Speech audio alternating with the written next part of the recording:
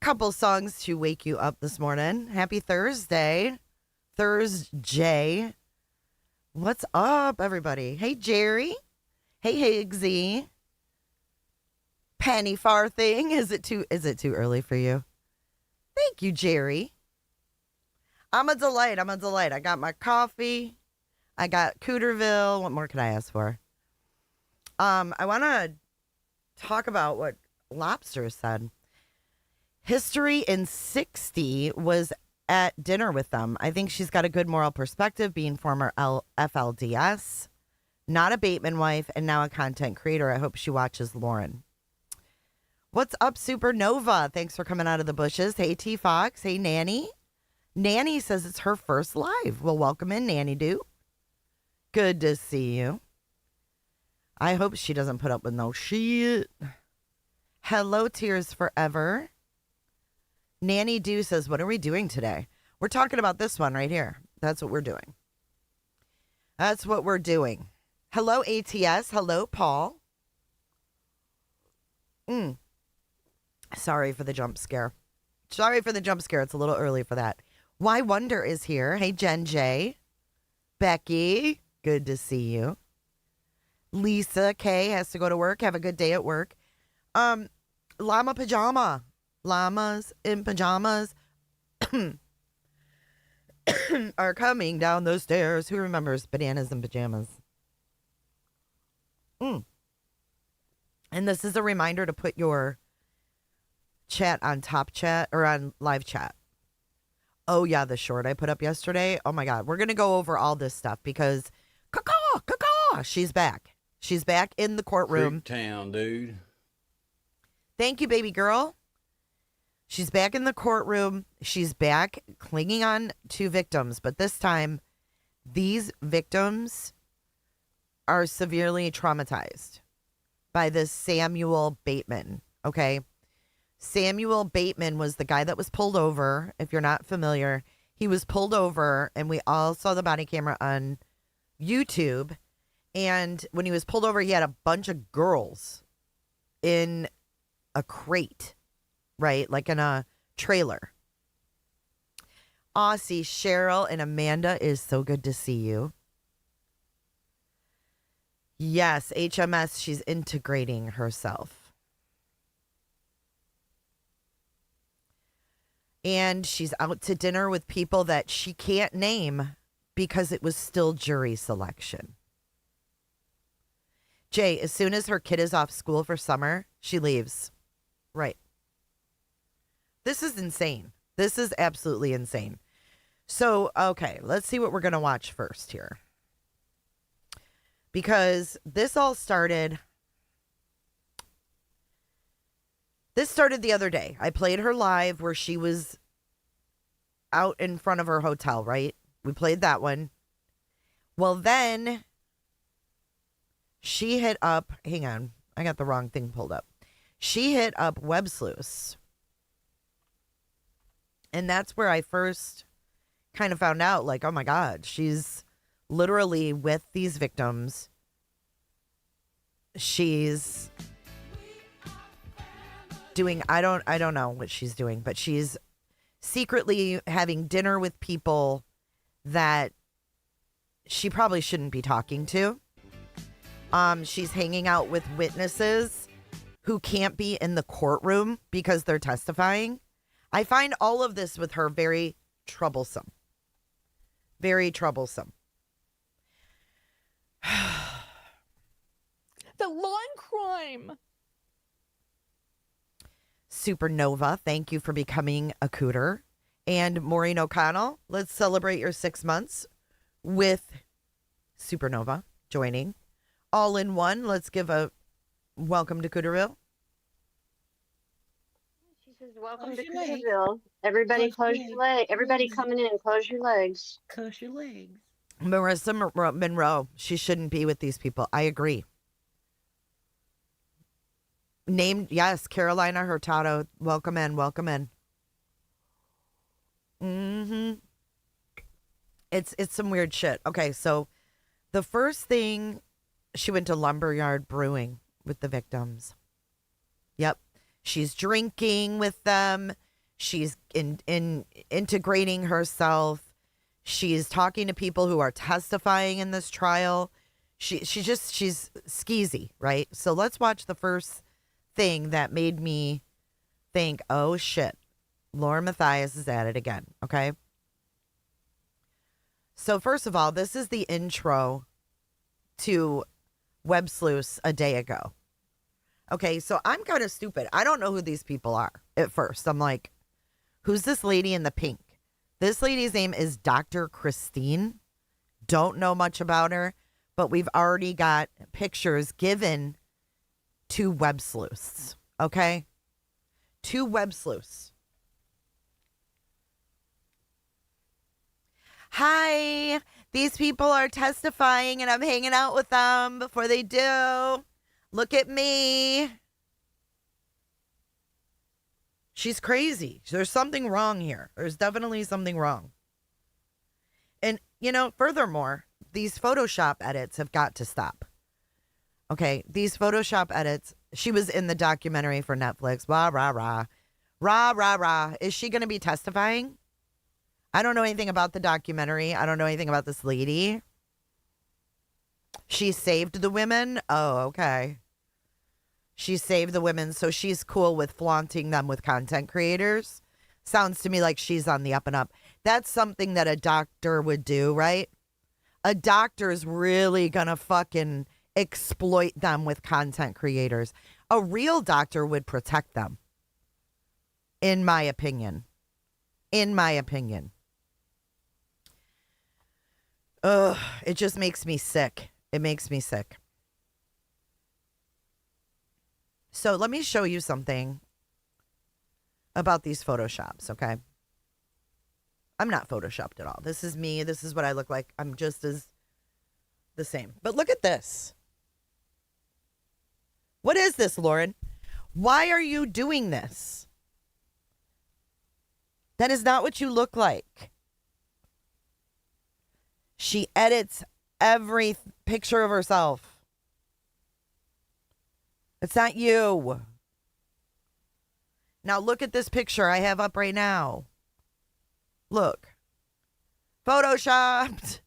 What are you doing? What in the world are you doing? It's a great doc. She really did help them, but I'm concerned she does not understand who she's dealing with. Hey, Lucky Rabbit. Gnomes is a former Bateman wife. Right. Thank you, Maureen. Aussie. Wait a minute. Is that Dr. Christine, the smart-looking lady from the Web Sleuth secret Zoom meeting? I didn't see pictures. Is she the one? Is she the one that was in their Zoom?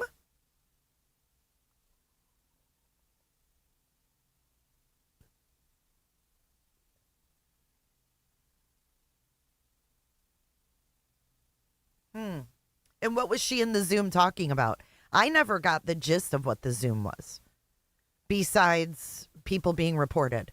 So why was this lady in the Zoom?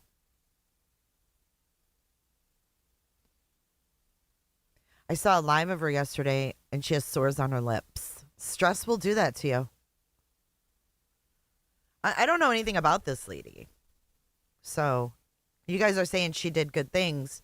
Let's see. Dr. Christine. How did she save the girls? How did she save them? Didn't they go to prison? She's a PhD in specialty in media and positive psychology. She specializes in media, humiliation, and representation. What does that mean? Hey, Birkenstocks. What does that mean exactly? Turning trauma into triumph. Advocate for dignity.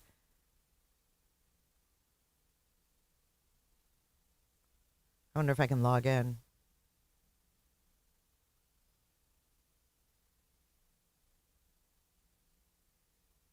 Oh, I can.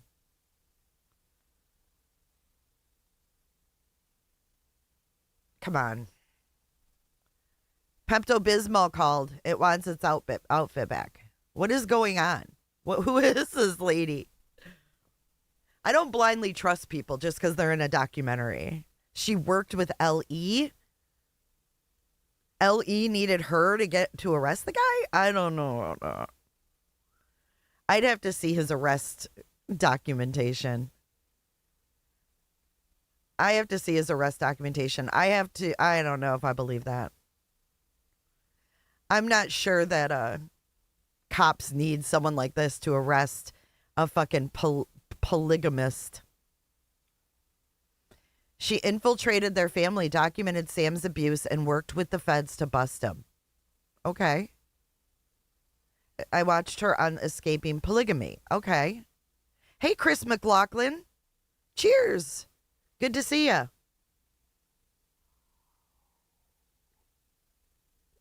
Dr. Christine and her husband went undercover.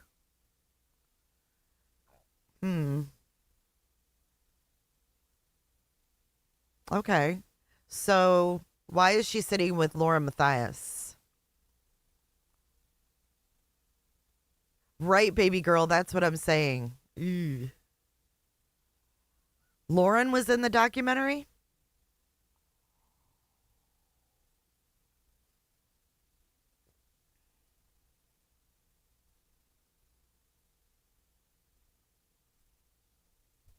I don't know what's going on here. Wait, hold on.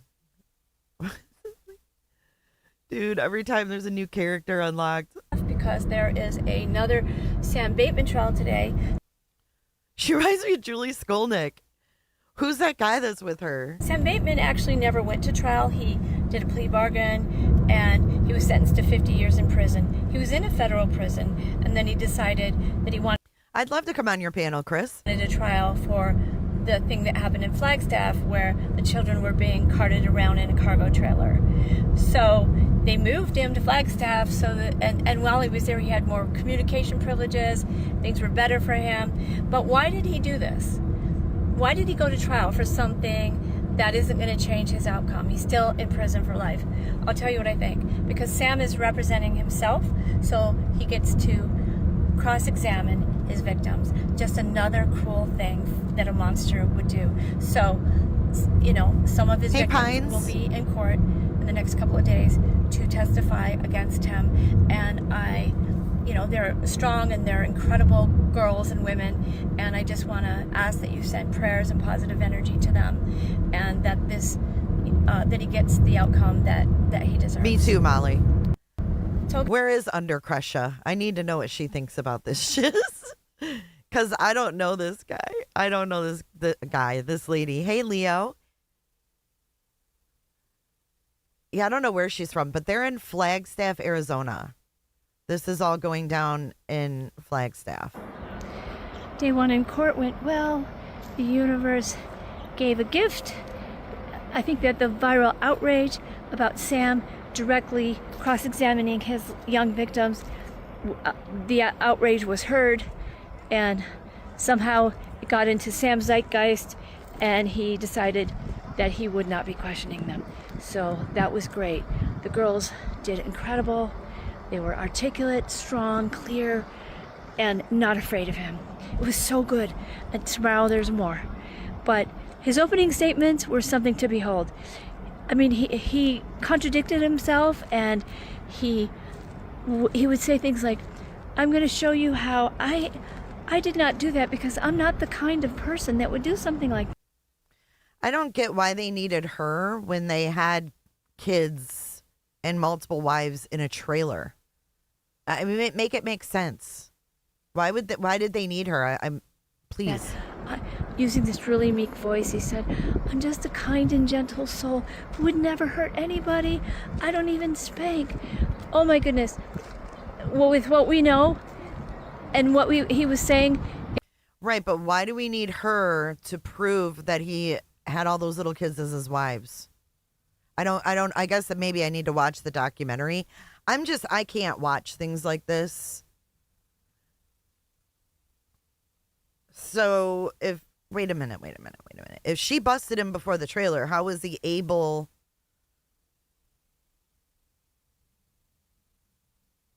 to do a trailer? Like nothing happened to him when she busted him out and then he got to put them all in a trailer and leave? I'm confused. Good morning, Michelle.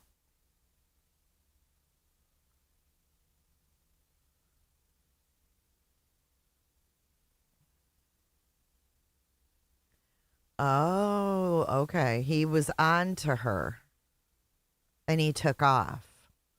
Law enforcement didn't have enough evidence and wouldn't arrest. Creep town, dude. Most talkative. I'm not speaking on her. I'm asking questions. Kelly Mack, thank you for the jewels. That's how we learn. I don't necessarily want to watch this documentary. I don't like watching documentaries about little girls being SA'd. It bothers me. So anyways, we're going to move on from that.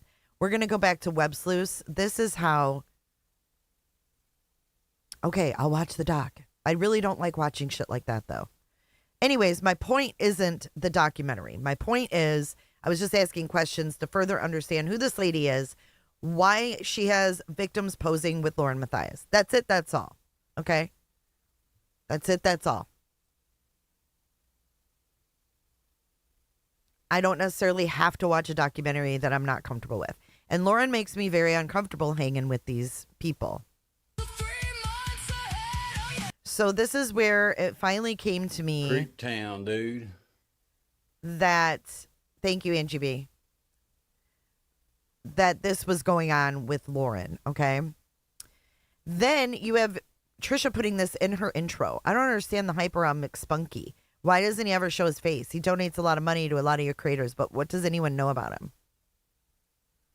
She put that in her intro. I don't know why. But anyways, so we have Trisha. We're going to fast forward, and she's like showing this picture saying, oh, yeah, Lauren's there. Listen, take a listen. Trust me, The False Prophet. It's about Samuel Bateman, and it is the most compelling, I mean, Dr. Marie just inspires. She inspires me. I mean, if I could accomplish 1 billion. Well, I want to know why this lady went on Web Sleuth's Zoom talking about taking channels down and reporting people. So maybe she should do a little more research before she goes on people's private Zooms and talks about eliminating creators. Because that's a little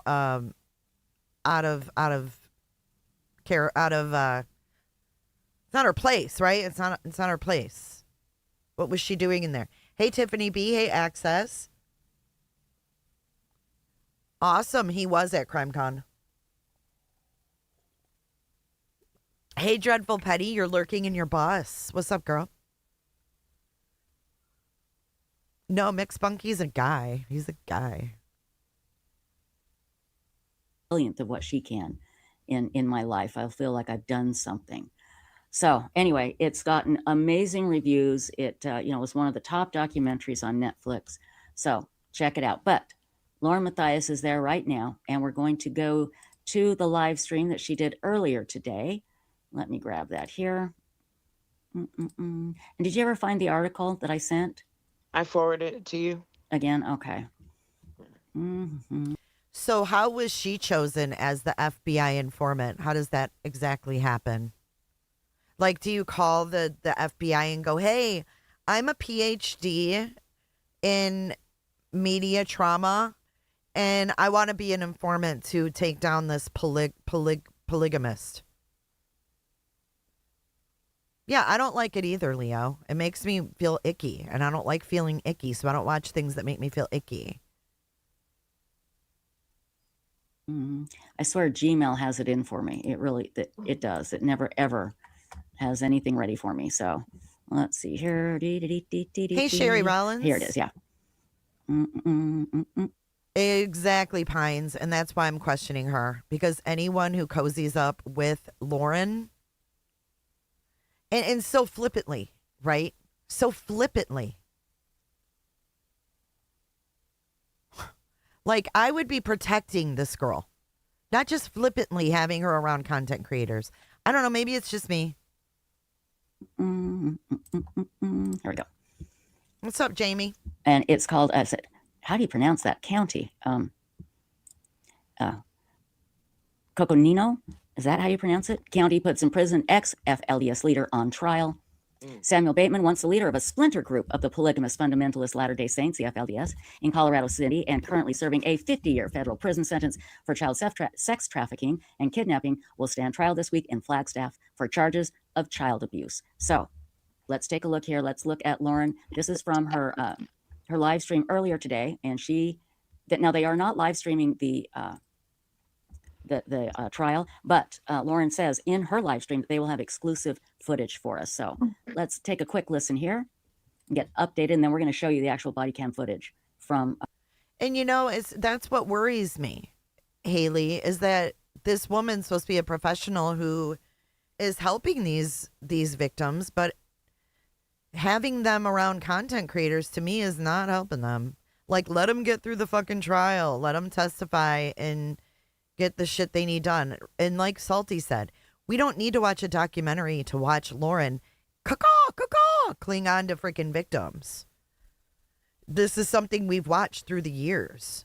Pound, pound, pound, ding dong, pound, pound, pound. When he was arrested. And thank goodness for that citizen who saw those little hands and called the police. I mean, that's why you get involved, people. That's why you get involved. Hey, Andy. So here we go. Hey, Lauren. I'm sorry, what? Oh my God. Okay, so this is when it gets a little uncomfortable. So she's about to play the video we watched. You know, the horrific live stream. Right. She exposed the guy that hooked up with web sleuths. Right. Here we go. Hey, Lauren. And you hear Stacy, because Lauren's in the chat. And she's like, what? Excuse me? Excuse me? And then Lauren's in the chat saying, Trisha, Creep Town, she dude. says, text me the link and I can jump on for 5 minutes. Ski Utah. Thanks for the jewels. Good to see you. Ski Utah. So Lauren comes into the chat like, oh no, I don't want them to play that shitty live of me. Good morning, Amy. I'm sorry, what? I'm saying hello to Lauren. Oh, is Lauren here? Does she want to pop on? I'd much rather have real. I'd much rather have real Lauren than recorded Lauren. Oh my God, I'd rather have real Lauren than recorded Lauren. Oh my God, get your ass up here, girlfriend. Nama Owens, thank you for becoming a cooter. Hey, Lauren, can you pop on?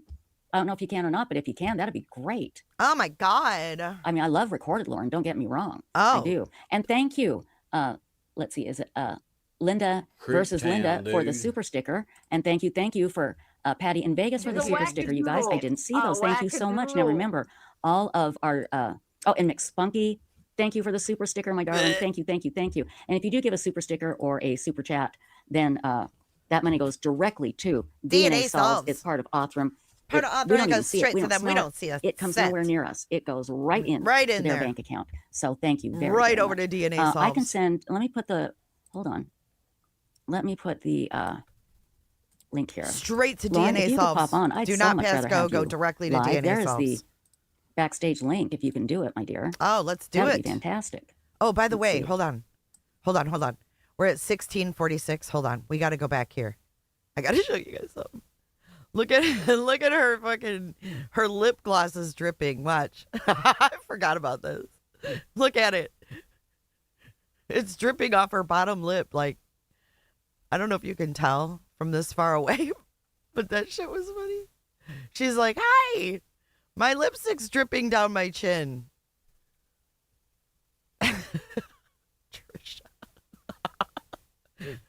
I just put it in chat, but I'll do it right now. I'll send it to you. So hang on just a second, my dear. Sorry, I was DNA solves talking everything. and I had my Kelly. My She said DNA solves everything but the John Bonet case. sounds turned off. There we go. Holy go. shit.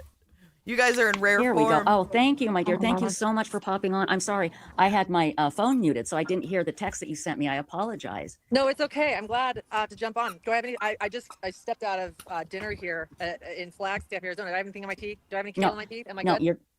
Oh my God. Do I have anything? Do I have any kale in my teeth? Do I have my kale in my teeth? Am I good? Am I good?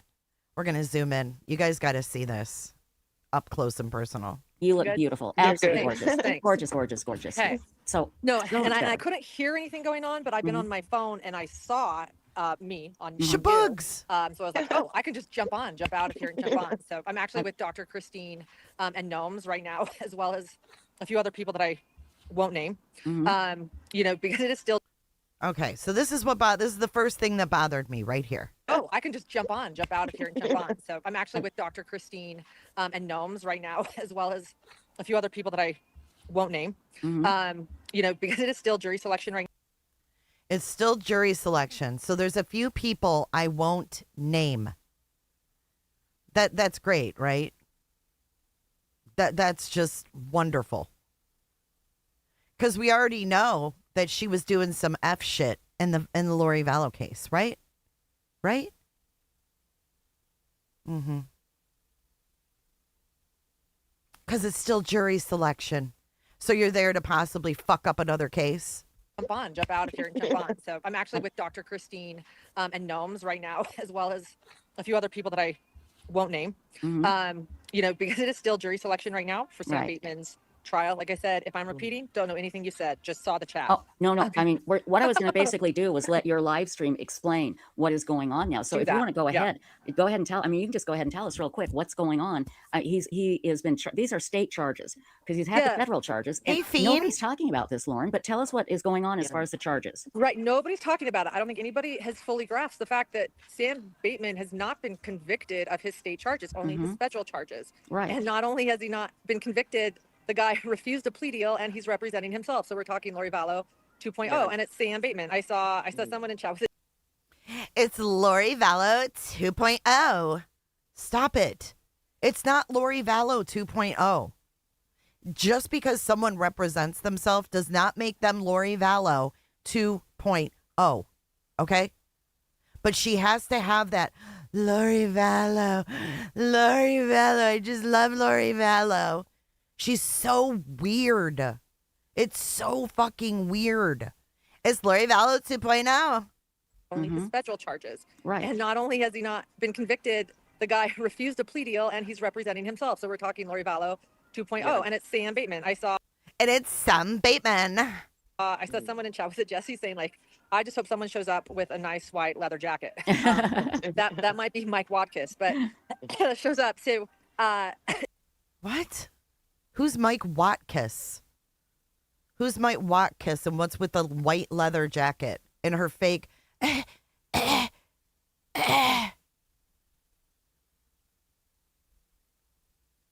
Wait, CH says it seems weird as this trial is about the transporting people in a cargo van without seatbelts and adequate ventilation. Nothing about the kidnapping. Isn't he already doing 50 years? What? That might be Mike Watkiss, but shows up too. It'll be really interesting to So he used to be a TV reporter in Arizona. Thank you. see himself or to see him represent himself. Additionally, I'll just explain this, it's not being live streamed because a lot of the witnesses testifying for the state were those little girls in the trailer, and a lot of them still are minors. Oh my God. Those little girls. So this is not like a live stream trial in Arizona. It's for 3 counts of child abuse. It's a very big deal. Again, so not only are they Wait, she's saying it's for child abuse. The state charges are about having people in a trailer. Child abuse? Okay. it's for 3 counts of child abuse. It's a very big deal. Again, so not only are they still minors, they're going to probably have to be questioned by their abuser. Him. That's so Can you wrong. believe this? It is so wrong. There should be a way to avoid that because that's what he wants to do. He wants to intimidate them. No, you went there to watch the survivors have to testify and be cross-examined by him. That's why you're there. It's the only reason you're there.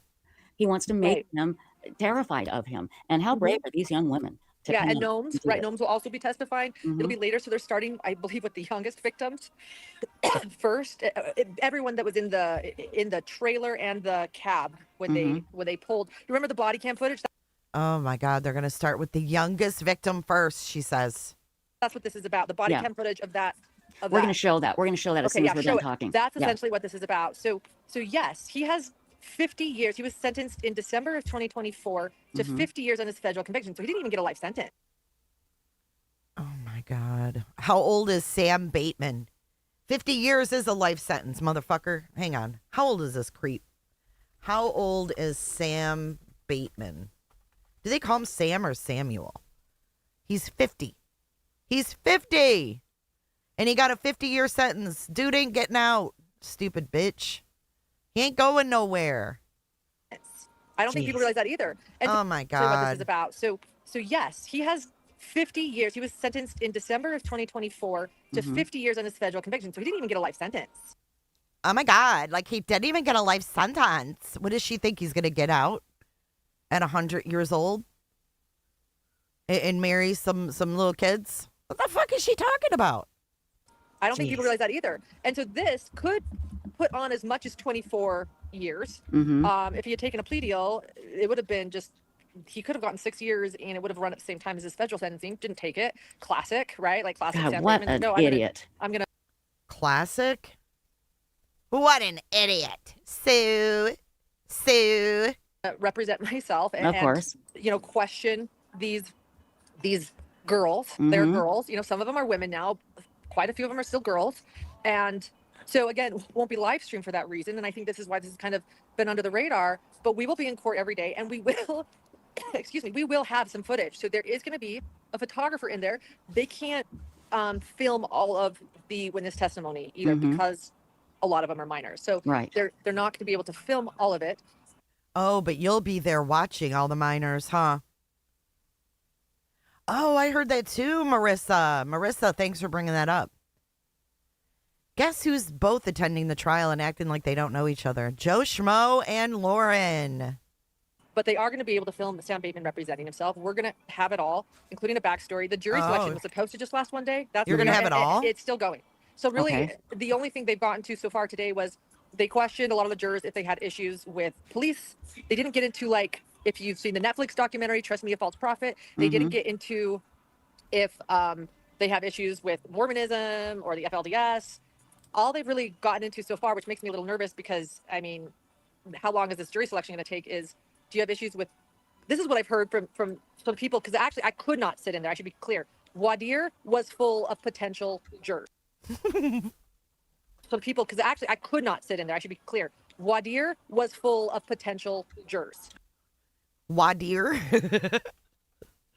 People, because actually I could not sit in there. I should be clear. Voir dire was full of potential jurors. Okay. So nobody was allowed in. I announced on my live today that I was going to voir dire because that was my plan. They didn't allow anybody in, not even like Dr. Christine. Nobody could get in. No media, because all the seats were full. And by the end of the day, they did have some information for the media, and this is where I'm getting this. And so additionally, they did announce the charges Sam Bateman faces, which are 3 counts of child abuse. And so there were a few potential jurors that requested to leave at that moment, saying they couldn't handle crimes against children.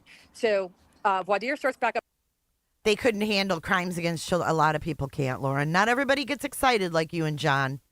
Tomorrow, and I am going tomorrow because now there are some seats that have been, freed up. So I'll be there. And yes, as you point out, this has been kind of this really under the radar trial, it is a big deal. It is, like, just imagine. It's huge. Young abused girls now having to sit in court and testify and be questioned and cross-examined by the man who abused them.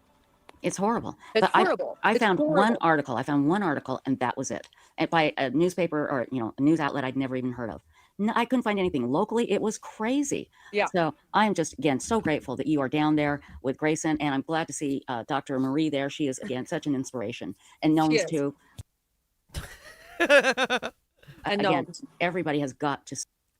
She's looking at her people, her victims. See this Netflix docuseries. It is it's incredible. You couldn't come up with a story like Right. this. You're right. So- And we are in dinner right now with some Oh, other and- individuals that are also people would recognize from the documentary. They are in Mhm. there, but I'll not share who because I'll respect their privacy. But and then Tolga, Dr. Christine's husband's in there, Gnomes is in Mhm. there, and yeah. So this is it's a big deal. We'll be there. We'll be bringing live updates. I think a lot of people have been waiting for me to share how jury selection went, and I've been planning to share with Hidden True Crime, Mhm. and I haven't yet. And that's actually how I just jumped on Trisha. As I was talking to Grayson in there. Grayson's in there too, my producer, and I said I've got to go tell people what happened with jury selection if we're not going to do like a live show Right, from where right. we're staying, which is what we're going to plan to do every night. And then I looked down on my phone, pulled it up, and I saw you. I was like, you know what? I'll just tell Web Sleuth and share that. Thank So you. Thank you're you welcome. so much. There's the latest. And yeah, so anyway, Sam Bateman, on his federal charges, he did take a plea. He pleaded guilty to his federal charges. And he essentially was convicted and sentenced for a conspiracy to transport a minor for Mhm. criminal acts across state lines, and then conspiracy to kidnap. 50 Right. years was the sentencing with lifetime supervision. And then this is the Arizona charges when he was pulled over again. Oh, here we go. Gnomes wants to say hi. Oh, we want to say hi to Gnomes. Oh my God. Oh my God, we want to say hi to Gnomes. Oh my God. Here we go, guys. Here we go. Caw-caw! Caw-caw! Caw-caw! Gosh. Gnomes, hi. this is Gnomes. It is so Hi. It's so good to see you. good to see you. Well, I feel like I know you, Gnomes. You are such an inspiration. My I feel like I know you, Gnomes. gosh. Everything you've been through and how you Well, and we how can't see the we can't see the comments Yeah, because but we're you're- on. I gotta have Tolga and and Tolga's here and they're all watching. Julia Tolga and is Dr. Christine. Christine's husband. Hi, Tolga. Nice to meet Dr. Christine's husband. Holla. Hey. Hey. Gnomes is one of the girls that was in the trailer. She was one of the wives. She actually went and kidnapped some little kids for Samuel Bateman and spent time in the federal pen. In the federal pen. meet you. Hi. We love Dr. Marie. We love Dr. Christine. I'm History in 60. Hi. Hi. History in Aw. 60. Okay, so that's who CH was talking about. History in 60. Yeah, I'd be like, stay away from me, dude. Stay away from me. Get away from me. If I was, Dr. Marie. We love Dr. TikTok. Christine. I'm a TikToker. I'm History in 60. So that's the girl. Hypnotizes lobsters. That's who said it, not CH. So she is former FLDS and she has TikTok. And she was there as well. Hi. Hi. History in 60. Hi. Oh my God. I'm getting an exclusive. TikTok. And you're on. I'm sorry. Yeah, Mostly TikTok. can somebody send me that TikTok link? Okay. Say hi. She's gonna go back in now. Thank you so much. Bye. We love you. Good luck. We love you. Good luck. Sorry, CH. I meant lobsters. Someone farted? I didn't hear a fart. Hold on. Let me go back. It wasn't me. I promise. I gotta have Tolga and And Tolga's here and they're all watching. Julia Tolga and is Dr. Christine. Christine's husband. Hi, Tolga. Nice to meet you. Hi. We love Dr. Marie. We love Dr. TikTok. Christine. I'm History in 60. Hi. Hi. History in Aw. 60. TikTok. Oh, no, that was Stacy. It was Stacy. She went. I'm sorry. Yeah, Hi. hi. History in Aw. 60. TikTok. It was Stacy. Dr. Marie. We love Dr. TikTok. Christine. I'm History in 60. Hi. Hi. History in Aw. 60. TikTok. And you're on. I'm sorry. Yeah, Mostly TikTok. can somebody send me that TikTok link? Okay. Say hi. She's gonna go back in now. Thank you so much. Bye. We love you. Good luck. We'll be hearing more from you later this week, right? Yeah. Oh, we'll hear more from you later this week. And Gnomes is like, yeah. Yes. Okay. Thank there you. you Oh go. my. We love you. Good luck. We'll be hearing more from you later this week, right? Hear that? We'll be hearing more from you later this week, right? If she puts Dr. John on the same screen with this girl, I will literally lose my mind. I will lose my mind. Aussie, Cheryl, and Amanda watching Predator, Lauren, back to preying on victims. Thank you for 2 months, girls. Right. Yeah. She's like, yeah. Okay, yeah, I'll see you later this week. Yes. Okay. Thank there you. you Oh go. my gosh, what a treat. Yeah. Gosh. So What a treat. Oh, what a treat. She's not a treat. She's a victim. That is wonderful. Real quick, from what I understand, there was a concerned citizen who saw little hands coming out of this trailer back in 2022. Oh my God. Little hands coming out of the trailer. They're so gross. Hey, Binkley. Hey, Proud Mimi. They pulled him over and it was disgusting. They just had like a bucket in there and they'd been in there for hours and it was horrible, absolutely horrible conditions. And we're going to watch that body camera footage. But I just can't believe this isn't being made into a bigger deal. I think maybe as the week goes on, it'll get more coverage, which will be great. I think so. I hope so. Yeah, there was a makeshift toilet in there, and it was just children. There were children in there. Oh my God. This is a makeshift toilet and there's children. These are children. There was a 12-year-old, 14-year-old, an 11-year-old. It's heartbreaking. It was hot. There, like I said, a toilet in there, and then the door. The reason why the fingers were seen through the slats, because you're right. That's what the 911 caller reported. It was August 28th, 2022, and later law enforcement learned that the reason those little fingers were sticking out of the slats is because the door broke. Oh my God. She's very excited about this. Little fingers. While it was driving, and nobody could keep it closed. So one of those victims in that trailer is also a hero and held that door shut because they couldn't contact Sam and say, hey, pull over, we're about to fall out of this trailer. She was holding that door shut. Oh my and that God. is why the 911 caller saw the little finger sticking out. And then out. Oh my God. Just the way she describes things is so crass. After, just so people recognize the significance of this moment. Sorry about the train. We're right by a train. No, you're fine. You're fine. Right. Oh, sorry about the train. It's interrupting our talk about these little kids and the shit they went through, holding a door closed, scared to death. Moment was when, from those that have seen the Netflix documentary, Trust Me, a False Prophet, was when he was bailed out right away. Sam was bailed out right away. And Dr. Christine was in the car with Sam, and she caught him on audio saying, I've got to reset my phone. And that was actually the moment that the feds could jump in and get him very quickly on, obstructing investigation. And so they were able to jump on it. God, she was able to record that, you know? Yeah. And then, of course, Gnomes, who you just saw. Let's talk about this. She's incredible. She's amazing. We've actually gone together with her several times now. She has things to say. We're gonna share more one day. But Gnomes, she's doing very well, and she has a very cute boyfriend, and she is. She has a very cute boyfriend. Oh my God, Andy, I can't stand it. I can't stand it. But Gnomes, she's doing very well, and she has a very cute boyfriend, and she is happy and doing well. But she did you hear Stacy? Oh. She has a very cute boyfriend, Stacy. And she has a very cute boyfriend, and she is happy. Stacy, Jesus. And doing well, but she and she has a very cute boyfriend, and she is happy and doing well. But she if people remember from the documentary, she kept in touch with Sam Bateman behind bars, and Sam Bateman. She kept in touch with Sam Bateman behind bars. Oh my God. This girl is fragile. Fragile. She does not need these caw-caw motherfuckers around her.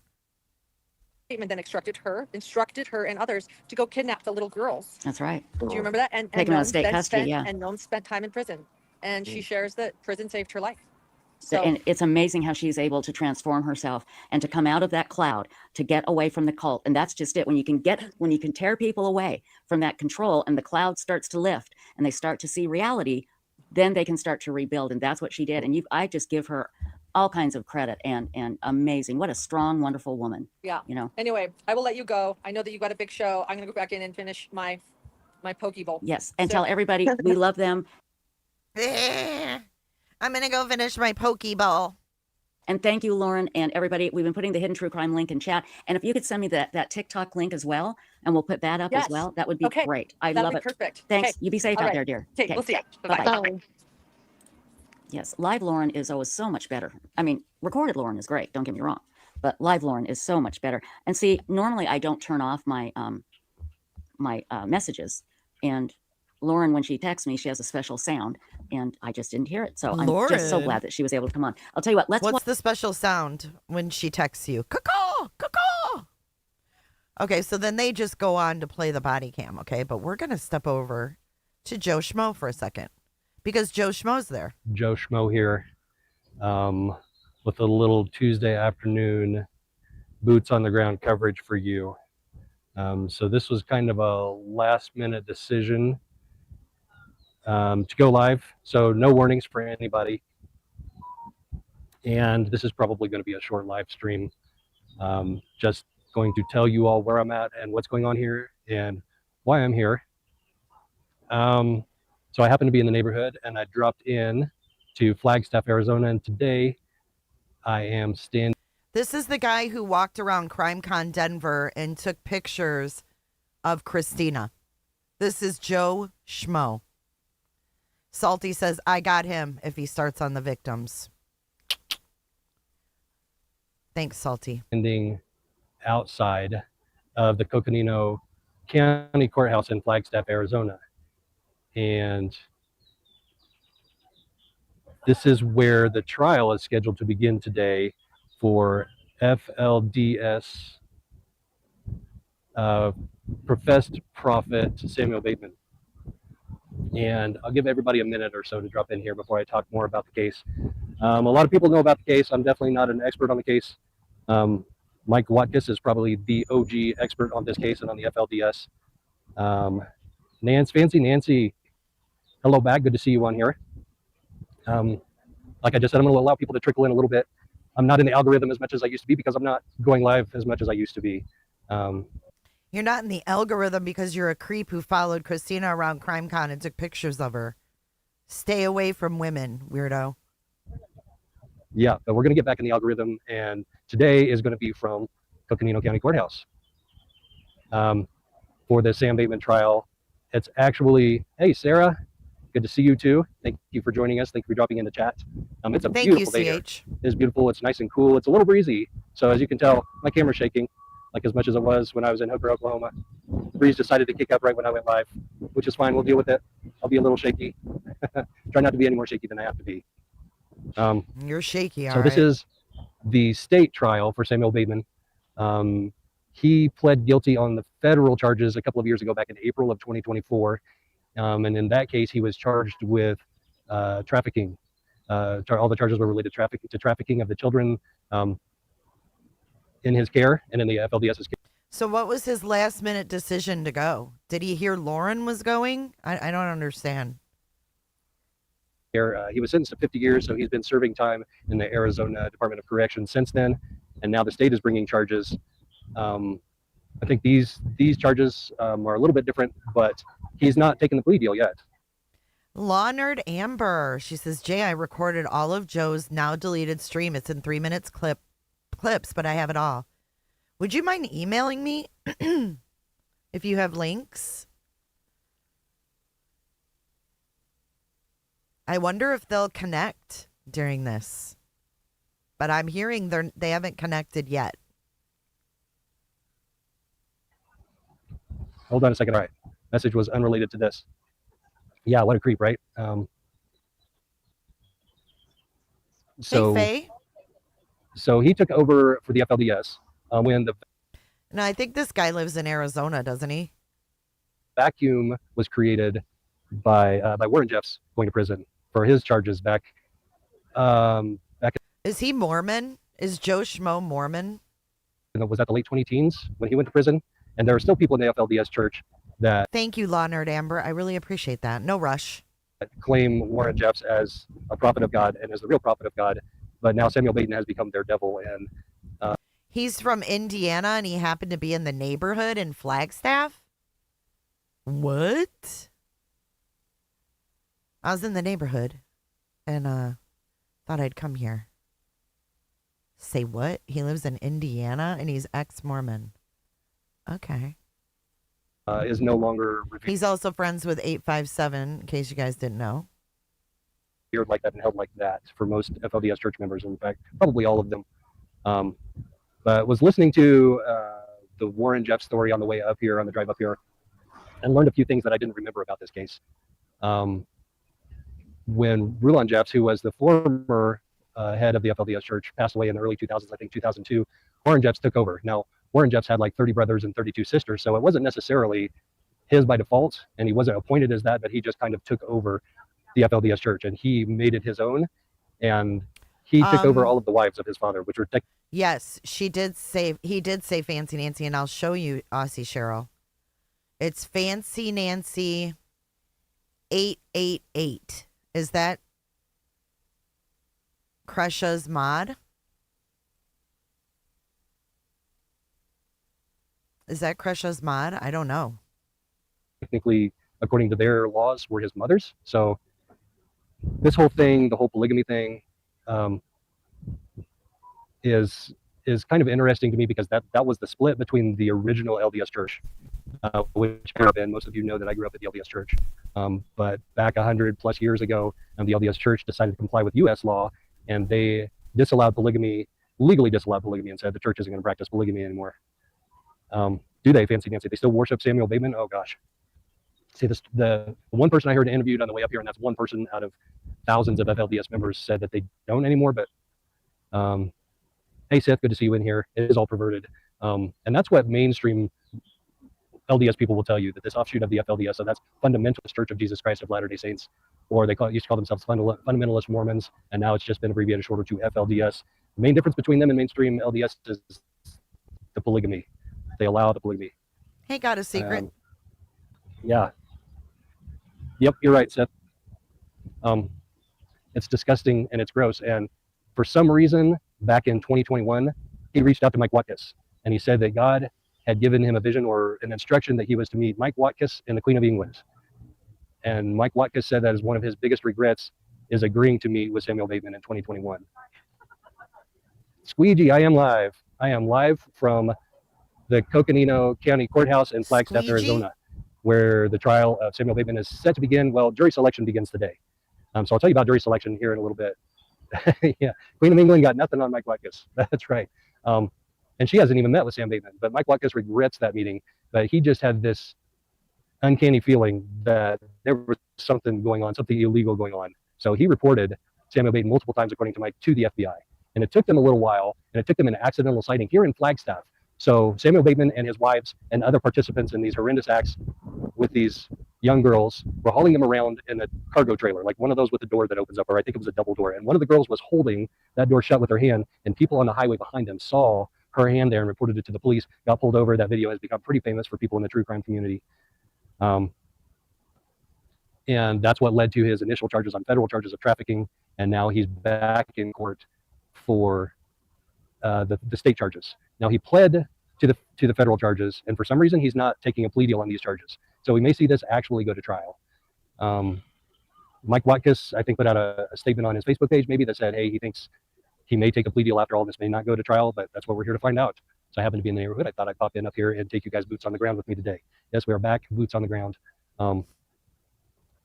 As far as jury selection today, so they're starting with the jury pool of the court security, the head of court security, chief of security here at the courthouse said about 100 in the jury pool. So if you remember right, that's a little bit bigger than the jury pool they had for Lori Gallery.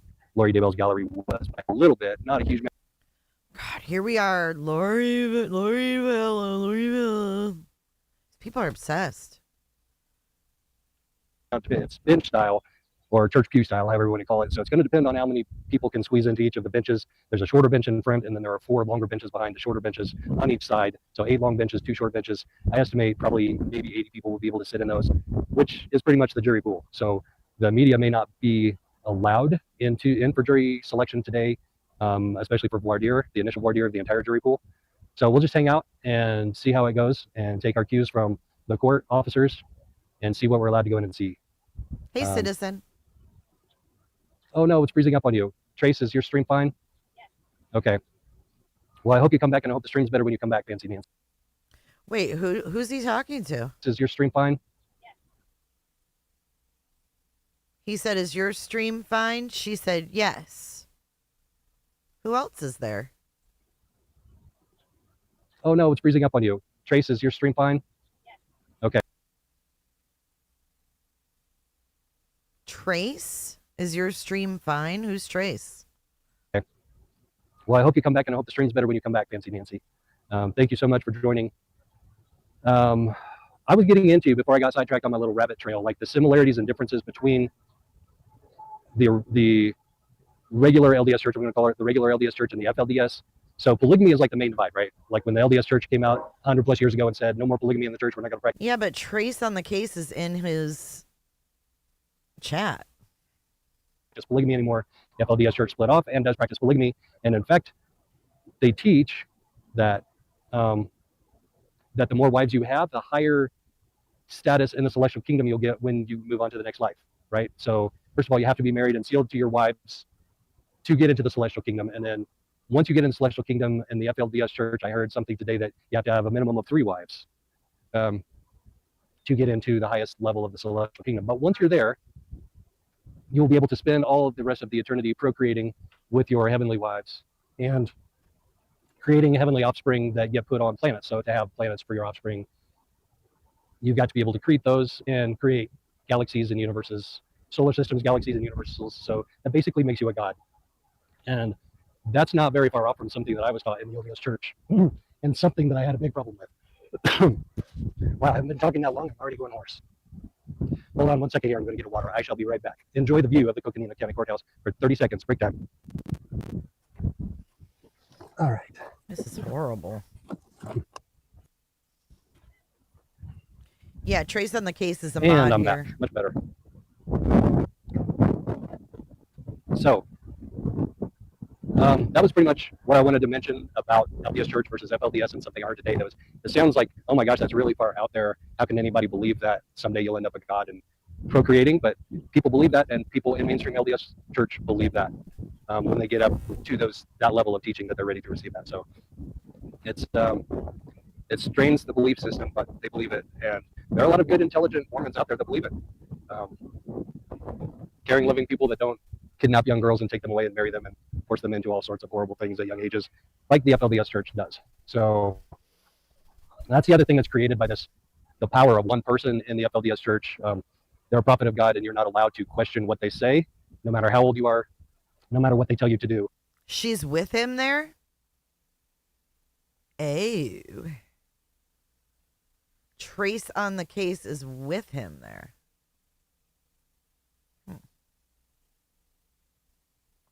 You are to do what they say if you're a follower of the church and believer that person is a true prophet of God. So that's how a lot of these young girls get roped into that, convinced that that's what they have to do and that's how they have to live their lives. So good, we got this guy off the street.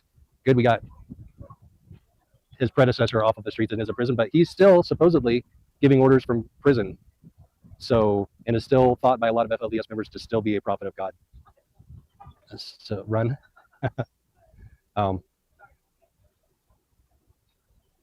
That's pretty much it for now. We can have more discussion about this later. You met her, standing Janice? outside and I don't have any notes or any video to share with you to make it a little more interesting. But his trial supposedly starts today. Jury selection starts today. Am I in the KKK? That's a weird question. No. Someone just came in and asked if he's in the KKK. He's like, no. Why would you even answer that? I'm trying to see what we can see in his glasses because we're nosy.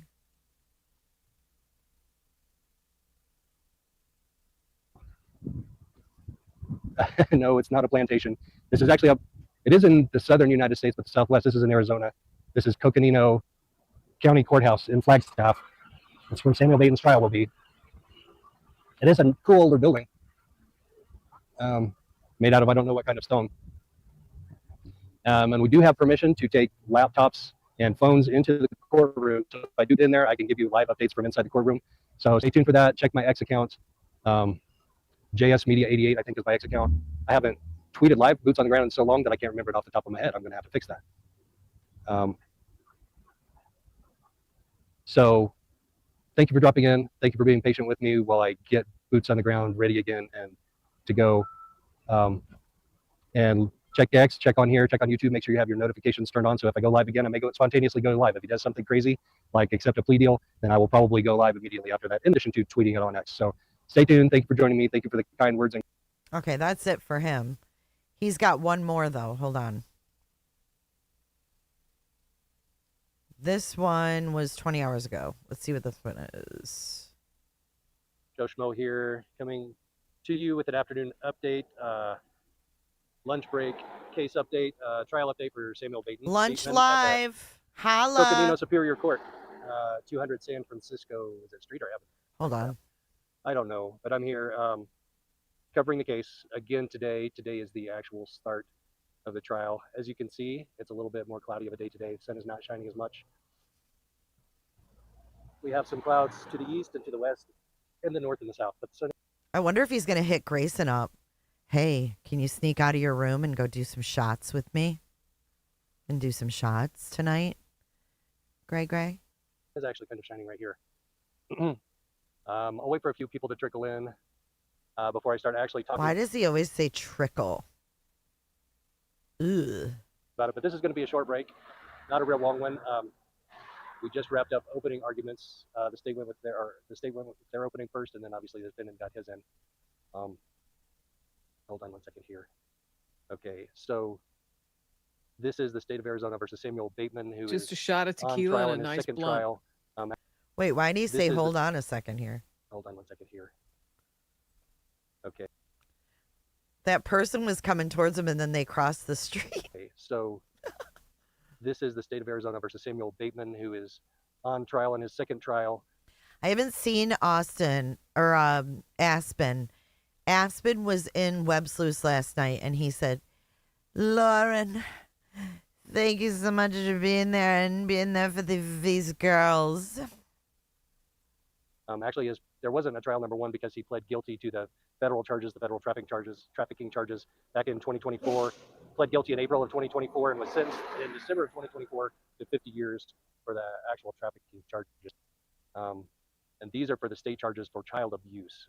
The judge went over the specific instructions for the qualifications for what child abuse means in the state of Arizona. And there are 3 required elements for that. Right. So anyway, we started the day a little bit after 9 o'clock with wrapping up jury selection. So what we had yesterday was we had 10 prospective jurors in the jury box because that's what they go. Yes, Grayson's there. With here in Coconino County. So there's a jury of 8 plus 2 alternates. And they had their 10 pretty much selected yesterday, but there was still some more voir dire that they had to go. Voir dire. Hey there, love of heart. Good to see you in here. Thanks for joining today. I have some people coming by on the walk, so I'm going to pause for just a second. Hi there. Just keep talking, idiot. So voir dire wrapped up this morning. Instead of bringing all 80 or 90 prospective jurors into the courtroom this time, they just brought those 2 in that they wanted to talk to. And those 2 prospective jurors were out of the 10 that they had specific questions about answers on their jury questionnaire.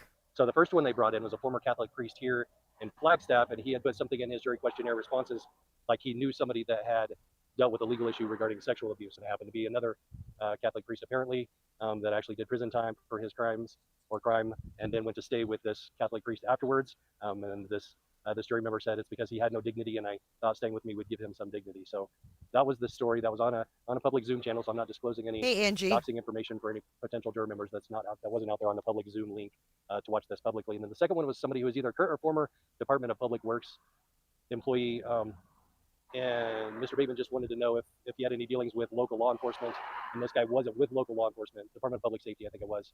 And there are law enforcement officers that work for the Department of Public Safety, but this guy was not law enforcement. So all 10 of them were deemed satisfactory. And so they called in the 80 others or the 70 others, and they dismissed them all except for these 10, and the 10 were swore in.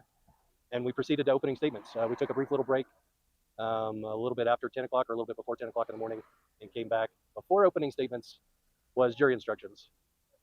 And we all know how fun those are. The part that was interesting to me and went a little bit fast for me to follow exactly, but were the 3 qualifications for that the state has to prove that Mr. Bateman participated in to be guilty of child abuse. One of them was the use of a dangerous instrument, and so the state is alleging that he used the GMC Denali and the cargo trailer both as dangerous instruments in transporting these 3 girls. And he apparently has transported them with trailers multiple times. So that we saw that in the state's opening statement. The dangerous weapon is the GMC Denali cargo trailer. There were 2 other elements of that. I don't think intent was one of those elements. And I definitely don't think intent to break the law or knowledge of breaking the law has to be proven by the state. But when Mr. Bateman gave his opening arguments, he talked about his intent. So we'll get into that in a second because I kind of want to go chronologically because that's how my brain works. So jury instructions, most of the same boring stuff that we all hear in opening and closing jury instructions. And then the admonishment, he read again. He read it to the entire jury pool yesterday before he dismissed them. Read it again today. Don't research the case. Don't talk about the case. And he specifically mentioned AI now. It is Keezy, yes. For researching the case that they are prohibited from. So AI is now in our court records or in our jury instructions for modern courts. So after jury instruction. This is Joe Schmo, the guy that followed Christina. To count the money. Oh, thank you, Faye. This is the guy that followed Christina around CrimeCon Denver taking pictures for Lauren. Faye coming in hot with a $9.99 super chat. Thank you so much. Coming in hot, just like the fajita. No respect for Joe. None. He was off the backs of others. In my opinion, what he did to Kresha, along with Megan, they deserve Lauren and TG and all of them. Kresha is number 1, you idiot. You aren't shit. I agree with that. We got Kresha's back here. Fuck you, Joe Schmo.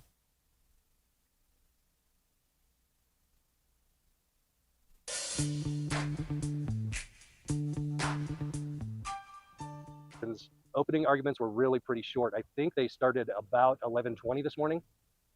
And we were done by about 1/4 till noon, maybe 10 till noon. And I was back here at the car at noon to begin this live. So opening statements. I'm going to say that the DA presenting the case or the state's representative, I'm pretty sure he's the DA. I'm skipping forward. I can't watch all of this. While he was watching, there was nothing on his face. He said he couldn't attend he attended jury instructions that I could detect. I was sitting directly behind him. I could see the side of his face. Didn't see him full on because obviously normally his back is turned to me, but he was turned to the side to watch the video. I was even typing on my laptop, typing notes and updating on X. By the way, you can see minute by minute updates on X, JS_media88 on X. I stopped typing for a minute till we got past that video, and then the state continued on with their opening arguments. And basically, they just said, just follow the facts in the case. And what's funny is when Mr. Bateman got up there, he tried to make a couple of half-assed lame arguments.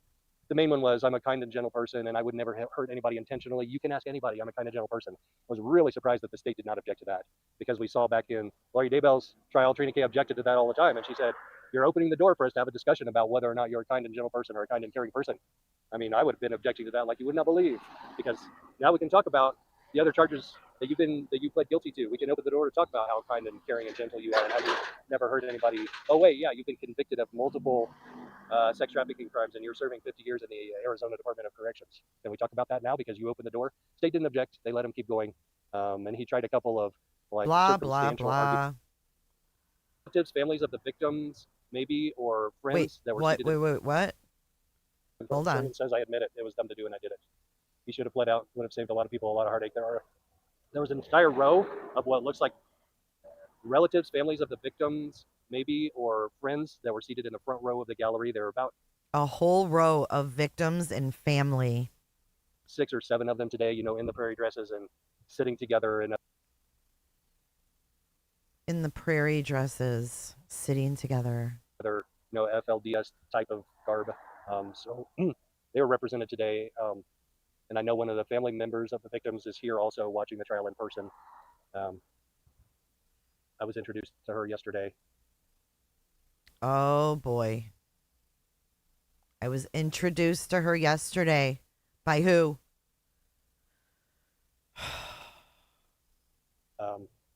But anyway, that's about it. Not a whole lot going on. So introduced to her yesterday. But anyway, that's about it. Not a whole lot going on. So opening arguments are done. They were done just before noon today. And we'll proceed with presentation of the witnesses after They're lunch. the best, Jules. We'll be done with lunch in about 45 minutes or so, and we'll resume at 1:15 p.m. local time. Like I said, watch X and subscribe to the channel for notifications. I can't promise you that I will be here the rest of the week to cover this in-person boots on the ground. I have some prior obligations that I may need to not be here for a couple of days of court. But there are other people covering it. Mike Watkiss is here covering it. And I have the Zoom link, so can watch on Zoom. There is a court feed for this. It cannot be broadcast live, but there'll be a court feed available to members of the media after this too. So maybe we'll go on and watch it when it's not live. Danish. But there will definitely be parts of it that I want to see, particularly when this defendant attempts Danish. I'm gonna get a prairie dress to represent itself. So everybody have a good day and take care, and stay tuned for updates from the state of Arizona versus Samuel Bateman in Coconino, our Superior Court in Flagstaff, Arizona. Nope, he did not mention Lauren, but he said he was introduced to, and I don't know if he's talking about gnomes, but I don't know. Here's the actual, thank you for sending me the indictment. We're going to read that in a second here. Hold on, I've got to pull something up though first. I got to get some visuals on the screen. Hey, AW. Hey, Glass Evidence. It all makes me feel sick, too. It's always the worst of the worst cases. Hello, Donna. Oh, Donna. I got a couple visuals here to pull up. Okay, so first, let's read through this really quick. This says Sam, on or about August, this is the charging document for what they're there for. Felony child abuse. That on August 28, 2022, under circumstances likely to produce death or serious injury while having the care or custody of SB, a child under 15, intentionally or knowingly did cause or permit her person or health to be injured, or did cause or permit her to be placed in a situation where her health was endangered. Dangerous crime against children. Count 2, child abuse. Same thing. Put their health in danger. That's what this is about. He's already got 50 years, right? So it's kind of weird that they're making such a production out of this. But it tells me that Lauren knows if she hooks up with the Netflix people, she can get further. So are you ready? We have a live look from court today. Lauren and Grayson. Live from the courthouse in the prairie dresses. What do you guys think? You think Lauren told Joe to pound sand? Maybe he thought that it was going to be a little better of a, introduction, if you will. We've also got this one. Got some visuals. Salty.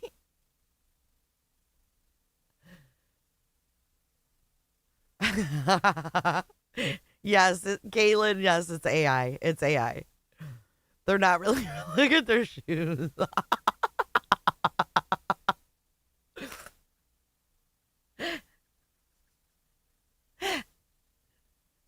I can't. I literally cannot right now.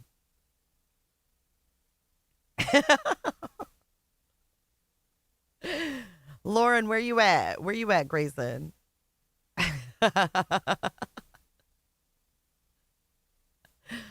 Oh, shit. All right, we're keeping that there. Okay, here's another one of them that we're going to watch this live right now, but I just wanted to give you a sneak peek. Before they Photoshop themselves, this is what they really look like. Right. I showed you the Photoshop earlier. Uncle Fester. Oh my God. I didn't release it yet, Marissa. I will. I was trying to be nice. I didn't release it yet. Okay. So that is the indictment. He's charged with 3 counts of child abuse. You thought it was real? It's AI. It could be real. Joe, how does it feel getting ghosted by the woman who offered you advice? Joe, how does it feel to get ghosted by the woman you wrote a fucking declaration for, you schmuck? Joe Schmuck. Instead of Joe Schmo, it should be Joe Schmuck. Joe Schmuckers. Okay. So the next one we have is this one. Hold on. What if they're secret friends? What if Grayson's secret lovers? That's what they are. Grayson ate Dr. John? Oh my God. Okay, so yeah, Sam Bateman trial. Okay, this one goes first. Okay, here we go, guys.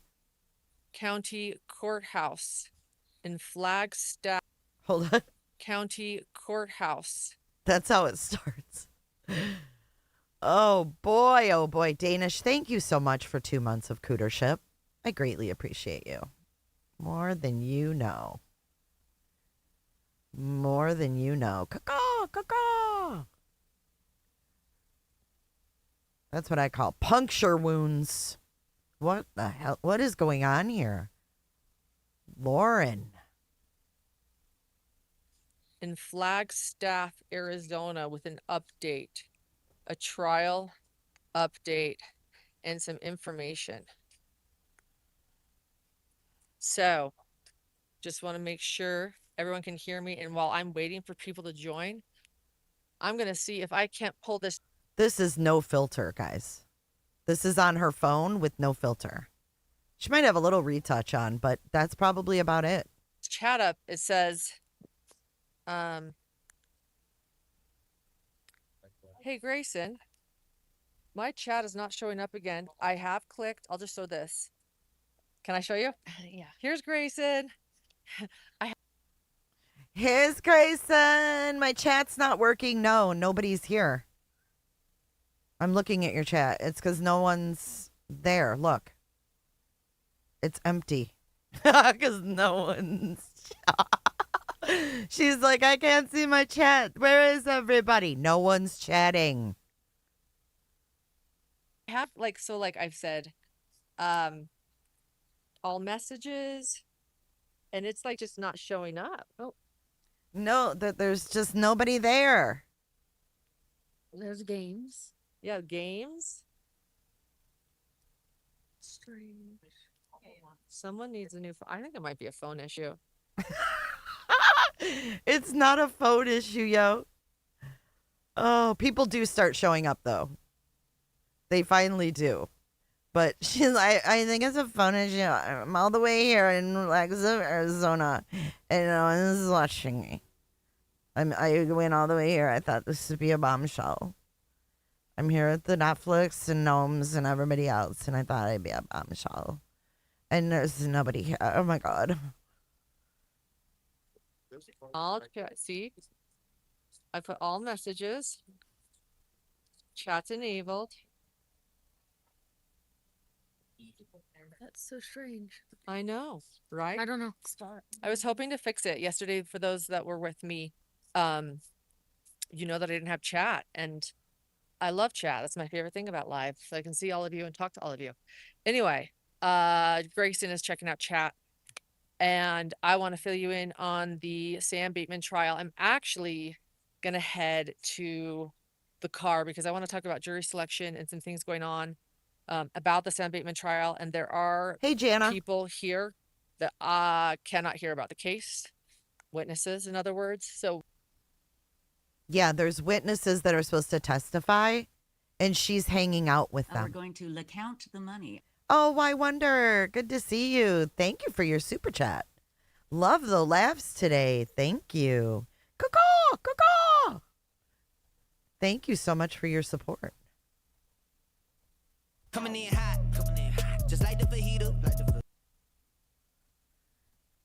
See, this was my concern. She's hanging out with people during jury selection. God knows if they were potential jurors. She's hanging out with witnesses that are supposed to testify and not hear anything about testimony. I mean, what is going on here? Here that cannot hear about the case. Witnesses, in other words, so we can't talk about the case with them. Hi, So I'm Shibs. gonna head to the car. Here's the courthouse, though. This is where I am. I'll just show you. Beautiful, beautiful Flagstaff. It's so nice here. And hold on. Where's Joe? Courthouse, though. This is where I am. I'll just show you. Beautiful. Beautiful. Beautiful Flagstaff.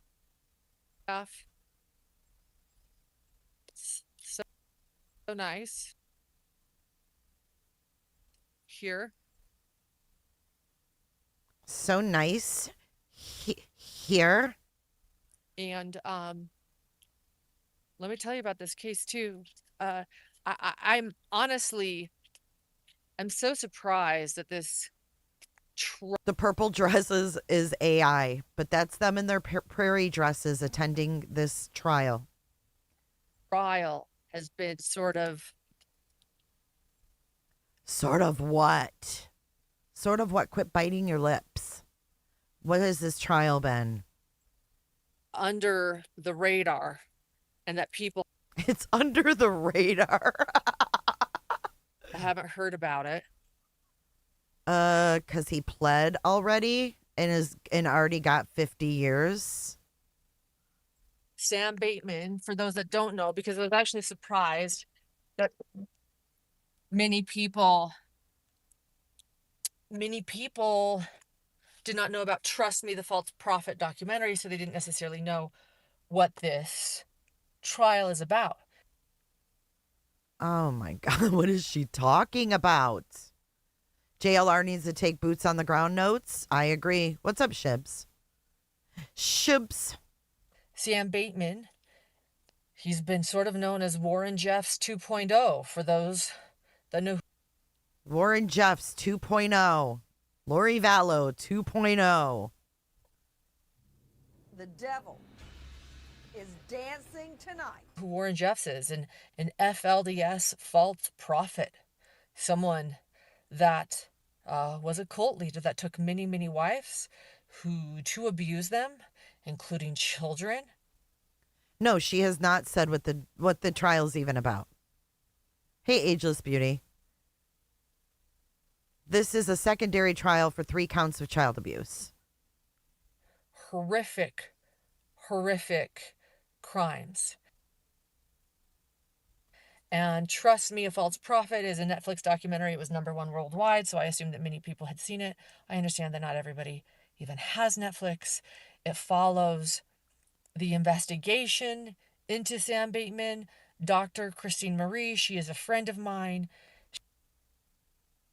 She's a friend of mine. Oh my God. Into Sam Bateman. Dr. Christine Marie, she is a friend of mine.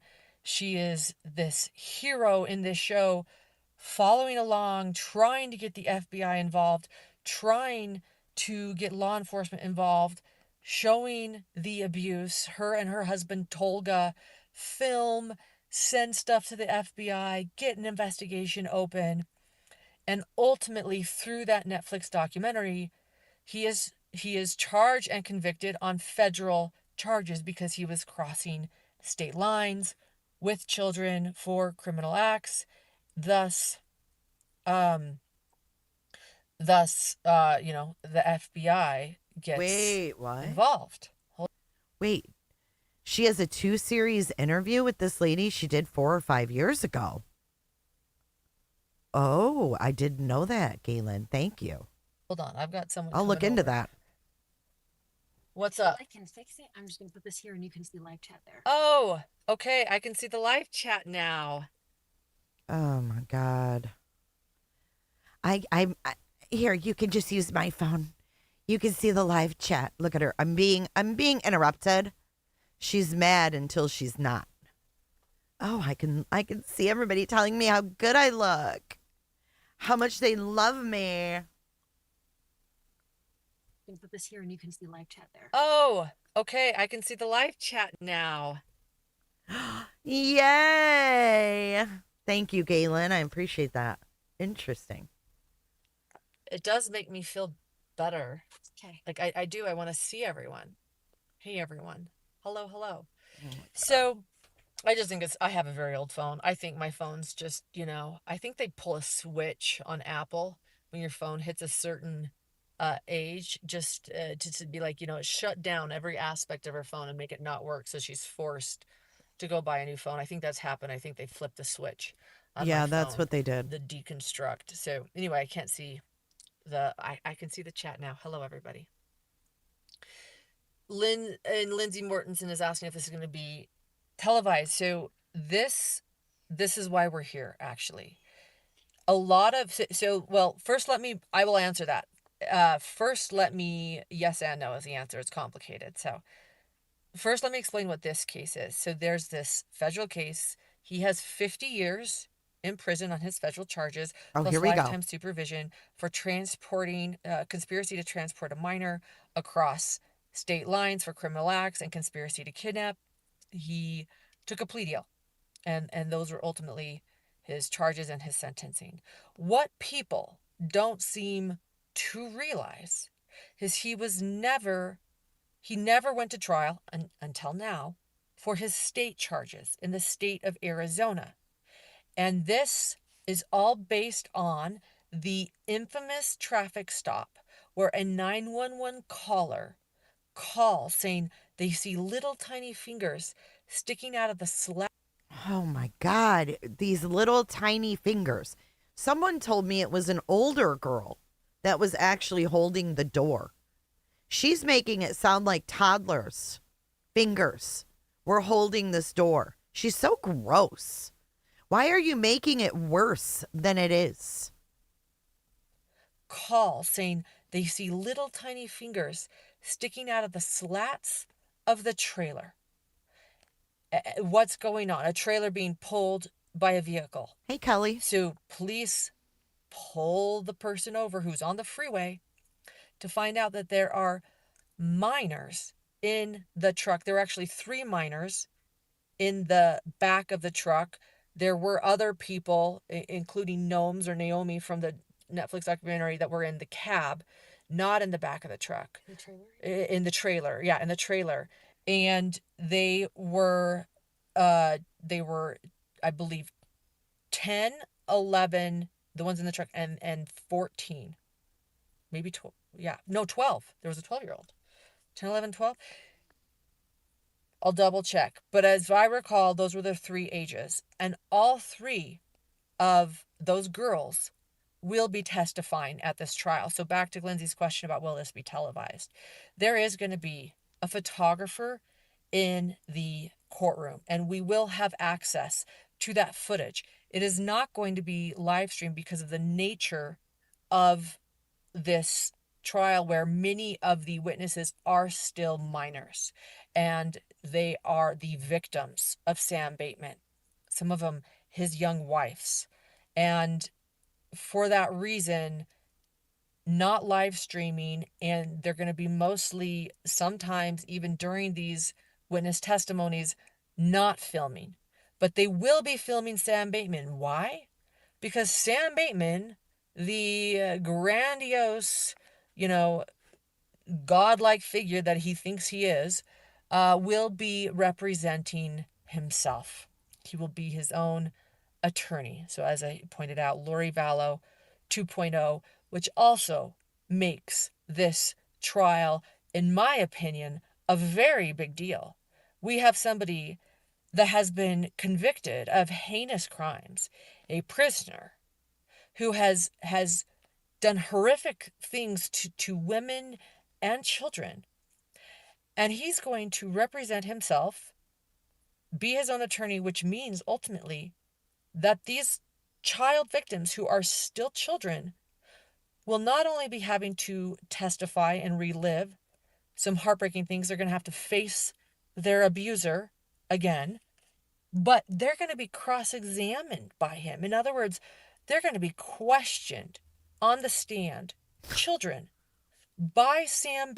Oh my God, this is fucking horrible. Bateman himself I mean, again, for those that know, this is like Warren Jeffs doing this. Can you imagine that? I know that more people are more familiar with Warren Jeffs until this documentary, broke who Sam Bateman is. In this FLDS community in Short Creek, it's on the border of Arizona and Utah, Hilldale, Utah, Colorado City, Arizona. And by the way, I used to report there as a TV reporter. That was a place I was a correspondent for Salt Lake City, reporting Correspondent for Salt Lake City. There. That's actually how I got to know Dr. Christine over a decade ago, and she has been She's known her for a decade.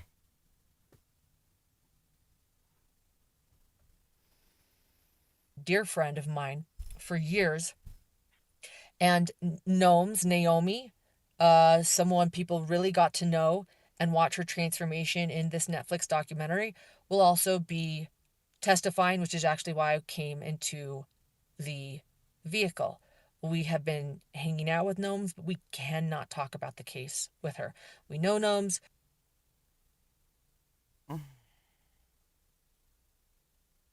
She collected her a while ago, kept her on the back burner. She can't hear about the case. She can't talk about the case. And we're going to talk about jury selection right now too. So we definitely can't bring anything up. So, in fact, I'm looking and there's Dr. Christine is out there. Naomi's out there. More name dropping. More name dropping. Dr. Christine's out there. Naomi's out there. Joe Schmo's out there. But I'm not going to talk to him because he already took the pictures I needed. And there's Dr. Christine is out there.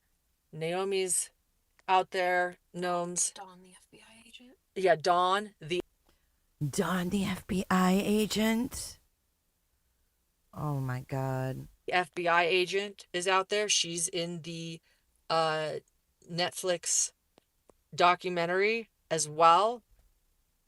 She acts like the Netflix documentary was like a movie and she's meeting movie stars. Doesn't she? In fact, I'll just... Here. Oh my God, now you're going to show us the FBI agent. Cool. Oh, look at that. Look at that. But we're not supposed to talk about the case with her. Okay. So they're all there, hanging out. But again, no one is to talk about any part of this. There, hanging out. But again, no one is to talk about any part of this case with any of them. So, are you recording me? Here we are in the car. And she's also going to have to face her abuser on the stand. Many of them are. So what I believe the court's plan is right now, just so you understand, is that once jury selection is over, they're going to start with the youngest victims and work their way up youngest to oldest. And everybody that was at this traffic stop. Ultimately, the trailer of the truck was filthy. There was a makeshift toilet in this truck. It was getting hot in this truck. And those little fingers that the 911 caller saw little fingers out of the trailer, the reason why that was happening was because they were on the freeway and could not keep the trailer door shut. They were holding on for dear life, hoping that it didn't fling open and they all go out into the freeway. That also so dangerous. I also learned yesterday, I was on Web Sleuths yesterday with Trisha Griffith, kind of giving the first day of jury selection. So go check that out, Web Sleuths. I was on, and I actually misspoke on Web Sleuths. I correct myself. I said that, well, a couple things. I said only at one girl was holding the trailer door open. It was actually a group effort back there. They were holding on for dear life. Also, I misspoke and said that, like, yeah, how could they call Sam Bateman, right, who was up driving the vehicle and say, hey, by the way, the trailer doors are flinging open. I learned otherwise. Actually, there was a cell phone in the trailer, and they did call Sam before he even got on the freeway and said, the trailer door is not latch, it's not shutting. And he ignored it. And he's like, you know what? I'm gonna just keep driving. We'll worry about it at the next exit. Can you believe that? I mean, oh my God, I can't believe that was an element I had not understood. So holy there you go. shit. Anyway, this trial, yes, there will be footage of Sam Bateman. It will not be live. We will have the footage. We will be bringing you the latest updates, and that's why we're here. At Hidden True Crime, we always ask, what trials can we bring value to? How can we bring value to reporting on a certain trial? This is value? This, being not very, highly publicized, not having a live stream, understanding that not every victim's testimony is going to be filmed. We want to bring... Yeah, because it's private, bitch. It's for their privacy. Privacy. Bring you everything happening in the courtroom each day. And Sam Bateman, of course, representing himself is just wild. And honestly, to me, this is a power move. What I think is why is Sam Bateman doing this? He took a plea. He took a plea for the federal charges, right? He was offered a plea for the state's case. Like, he could just they offered him essentially 6 years. It could be served at the exact same time as his federal charges. Like, that's a pretty damn good plea deal. And he didn't take it. And not only did he not take it, he wants to represent himself. So in my opinion, looking at this from an outsider, I'm thinking this is a power move. He wants to face his victims. He wants some last words, some final moments. And I am very comfortable sitting here. Why else do this? That's my thought. So this brings us to jury selection. Thoughts. Let me tell you what's going on. Yesterday, jury selection was a little bit more basic. Oh, and I want to say this too. This courthouse is being very transparent with everybody, as much as they can be. Again, there will be a videographer in there. This is voir dire jury selection, which is it's usually the most carefully, guarded part of a trial, because you have to protect jurors' identities, and nobody can really sit, we learned, in this courtroom because it is so tiny. And it is full of potential jurors. If there was room, they would let us sit, and there just simply isn't room. They have actually allowed us, those that need to hear, the media that's here, audio. So we are listening in on voir dire, on the jury selection. Yesterday, more basic. They were essentially asking groups of jurors really simple questions. They did mention that this is a child abuse case. Some potential jurors requested at that moment to be released because they simply could not do child abuse charges. And then they also, just sort of generally asked if they had any prejudices or biases against police, which is a common question in a jury selection. Today, it's gotten a little bit more interesting. They have been taking potential jurors in one by one for additional questioning. This was a favorite moment of mine this morning. A potential juror goes in, and essentially the judge, this is a quote from the judge, he said, we just have to suss out a few more things. I don't know why. I giggled. I've just never heard a judge say that he just needed to suss some things out. But I was like, She giggled. Oh my God. Hear you, Judge. Suss these potential jurors out. No, we need to suss you out, bitch. Sit down. God, I just loaded a couple new sound bites too. I'm so happy to have this one. No one would want to stop that ugly bitch. Suss away. So this individual, he was a preacher for a while, and he specifically asked this potential juror if has any prejudice against any religious groups. He said no. He actually focuses on compassion. And then the judge specifically asked about the FLDS faith. So they are bringing up the FLDS faith to... Well, no shit. Potential jurors, so they're going to know that this is a unique case before they go in there. Because I wondered, I was like, are they going to be shocked when they see the prairie dresses on that infamous body camera footage?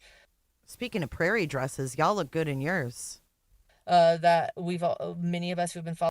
No, she's never home with her son. It's summertime. This is Lauren and Grayson's summer vacation. Should be a movie. National Lampoon's Lauren and Grayson's summer vacation. Following this case have seen on the Trust Me documentary, but he is letting potential jurors know that this is an FLDS case, and the response from this gentleman was, "What's a FLDS? What does the F stand for?" And the judge said that stands for fundamentalist. And you could hear this potential juror sort of taking this in, going, "Oh, okay, no," and then he kind of reiterated, "No, I'm for compassion." He also admitted to helping somebody who did have a sex crime conviction post once they were out of prison. I don't know if he'll be ultimately chosen as a juror, but made it very clear that he holds no prejudice against any religion. So they are today bringing up specifically that this is a case that involves sort of a fringe group, right? The FLDS religion, and people that will be sitting in the courtroom are wearing prairie dresses. Yeah, I don't think the public is supposed to know this. I don't think any of this is supposed to be said, hence the privacy. And she's hanging out with witnesses. That's just great. That's just great. People that are FLDS on both sides of this, both the defense and the prosecution that are FLDS, those that, and I'll tell you a little bit about Sam Bateman's witnesses. Sam Bateman has called witnesses. Why are you smiling about it? Ew. He has 3 witnesses. John Matthias, one of them? Although I will say it looks like he's going to strike one. So none of these witnesses, by the way, this is interesting, have been subpoenaed by Sam Bateman. What does that mean? That means they're like willing to testify. They're like, "Yeah, I got you, Samuel Bateman. I'll testify for you for the defense." Although What? again, there is, and I'm going to go through all the witnesses and them on Sam Bateman, the defense's side, that are going to testify for Sam Bateman, because it is fascinating. You're like, Hey, entrance. because I don't know if you're thinking what I'm thinking, but I'm like, who would testify for Sam Bateman right now, right? Like Warren Jeffs, for example. Warren Jeffs had a hold on the entire community. He was prophet over the entire FLDS community. That's not the case with Samuel Bateman. Samuel Bateman started sort of his own offshoot called the Samuelites. He never said that I am the prophet over all the FLDS. I mean, he did say he was the prophet over like the world. He thought like Jesus Christ should be worshiping him. And oh my God, so do you. Oh my gosh, Danish girl, thank you for your super chat. And I just need to tell you that my little boy is getting married tomorrow. I can't believe how time flies so fast. Congratulations, Danish. How exciting. Have a great time at the wedding. And Joseph Smith and the Queen of England. I mean, the guy's grandiose, but he was never proclaimed like the prophet over the Wait, what? FLDS. I mean, he did say he was the prophet over like the world. He thought like Jesus Christ should be worshiping him, and Joseph Smith and the Queen of England. I mean, the guy's grandiose, but he was never proclaimed like the prophet over the FLDS group like Warren Jeffs was, who still has a strong hold. So Samuel Bateman, like again, a lot of those that are FLDS are like, we hate this guy. So who would he get to testify for him? It was a question for me. Like, who could he possibly get? Here are the 3 people, although one of them looks like they're going to strike. So and I want to share a little bit more about him. One of them is Galilee Beislein. So Galilee Beislein is a Samuel follower. Oh boy. Are you going to interview these shitbags too?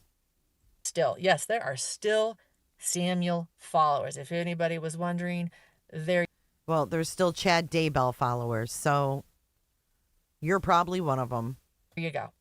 There you go. So Galilee Beislein was married to Liddell Johnson. Liddell Johnson is behind bars.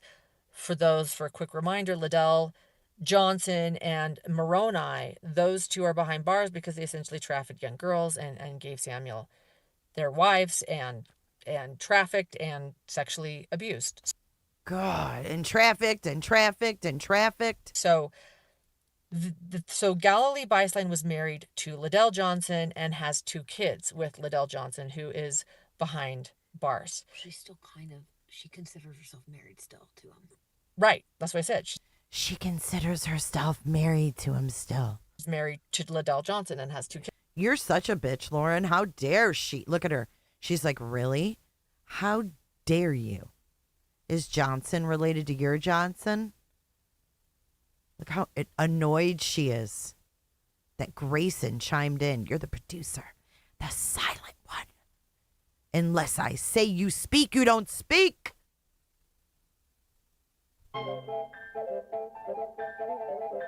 Considers herself married still to him. Right. That's what I said. She's married to Liddell Johnson. And that's what I fucking said, bitch. No one would want to stalk that ugly bitch. 2 kids with Liddell Johnson, who is behind bars. She considers herself married still to him. Right. That's what I said. She's married to Liddell Johnson and has 2 kids with him. Yeah. Sam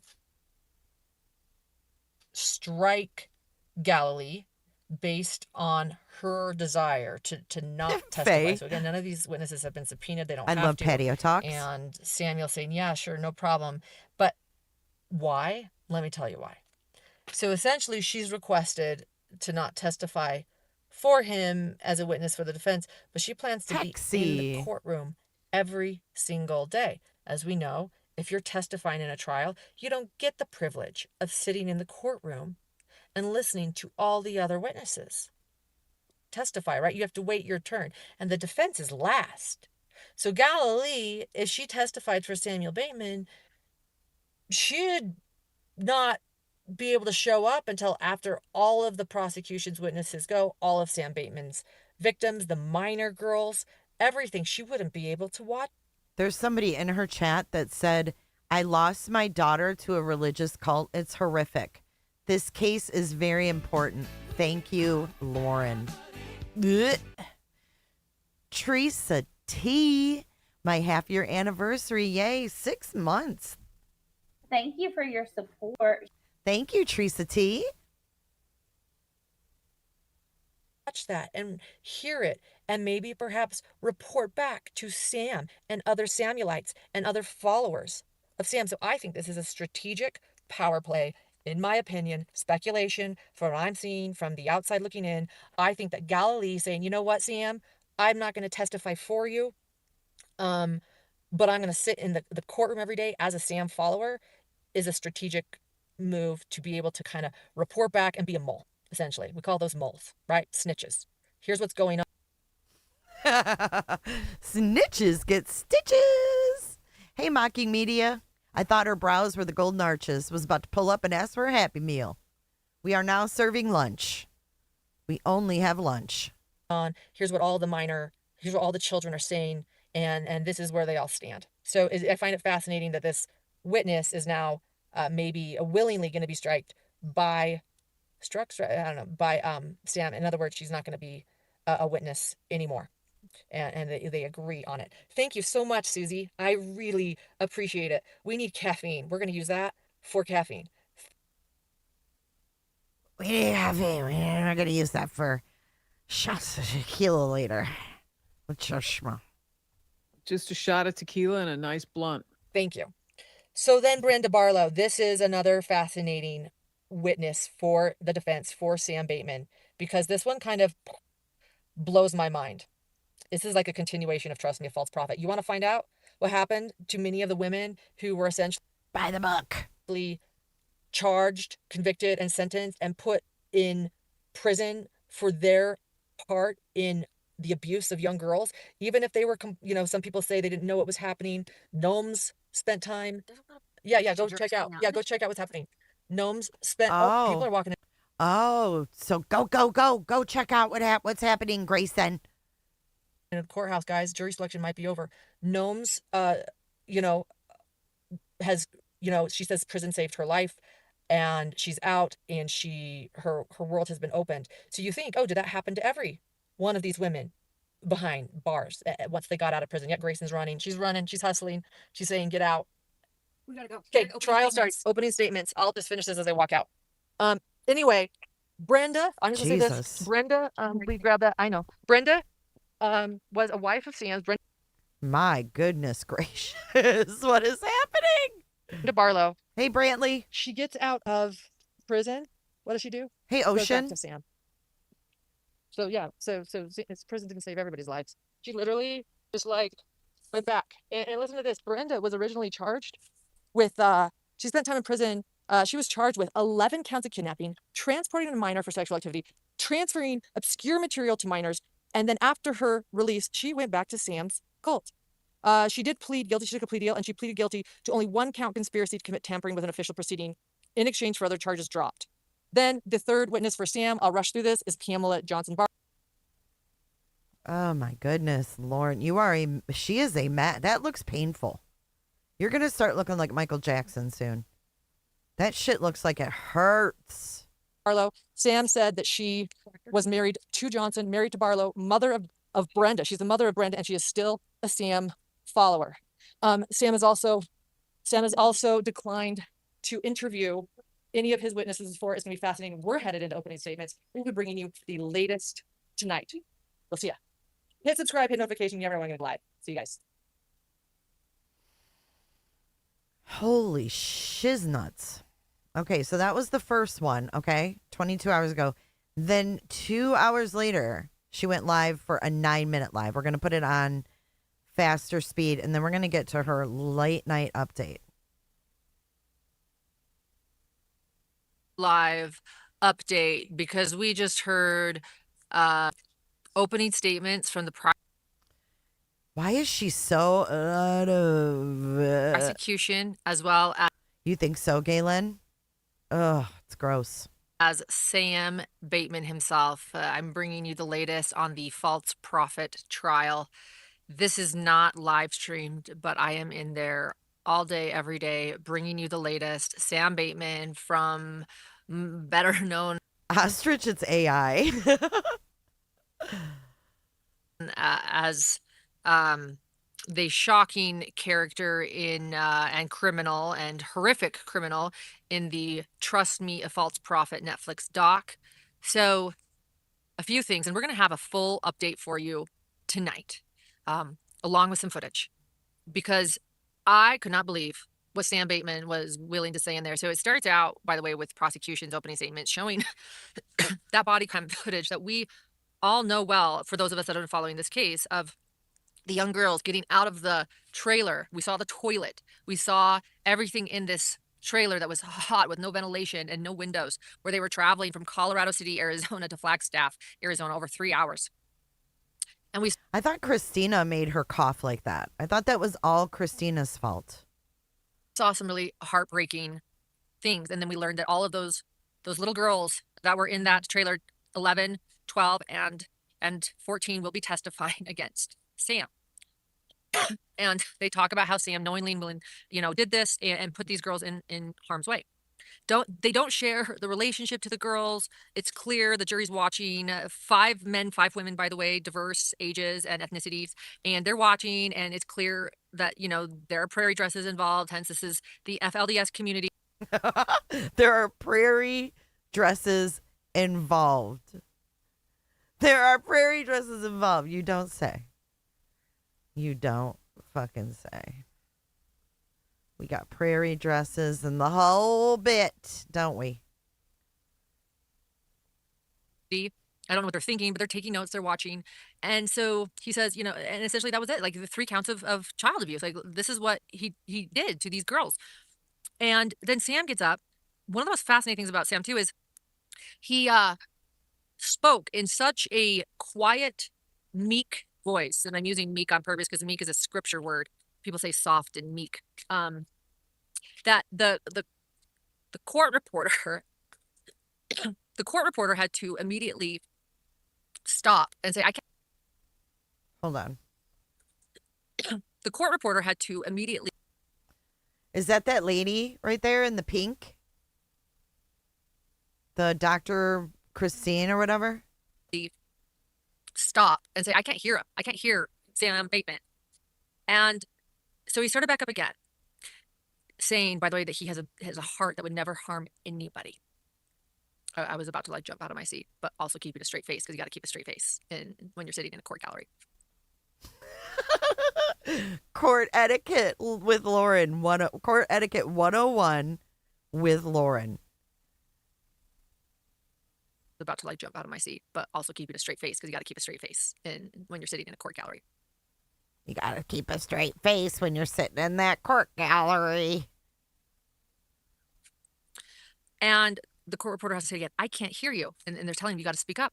And it reminded me of Warren Jeffs and other sort of false prophets and manipulative religious, particularly Mormon prophets, that sort of talk in this very soft-spoken, meek, quiet voice. And you know, we're used to these abusers and these men maybe speaking in like more of a giving like a Tony Robbins seminar or something. I don't know, right? Huh? You know, trying to convince the jury, like, I'm not a bad guy.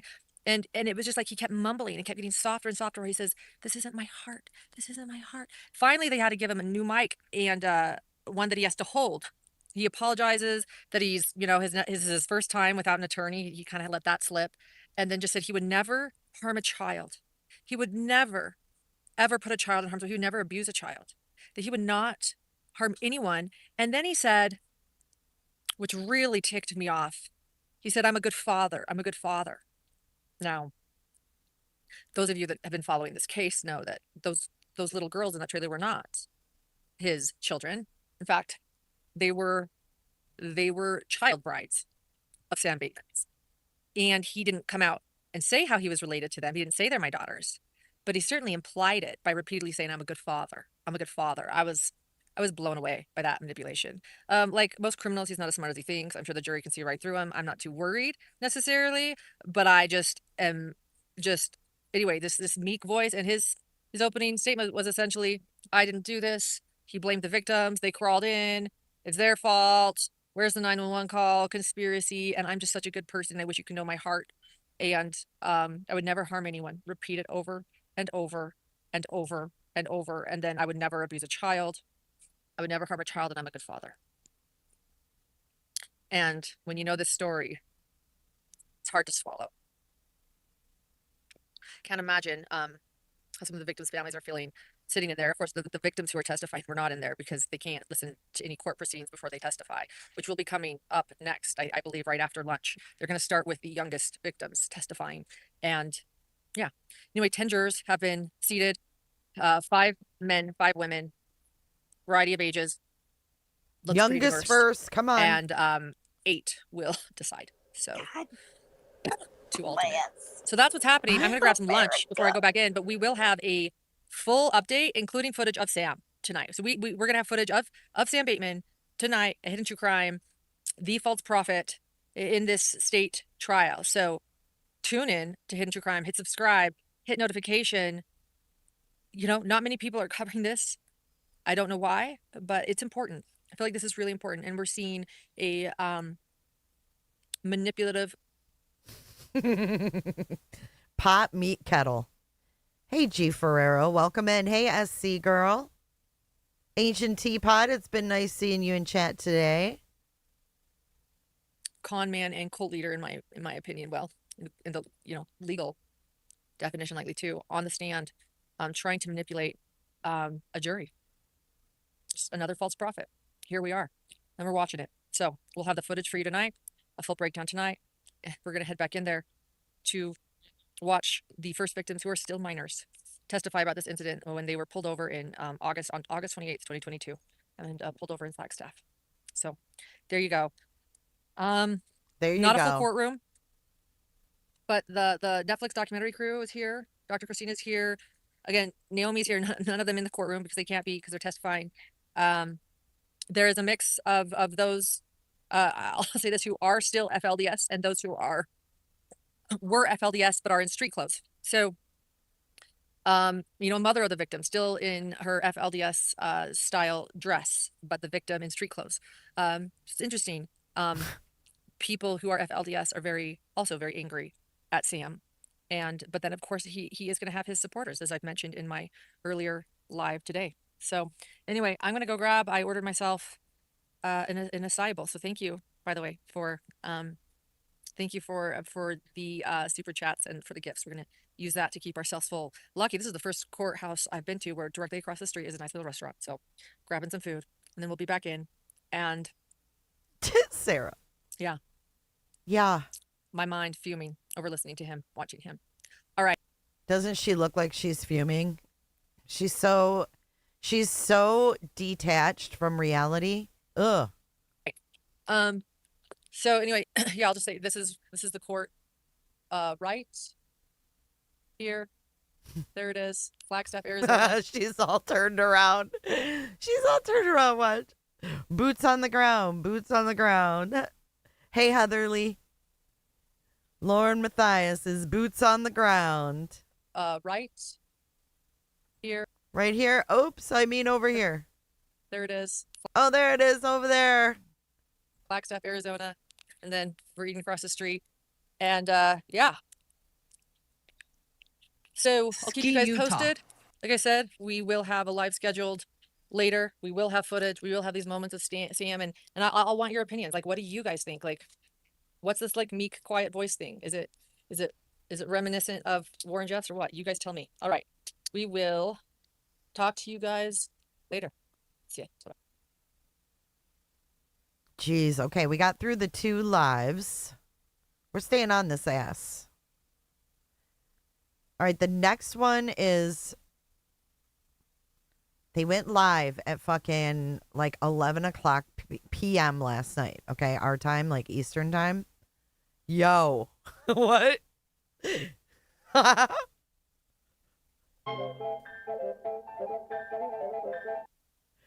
What is going on here? She's the drama. I feel like 9-hour live vibes right now. I have 9-hour live vibes. Ancient teapot. Oh my God. Okay. Hold on. I haven't seen any of this, so this is new for me as well. Hang on. Let's try to fix this screen a little bit.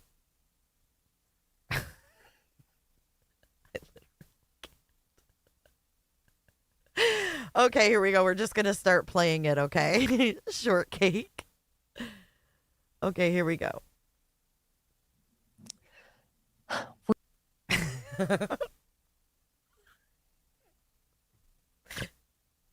I'm totally getting Where's Waldo vibes, okay? Where's motherfucking Waldo? We're live. Finally. Yay. Thanks for your patience. Yes, they're real. Mari Jinx. Jinx. Everyone. Every trial is different. And this trial, which we're so grateful to be able to be covering, it's been a lot to learn the first day. And it was wild. She took him off. Hey, just based on my observations, her hair was very greasy. Creep town, dude. It's been a lot to learn the first day. And it was wild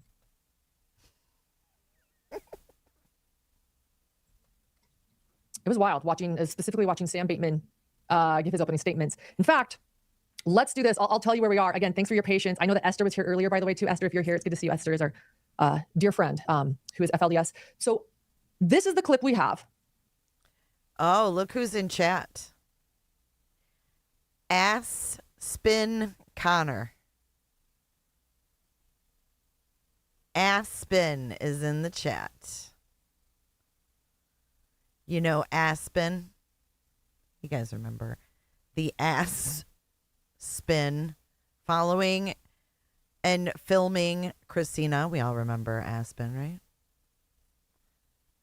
Do you need a little reminder of who Aspen is? Let's do it. Let's do it. Little palate cleanser. Town.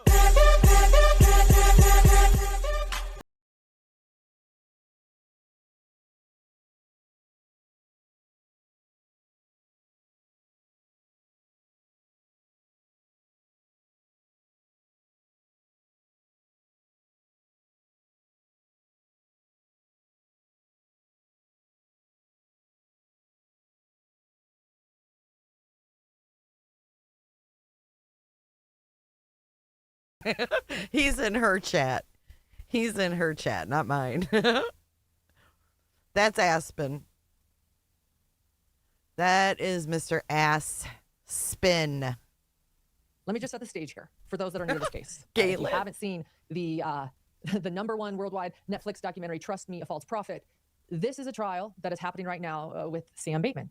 He's the main character villain. Is that what you call main character energy, main villain energy in that documentary? And he's representing himself in his state charges in Arizona, in Flagstaff, Arizona. No, John does not join. He does not join. It's just her. Just Warren. And she's got no footage from court. She's got nothing. Little bit of footage. Take a listen to his introduction. And remember, this man has federal charges. Oh, severe. He is a severe abuser of children, right? He took child brides. Many of them, including some of those who testified today. So listen to him now in this opening statement clip today in this Flagstaff, Arizona courthouse. Take a listen. Oh, she does have footage. Okay.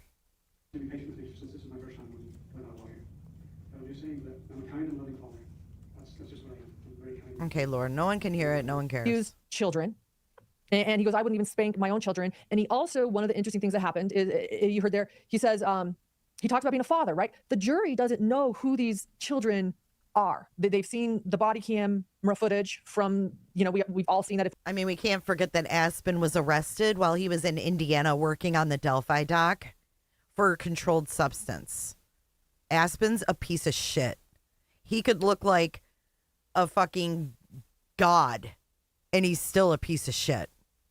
If we've seen the documentary of the girls coming out of the trailer in their prairie dresses, and I think the jury's wondering, are these his children? And so even though he's not saying he is their father, he's certainly implying it in those opening statements by saying, I would never harm, implying that he's a good father and referring to children that he has. It was, I thought, kind of manipulative. So this is what we're going to do. And this is why we were late. Let me explain our typical trial coverage, and then we're going to jump into it. You all know we're very proud of our trial coverage here at Hidden True Crime, having essentially nightly newscasts covering each day of a trial that we feel is important that we want to cover. Well, this trial, we have kept stalling our live show tonight because we wanted to get the full footage. This is not a live stream trial, but there are cameras in the courtroom, not recording everything, but recording a lot. And we were working on getting the full opening statement so everybody could hear them here tonight. Ultimately, we got that clip. So yes, Esther wants to throw up. He loved his daughter so much, he wanted to have children with her. Yeah, right. Exactly, Esther. And Esther knows and Sam Bateman, as well as many of his victims. So there you have. Oh, wait. Esther Bistline. Caw-caw! And Esther knows and Sam Bateman, as well as many of his victims. So there you have it from Esther. It is horrific. So this, we're going to go through everything. We also wanted the footage because we wanted to get more. Oh, yeah. We can't forget that also Jameson. Isn't his name Jameson Johnson? Didn't he represent himself, Lauren? Didn't you have to testify against your dad or for your dad or one of those things? More sound for you. We wanted to get the opening statements. And then I wanted to just sort of check my quotes that I wrote down throughout the day sitting in trial, right? You kind of want to make sure you have quotes done exactly right. And I like to show rather than tell. Well, we will have the opening statements for you tomorrow. Ultimately, Wi-Fi, big file sizes, and everything else keeps us from getting this footage right away like we do in a typical trial. No, it's just that you guys suck and you're not prepared. Because like Andy just said, all the media gets the email with the footage at the same time. You just didn't have time to download it all and upload it because you're not prepared.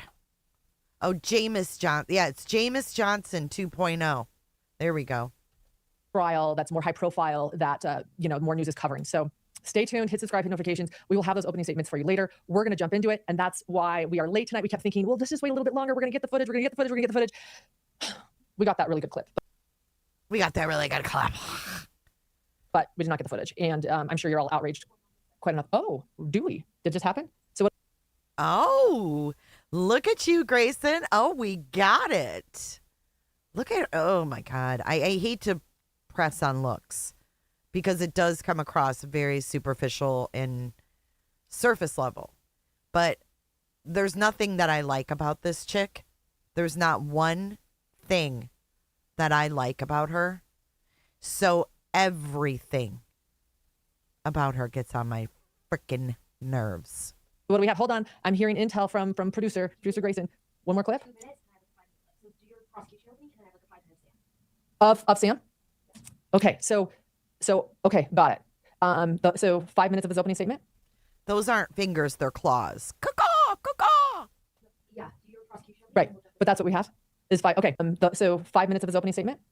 Yeah, right, but that's what we have? Is five, okay.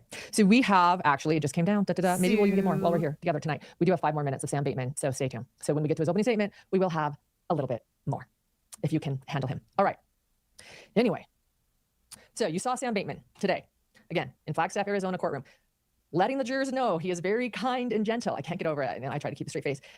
And again, you might recognize Sam from the Netflix documentary, Trust Me, A False Prophet. He's, again, the false prophet in that documentary, so we are calling this the false prophet trial. Again, main villain energy throughout that whole documentary. Dr. Christine Marie is the person, along with her husband, Tolga, who is videoing and documenting a lot of Sam Bateman's crimes, getting the FBI involved. Ultimately, Sam Bateman is charged with federal charges, takes a plea deal, 50 years behind bars, but I want to know more about what this lady's husband did to get in with Sam Bateman.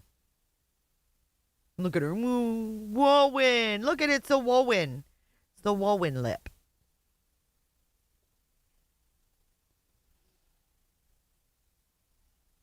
the lawn crime.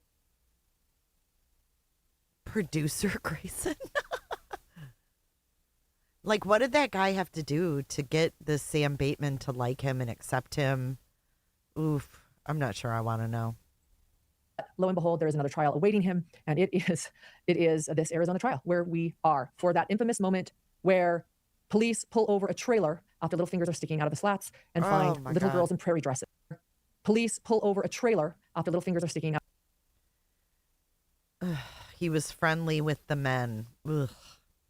Out of the slats and find this moment where police pull over a trailer after little fingers are sticking out of the slats and find little girls in prairie dresses inside this trailer along with a makeshift toilet. So today was intense. And not only did the false prophet take the stand again in this trial that many didn't see coming, but 3 of his minor victims or his survivors also testified. And I watched those girls get up and each testify. Okay, but what do you have to do, Janice, to make Sam Bateman think you're cool? That's my question. What would you have to do to make a pedophile think you're cool? It's kind of scary. Bye, Access. See you laters.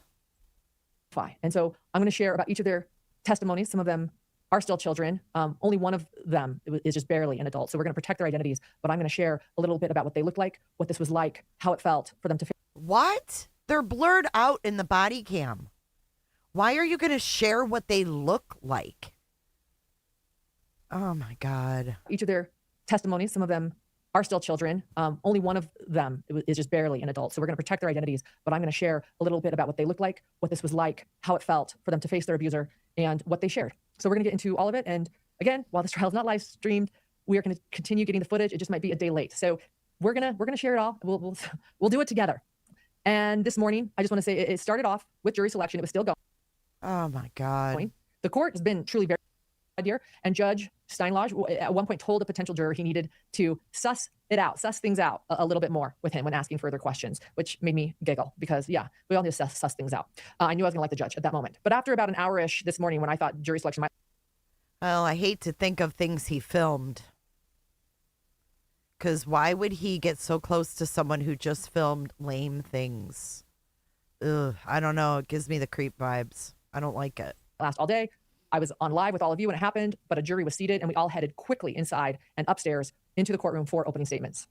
I was actually sitting, by the way, well, I'll just say this. The jury is made up of 5 men and 5 women. And as a reminder, they will not be deciding whether or not Samuel Bateman is guilty or innocent as it relates to, they will be deciding. They will not be deciding what we learned about in the prime crime. What they will be deciding is whether or not Samuel Bateman is guilty or innocent of 3 counts of child abuse. And it's only specifically for the 2022 incident. Finally, she's telling us what the trial's about. Right, Evelyn. These are witnesses that are being protected by the government. I'm going to tell you what they look like and what they said and what they felt.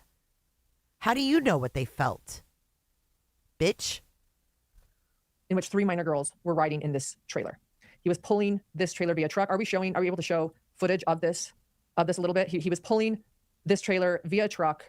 If all of you remember this moment, the charges are defined as being under circumstances likely to produce death or serious physical injury. Any person who causes a child to suffer physical injury or having the care or custody of a child who causes or permits the person or health of the child to be injured, or who causes or permits a child to be placed in a situation where the person or health of the child is endangered is guilty of an offense as follows. So in order to find Samuel guilty, the state of Arizona must prove that the defendant committed one of the following actions: directly caused the child to suffer a physical injury or abuse, caused or permitted the child's person or health to be injured, caused or permitted the child to be placed in a dangerous situation that endangers their life. Okay, do you see that all of these girls are blurred out except for this Naomi chick who's filming the cops? They're all blurred out for their protection. Bobu, I want to know too. I want to know. It's like, you know, these people get into Netflix and you can't question them or their motives. And I'm not about that. I want to know what the hell they did to fit in with these sick fucks. Because I'm all down with like FBI going undercover, people who are cops going undercover. But I don't know. How does Chris McDonough know how Annie feels? I didn't know he said that he knew how Annie felt. Jay, will you cover the interview room part 3 with John Ramsey? I can. It was kind of uneventful. She grew up in a religious cult herself. Oh, okay. Or health, the state must also prove one of these levels of intent, intentionally or no. What about her husband? Did she meet him after the cult or before? That Samuel was aware of their conduct and consciously chose to cause harm or create. Yeah, she had a phone. A dangerous situation recklessly. That Samuel was aware of and consciously disregarded a substantial and unjustifiable risk representing a gross deviation from standard. So I guess her and this girl weren't blurred out because they were adults at the time. But these people are minors. Conduct or criminal negligence. That Samuel failed to perceive a substantial and unjustifiable risk that a reasonable person would have recognized. So that was explained to the jury, and that's what this trial is about. And after that, the state went into opening statements. I'll just tell you where I was. I was almost directly behind Samuel Bateman on the front row. I don't know if that means I'm sitting with the defense or not. It's a very small courtroom. Not that many people are in there. The only reason I wasn't directly behind him was because I was sitting next to the individual who was in charge from the jail watching over Samuel Bateman. So he had to sit directly behind Samuel Bateman, and I sat to that person's left. So I was very close to him. And these opening statements, we're going to play them. We'll have them for you tomorrow. So I'm going to actually read them to you. All right. So here we go. This is prosecution's opening statements. I'm going to quote this because she's going to read them to us. Quote, "A child's fingers clinging to these trailer doors, holding them closed. That's what was seen on Flagstaff roadways on a hot summer day in 2022. But not just one child was inside. There were 3 young girls in this metal cargo trailer. Hot, unventilated, no seatbelts. Inside was a recliner couch, pillow, chairs, no seatbelts. But clearly, someone intended for people to be inside. And that's why there was also a makeshift bathroom with a toilet seat on top of a blue bucket with a black trash bag lining. And we're seeing all these pictures, by the way, as they talk. And if we do have any more B-roll or footage to show again, we can keep showing this while I read this if we don't have the actual footage from court. There were curtains hung for privacy. There was also a generator. A stroller next to a gas tank next to the generator. Are we able to pull up the B-roll? I just want to. Okay. Can we pull up the B-roll? Pull up the B-roll, producer. Producer fucking Grayson. Salty, he claims she doesn't care about her mom. Savannah is the only one who cares. It's obvious. How is it different? I guess because it's unsolved, right? Jay, is your son Ryan the father of Sophia? No. I guess because it's unsolved, we don't know who did what, who knows what. I guess that's why it's different to me. A stroller next to a gas tank, next to the generator, next to the toilet, right next to the gas tank. There were water jugs with bungee cables around them, even a metal shovel. Any of these objects posed a risk to the girls inside. This was not a passenger vehicle. It was a trailer, a Wells cargo trailer, not designed for human occupancy or use, no ventilation, windows, AC, or seat. This journey for these girls was not a brief one. They loaded up in Colorado City, Arizona, 3.5 hours away from Flagstaff, ages 14, 12, and 11. And that's because of Samuel Bateman. He supervised them. He was supposed to be taking care of them. This trip was his idea. They were on the phone with him almost the entire trip while he was in the driver's seat of the air-conditioned pickup truck. And Who's all these kids' moms? My oldest son, Marissa. Why are you asking that?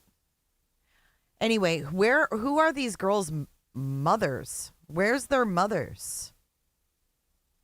They were in the trailer. An employee of Arizona Public Safety spotted fingers sticking out of the trailer. Gary Crosby, he's a roadside motorist assist agent. He was alarmed and began to follow the trailer. The fingers were keeping the precariously latched door closed. A short video was played, then showing Samuel emerging from the driver's side of the truck. The girls, per his instructions, remained concealed in the trailer. And after speaking with Samuel, law enforcement approached the trailer to see who or what was inside. And inside, we will call them S, G, and D. And S, G, and D emerged from inside. As the body cam was playing, I, at this point, looked over to the jurors. A juror on the right side, who was a middle-aged woman, was completely wide-eyed through the body cam. It was like she seriously could not believe what she was seeing. Others looked confused. I think honestly, seeing the prairie dresses and trying to process what this case is about, understandably, they looked confused. They looked inquisitive. They looked deep in thought. Like, they really did look like they were trying to understand what this was. Those girls had been in that trailer with no windows and simply nothing to protect them from objects. Hey, reality, that is an AI picture of Lauren and Grayson in their prairie dresses.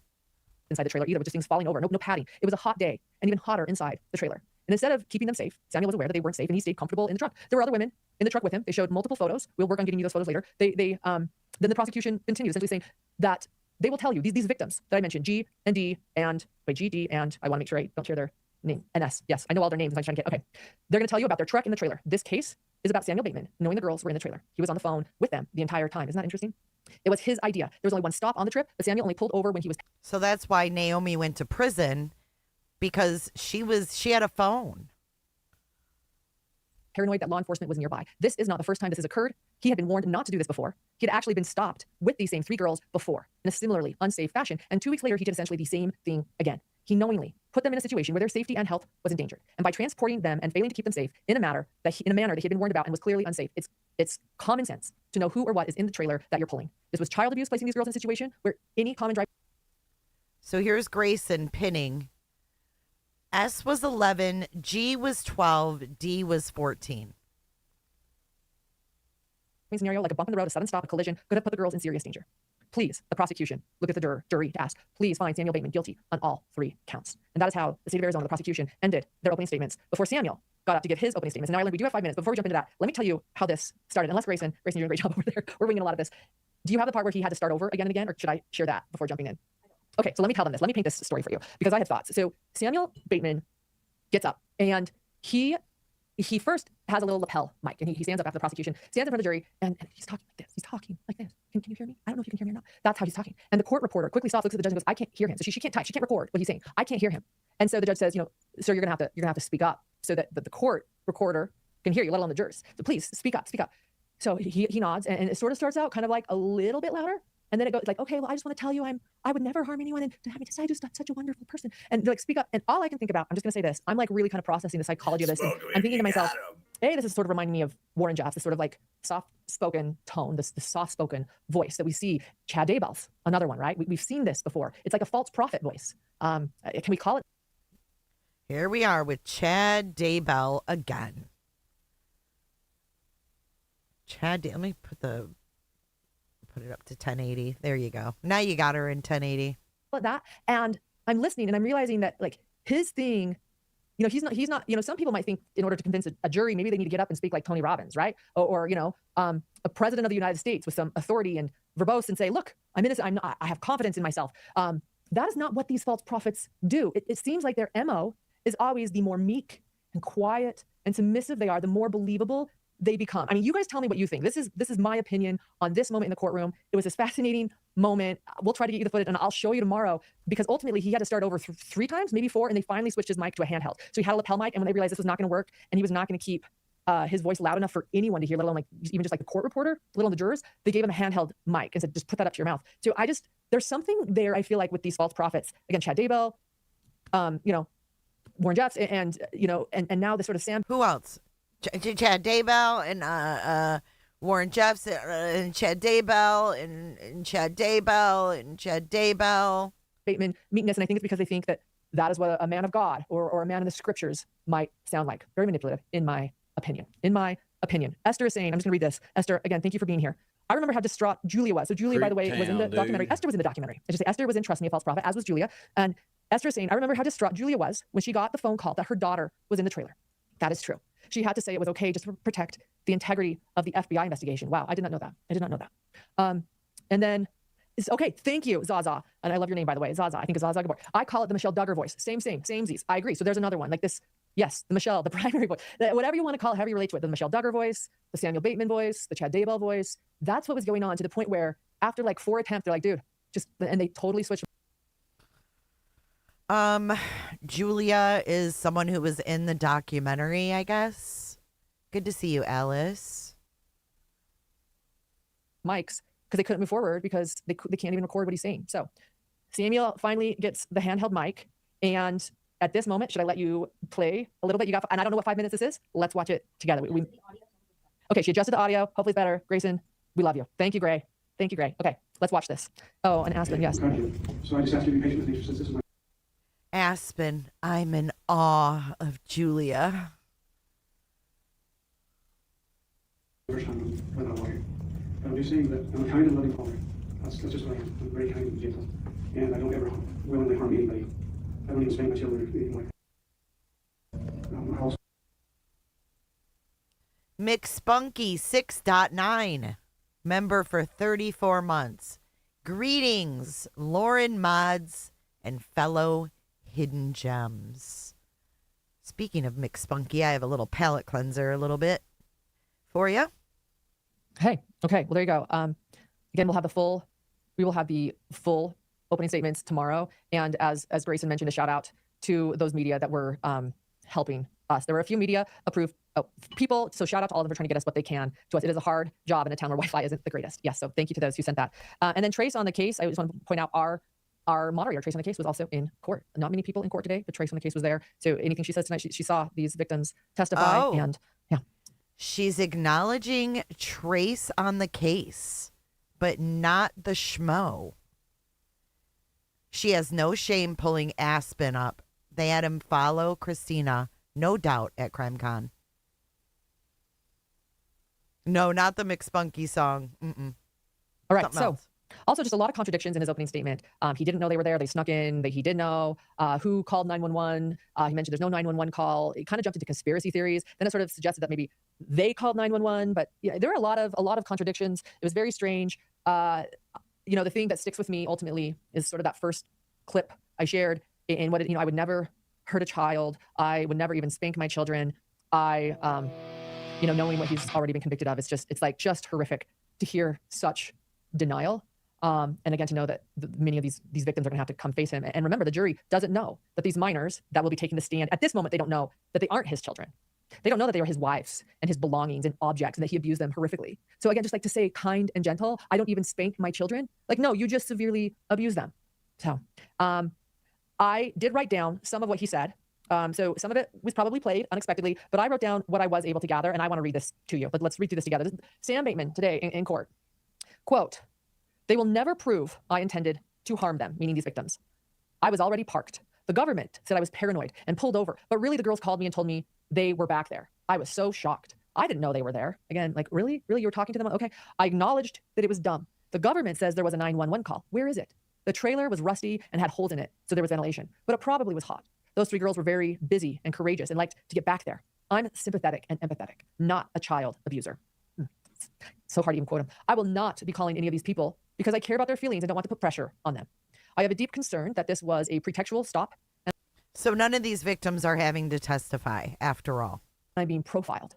We did." So that takes her whole thing away. She doesn't get to talk about their testimony because they're not having to testify. "Stop several times along the way, and they could get out because the vehicles were so full of people," end quote. Yeah. Again, we'll have those full statements for you hopefully tomorrow. And after opening statements, the judge gave everyone an hour and a half for lunch before coming back to start testimony. And that is when I did do a quick, brief lunch live for you. And the first witness on the stand was the youngest victim. It was SB, who is currently 15 years old. So just to paint the picture, because I think we don't need to paint the picture. They don't have to testify. Leave them alone. They did have to testify in this trial, though, because that's what she wants to see. I think he just said he's not calling them. This is actually part of a curiosity of how these girls are doing. So let me tell you, God. Has short hair, very short hair. It's almost a pixie cut, except that she has longer bangs that almost sweep her eyes, kind of go almost down to her eyes. It's a stylish cut. She's wearing very trendy makeup, eyeliner, and she was wearing a purple satin button-down shirt and black dress pants, which to me was just sort of the stark difference looking. They had a picture of her up on the slide for the jury to see the whole time, and she's wearing a purple prairie dress in this photograph, and she's a lot younger, of course. Speaking of purple prairie dresses. Too. And so then to see her now as a 15-year-old in not a purple prairie dress.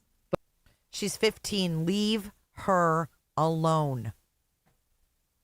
It's sick. She feels the need to give details of her identity. She's 15. But a purple satin button-down shirt.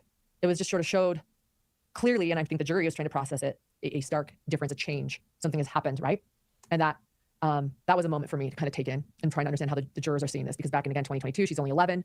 She's the youngest girl inside the trailer. She wasn't the youngest girl at the scene. There was a 9-year-old there, but she was in the truck or in another vehicle, but she was the youngest girl inside the trailer at age 11. And when she got on the stand, she was asked to identify Samuel Bateman. And it was heartbreaking, honestly, this moment. I don't know how you feel, Trace, on the case about this, but it was heartbreaking to watch this moment because you could almost see this sort of trauma response in her. I mean, Samuel Bateman sitting right in front of her, but she wasn't laughing by any means, but she seemed nervous, and it took her a while. She had this sort of nervous giggle type response as she took a little bit to finally point Samuel out and say that he was in front of her. Just to answer that question was difficult. I thought as a trauma response. And after identifying Samuel, the state started by asking SB about an incident on August 14th, 2020. You think it's a trauma response? You think so? You think so? And look at Trace on the case. She was the little girl in the blue dress that day. I can't stand these people. And you know what? Trace on the case, shame on you. You've been a piece of shit for years, weirdo. You've come in my chats over the years. Look at her. Who is this person? Superman? She was the little girl in the blue dress. Why don't we leave her identity private? Okay, why don't we give her some dignity and some privacy, Trace on the case? Piece of shit. Can't stand that person. Which was 2 weeks. It was 2 weeks before the infamous Flagstaff incident. So SB testified that on August 14th, 2022, she was traveling with Samuel that day. Oh, my God. They were going to the mountains and brought an ATV that had been put on an open trailer. Spunky just gifted 5. Okay. Time for our palate cleanser. There you go. There's McSpunky. I'm going to go grab something. Discuss away. Discuss away.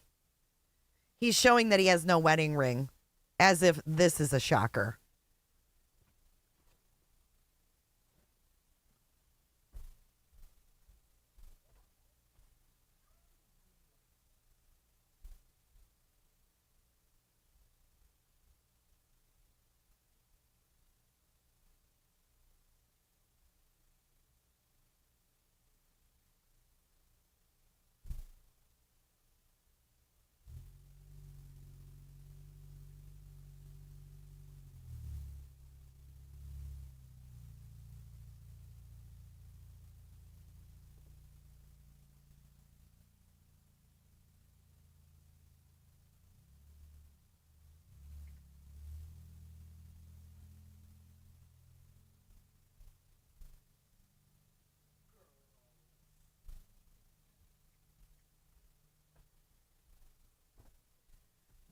Okay, sorry about that. I had to let my cat in.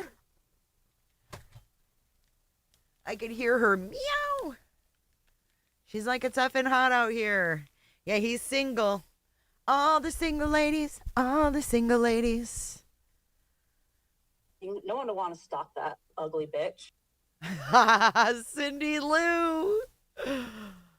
Oh, boy. This is from Web Sleuth, by the way. This is from Web Sleuth. Palate cleanser.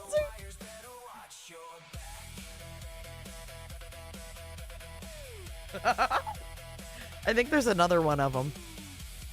That bitch puts Beth B in here too. There was another one of Spunky in here, I thought. Hold on. Hold on.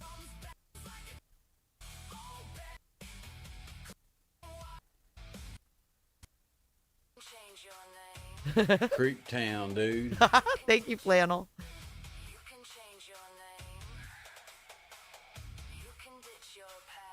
You can change your name and ditch your past. Why do you have Savannah in there? Why do you have those 4 little girls that died in a fire in your... And why do you have Suzanne Morphew in there? Weirdo. Maybe it's a different one. Hold on. Hold on. Let's check one more. I think it might be this intro right here. Oh, I love that, Stacy. Yeah, here you go. Here you go. Bella says hello. And so does Summer. He's single. Holla.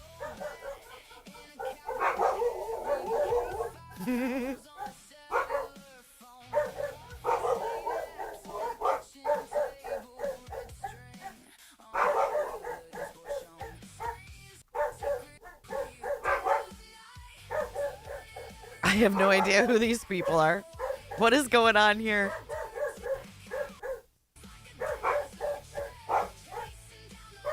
Yeah, they don't like McSpunky at all. I have no idea. Hold on, I think there's another picture of Spunk.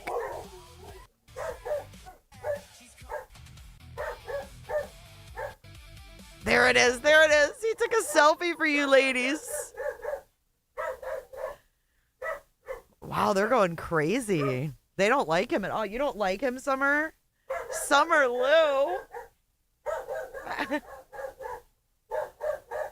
Prime Amazon Day. No, they don't like McSpunky.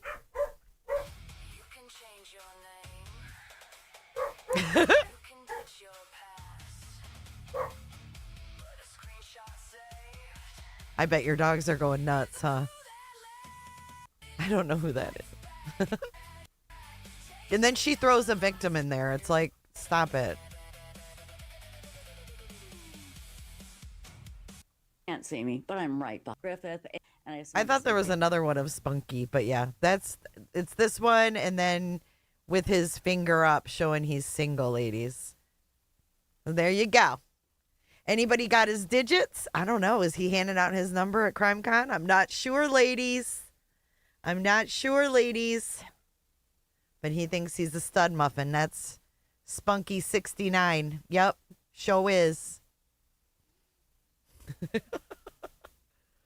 Attached to Sam's truck, SB rode on the ATV with the other survivors, G, J, and DB. So G and D were also with her on the ATV with S. No, Alex is not the same size or frame as Porch Guy. Not even close. Alex is 6'2" and like 300 pounds. Porch Guy is like 5'10" and probably barely even 170. And yes, these are the exact same girls who were in the trailer 2 weeks later for the Flagstaff incident. So while she and the others were on the ATV, Samuel was hauling them on the highway. So S says that they did have seatbelts during this incident because they were on the ATV. And while driving that day, though, they did get pulled over by the police and they were given a warning. And they were told to get into the truck with Sam. The prosecution then moved into the August 28th incident, which is why everyone was there, right, for those charges. And on August 28th, that day, these same 3 girls were traveling with Samuel and some women and girls again. And the trip began in Colorado City, Arizona.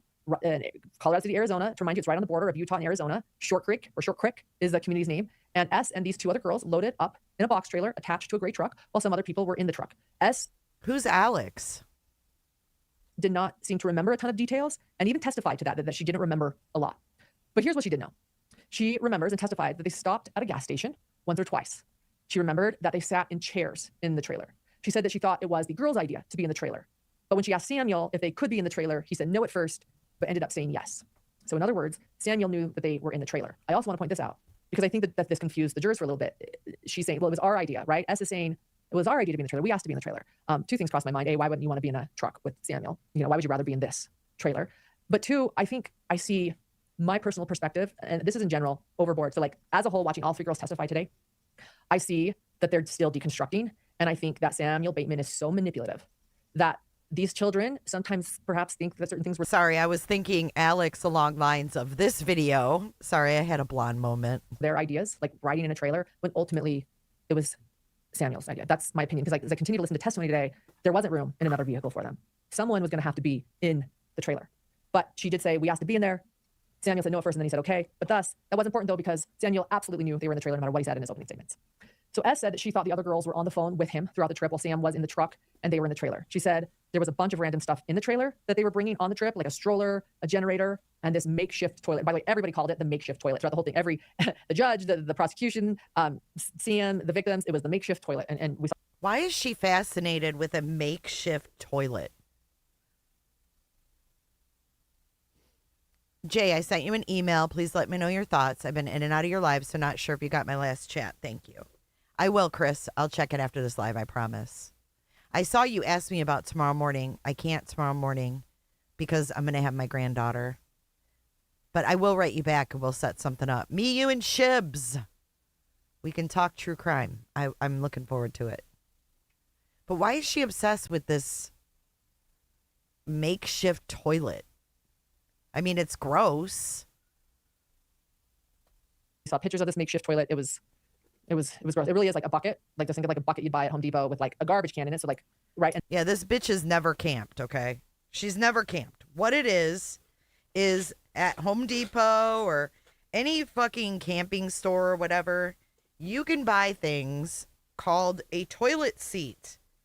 And the toilet seat fits on top of a Home Depot bucket.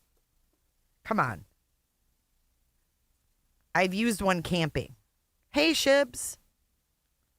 Hey, Crispy Treat. Good to see you. It's been a minute.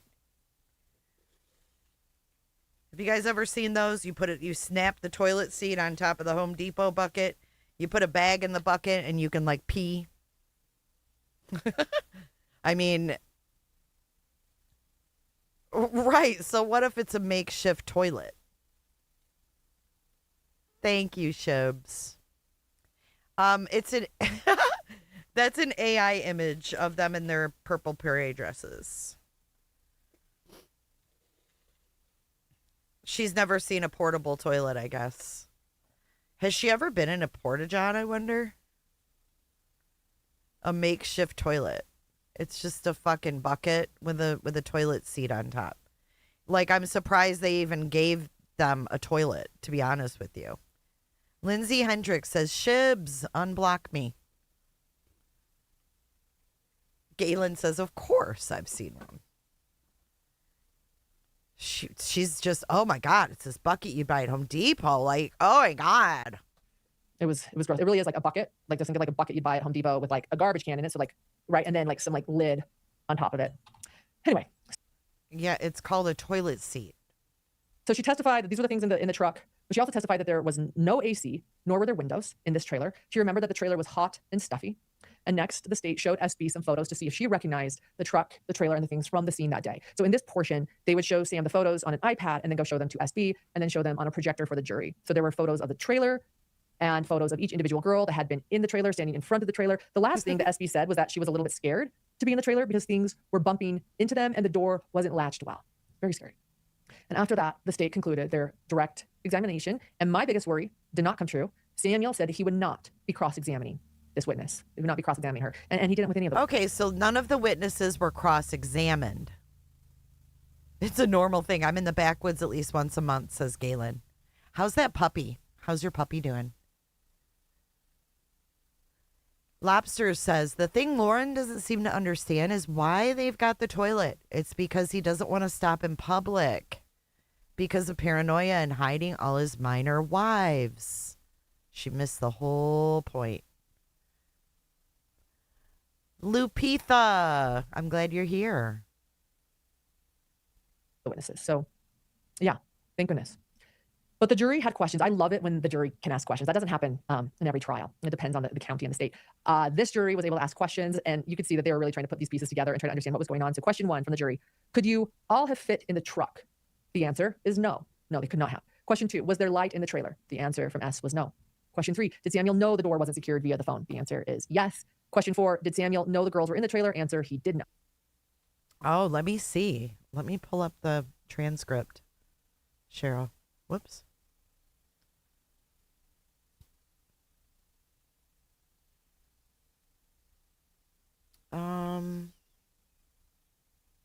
No, she said, thank goodness they didn't have to testify. My biggest worry did not come true. Here, listen to that. And after that, the state concluded their direct examination. And my biggest worry did not come true. Samuel said that he would not be cross-examining this witness. He would not be cross-examining her. And he didn't with any of the witnesses. So, yeah, thank goodness. But the jury had questions. I love it when the jury can ask questions. That doesn't happen in every trial. It depends on the county and the state. This jury was able to ask questions, and you could see that they were really trying to put these pieces together and try to understand what was going on. So question 1 from the jury. Could you all have fit in the truck? The answer is no. No, they could not have. Question 2, was there light in the trailer? The answer from S was no. Question 3, did Samuel know the door wasn't secured via the phone? The answer is yes. Question 4, did Samuel know the girls were in the trailer? Answer, he did know. So the state followed up by asking one follow-up question, which was, how did SB know? And I just realized that SB is the same initials as Samuel Bateman. I didn't even gather that. So S is, let's just call her S. Oh my God. She's got the same initials as Samuel Bateman. Do you want to see how many times she said it, Shibs? Let's ask a question. We have AI over here. Look at. Let's ask a question, Shibs. Shibs wants to know how many times she said Samuel Bateman. Let's ask. Ready? How many times does she say Sam Bateman? Let's see. Wow.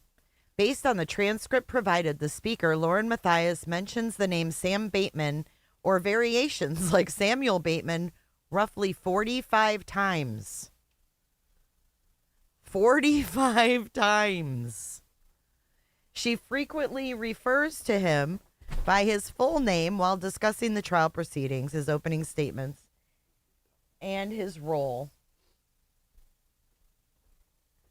in the false prophet documentary. Please note that this count is an estimation based on provided text, as she often switches between Samuel, Sam, and Bateman.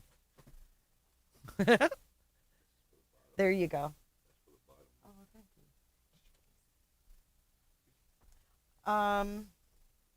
Pretty Hate Machine. I just got gifts from Pretty Hate. Thank you so much. Oh my God, I got a plant shelf and hummingbird feeders. Thank you, Pretty Hate. Ooh, I'm going to put those up today. I can't wait. Thank you, thank you. Pretty Hate Machine. That was what the dogs were barking at. They were barking at Amazon. Thank you. Okay, here we go.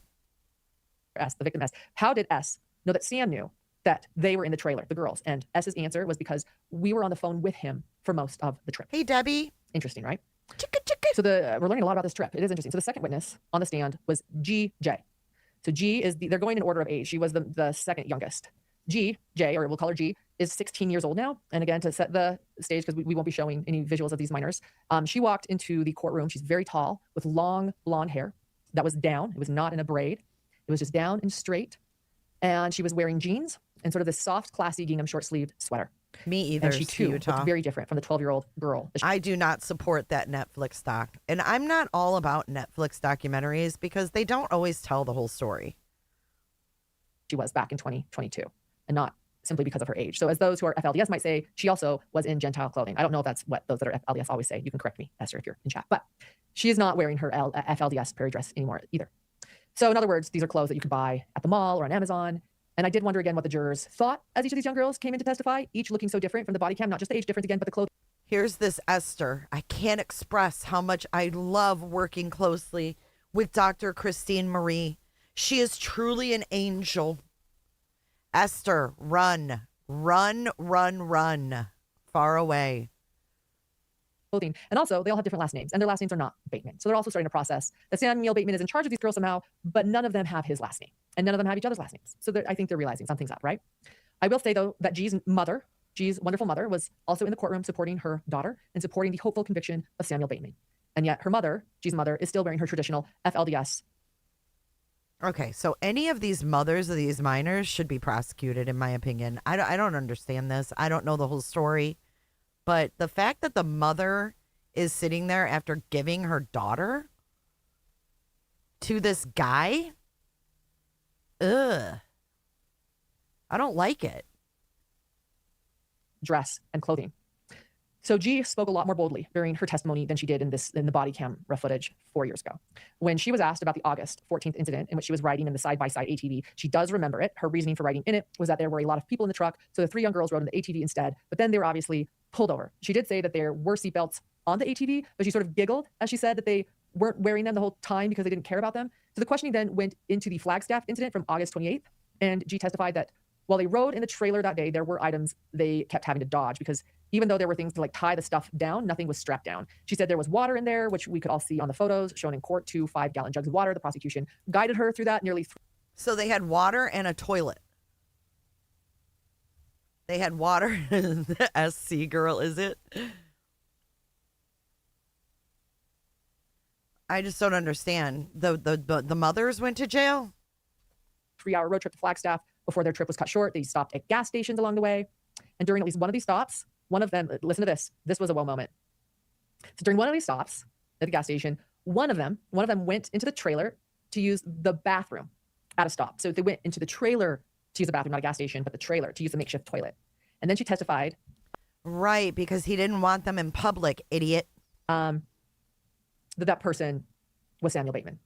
So in other words, they all had to get out of the trailer at a stop at a gas station so that Samuel Bateman could go into the trailer to use the restroom. We'll get into that a little bit later. And then once he was done, they all went back in. And this was a moment the jurors were like, WTF, as was I. And she didn't like take the plastic bag out after. So there you go. That's a little, yeah, we'll get into that more. So she testified, but it was like kind of brief, right? So she testified first, yeah, somebody went into the bathroom in the trailer at one of the stops. And then she testified that both her and Dee's phone, Dee hasn't testified yet, she'll be later, right after this. Both her and Dee's phone at the time, they had them. And so pretty much anytime there was cell service, they were on the phone with Sam. So despite being on the phone with Sam, she said that they weren't necessarily talking a lot.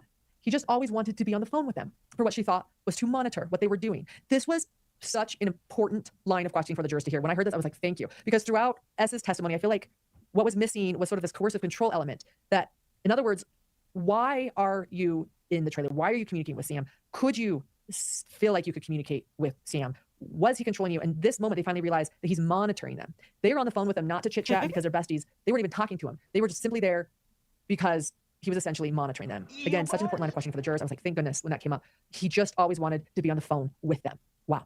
Yeah. So when asked if I wonder why they were under his control. Sam had given them any directions, she testified that before being pulled over by police, he did tell them to hide and not make any sounds. And he didn't say that he was going to stop to get them out of there, and there were no plans to get them out. And then there were more juror questions. So that was G's testimony at this moment, but the jurors had questions. G brought up a lot more. So the first jury question was, quote, once made aware that the door was unsecured, how much longer did Samuel continue driving? And G said that she did not remember exactly, but that they told him that it was unlatched before they got on the freeway. And I told you this last night in my live. They told him that the door was completely unlatched before they even got on the freeway. And what did he do? He said, don't worry about it. He'd fix it at the next stop. That was it. So second question, were there big or small holes in the trailer with enough ventilation? And G responded saying that there were small holes, so it let some light in, but not a lot of air. There was no air circulating, and the holes were mostly near the top, near the door area. Third question, looking back, do you feel that Samuel put you in danger? G did not hesitate. Yes, she said. Yes, looking back, Samuel put us in danger. Fourth question, when you asked to be in the trailer, did Sam say no at first? G responded that he did say no at first. Fifth question, where would you have gone to be seated if he continued to say no? G stated, maybe another one of the vehicles. And the final question was, when did G notice the door was not latched? And G answered that saying right when they pulled out of the gas station, they used their hands to grab the top of the trailer to keep it closed. After that, the state had some follow-up questions after those answers for G. So they asked if Sam ever fixed the trailer doors at the next exit like he said he would. G said that no, he didn't. He just kept going. She also testified that there were other times he did stop and still he didn't fix the doors. They asked a couple more repetitive questions from earlier. And then they asked her specifically, why do you feel that Samuel put you in danger and in what ways? So G was bold and said that he, as an adult, should have been strong enough to say no, they couldn't ride in that trailer. She said they could have fallen and hit their heads. Things could have hit them. And ultimately, they were children at the time. They ended by asking her, quote, at what point did he, meaning Sam, at what point did he, Sam, tell you no at first? When did you end up in the trailer? G ended by saying that they asked him twice, and he gave in the second time. So to her, it was quite a while before they left Colorado City. And after that, there was an afternoon recess before we all came back and heard from the third girl who was in the trailer. It was really interesting hearing little bits and pieces from each person. Hey, and Gray, if you see any great comments, please star them and I'll go over them at the end. And thank you. Guys, Grayson's been amazing. So glad we have her. She's a rock star. All right. The next witness was the last girl from the back of the trailer. Grayson is so amazeballs. Are you guys still with me? I know this is getting redundant, but Grayson says, I kept thinking if they accidentally fell forward, they could have easily fallen out. Oh, Grayson. All right. Now we're talking about a child who was 14 at the time this happened. And this is DB, or D. So D is 18 years old now, barely. But she was 14 in August of 2022. And during that time that Samuel was in charge of her, she was that age. So what she said, this was important again, it's a very important line of questioning. She said that what he said goes, what Samuel said goes. This was the same for S&G. They would often travel, and Samuel was the leader of the trips, deciding where they went and what vehicles they take. She declined the August 14th, 2022 incident. They were going to go to the mountains to a sand. Yeah. So what she says is that they were going to go to the mountains to a sand dune area. It was supposed to be a family trip. And she did end up going. So she did end up going. It was the same three girls. Sam was driving and pulling a trailer with an ATV, and she and the other two girls who were also in the trailer with her rode in the ATV. So she didn't decline. She did go. Excuse me for that. I misspoke. So at some point, this trip was interrupted because they were pulled over by police. And after the stop, someone in the truck passenger side came out and got them and told them they needed to ride in the truck. And we saw body cam footage of this event from the dash cam footage of this moment when all the girls are climbing out and getting in the truck during this warning incident 2 weeks before the trailer incident, even though the truck was very full. And by the way, hey, Susie, this August 14th moment is so important. It's nothing we ever really knew about until this trial, because they're saying, look, he was literally warned, the same three girls. And 2 weeks later, he's like, and I'm going to put them in the trailer. I don't care. So I think they're just trying to show, like, this is a pattern. This guy does not care. He is above this warning. So on August 28th, 2022, they were traveling again.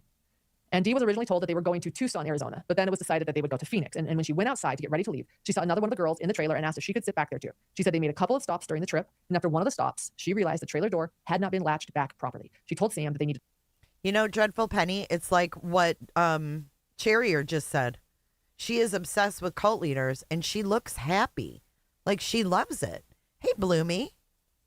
To pull off to fix it, but Samuel said they needed to get out of the city first before he could stop to fix it. So they rode for a little while longer. She helped hold the trailer door shut with the tips of her fingers, right? Remember the fingers that you saw? So she helped hold the trailer door shut with the tips of her fingers hanging out. And she said that she was scared because they were going down the freeway, and she was scared that the door would fly open. And during one of the stops, she remembers that Sam actually comes back to check on them to see how they're doing. And at one point, Sam even used their makeshift toilet. So again, we got a little like preview that someone used the toilet from G's testimony. And I'm like, it was like, she kind of like left it hanging, even though I did the spoiler alert because I was like, you guys got to hear this. And so now it's D's testimony. And she's letting us know, by the way, it was. Spoiler alert. Look how happy she is talking. These girls. Hey, Keezy. Have a good day. Listen.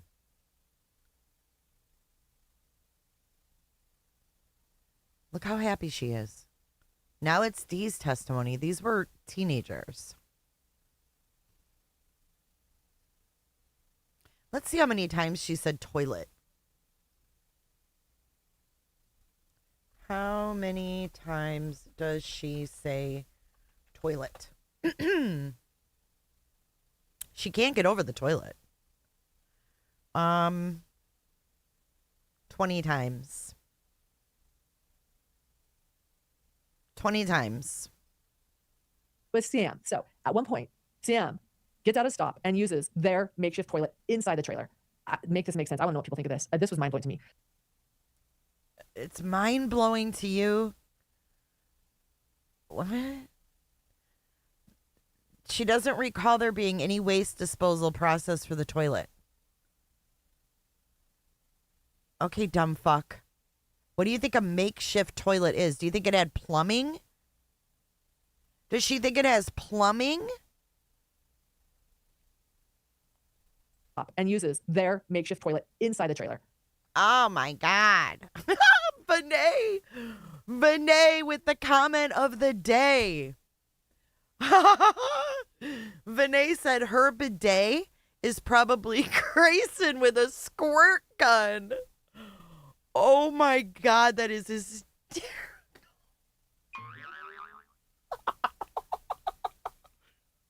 Holy shit. Benet, oh my God. That visual is just too much. Holy shit.